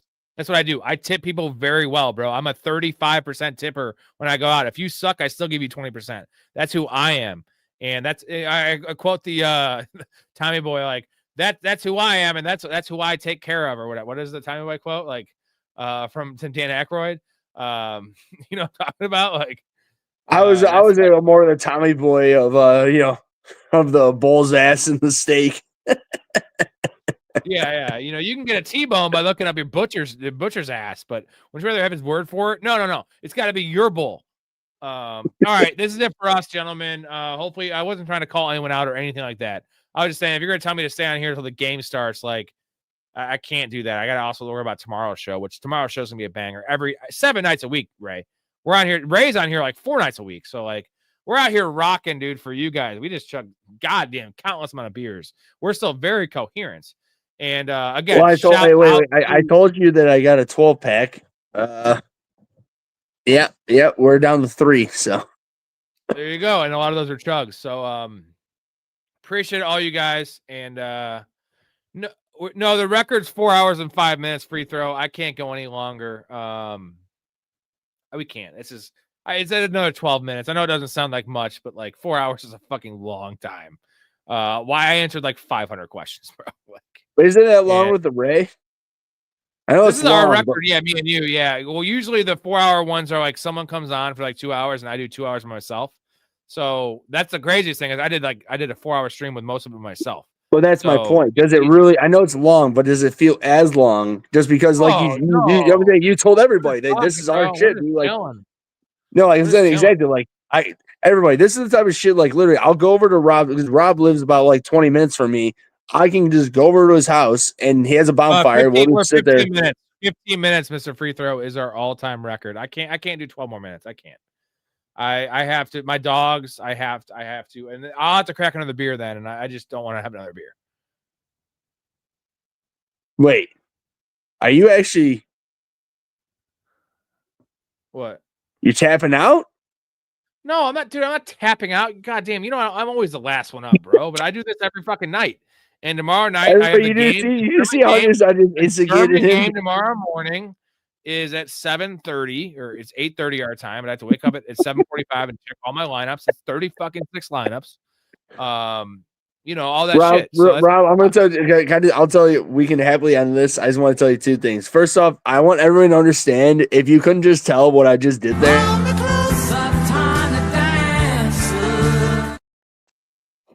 I had to do it. Sorry, wait. What were you saying? I want to do it again. No, you'll do it 2 more times, I'm sure. No, I won't. Fuck you. No, the more important part is that if you couldn't tell, if I really pressed Rob more, he would. Oh, again, my God, take that for what I just said, but he would stay on longer. But on the same time, probably would, man. I can't. I mean, can't. I want one more. That's all. You want one more for the road. One more for the road. You know, no, I can't. If someone gives me $10 in the next fucking 5 minutes, I'll do it. Not even. I'll send you $10 right now. No, Ray, I can't. No, you're not doing it. Fuck you, Ray. Like, you do enough for this channel. No, we can't. All right. So honestly, though, so again, we have tomorrow night. We have well, you're gonna be on Monday night for sure. I gotta hear about Story tomorrow, but I think, dude, just send me the link because Story on. I know you'll be on. At least on the later half, you know what I mean? Like, just send it to me. I'll hop on the later. I got you. So again, so real quick, because I'm telling you, dude, like, I'm fucking still like freaking out about this. You're sitting Danny Dimes for Stafford they're at okay. Yeah, I'm doing it. Well, especially though, this is XFL, so it's not 4 points for a passing touchdown. So well. I'm just saying we're in the same league together. You're one spot ahead of me right now, so you're gonna take my advice on what you should do. I'm gonna fucking goddamn sabotage your ass, bro. I don't give a fuck. You see, everybody, this is how you can tell we're good friends because he's just sitting there telling me straight to my face. Of course, he's gonna fuck me as he should. I'm not disagreeing with you. Ooh, that tight little pooper, bro. All right, gentlemen. Thank you. Hey, everybody. I will love the chat. Love you, Rob. I appreciate you having me on. Just like I said, just say. Send me a thing for tomorrow. Like I said, if you want me to hop on the, even if it's just for a half hour, and let back half tomorrow. Yeah, I got you. If anyone is in here that's not in the Discord, in the Patreon, get your ass in there, get in the community. I'll be up for an hour talking in there and figuring things out for people and sending dick pics probably.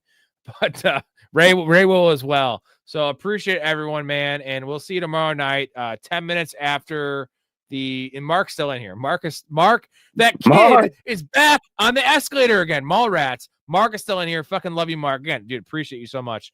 Tomorrow night, 10 minutes after the game, most likely 10:45 p.m. Central. You'll probably see a little Ray appearance. Also Monday night, 10:45 p.m. Central. That'll be me and Ray again, the dynamic duo. By the way, when we get off this, I'm gonna buy a tripod thing for my phone. If my computer decides to fucking Ray me again, I guess. Elite just popped up. Elite, get your ass in the Discord, bro. Like all these questions, get your ass in the Discord. Description, go to the description. Get in the Discord. Elite, bro, please. Mark, tell him. Get in the Discord. Do it. Support the community. Get in on this shit. Love you guys. Appreciate it, man. I'll see you tomorrow, Rob. Cruz, love you guys. Mark, you're the shit. Mark, this is Cruz, everybody. Appreciate everybody in the chat. Stream, gentlemen. Elite, I'm talking to you, my dude. Peace.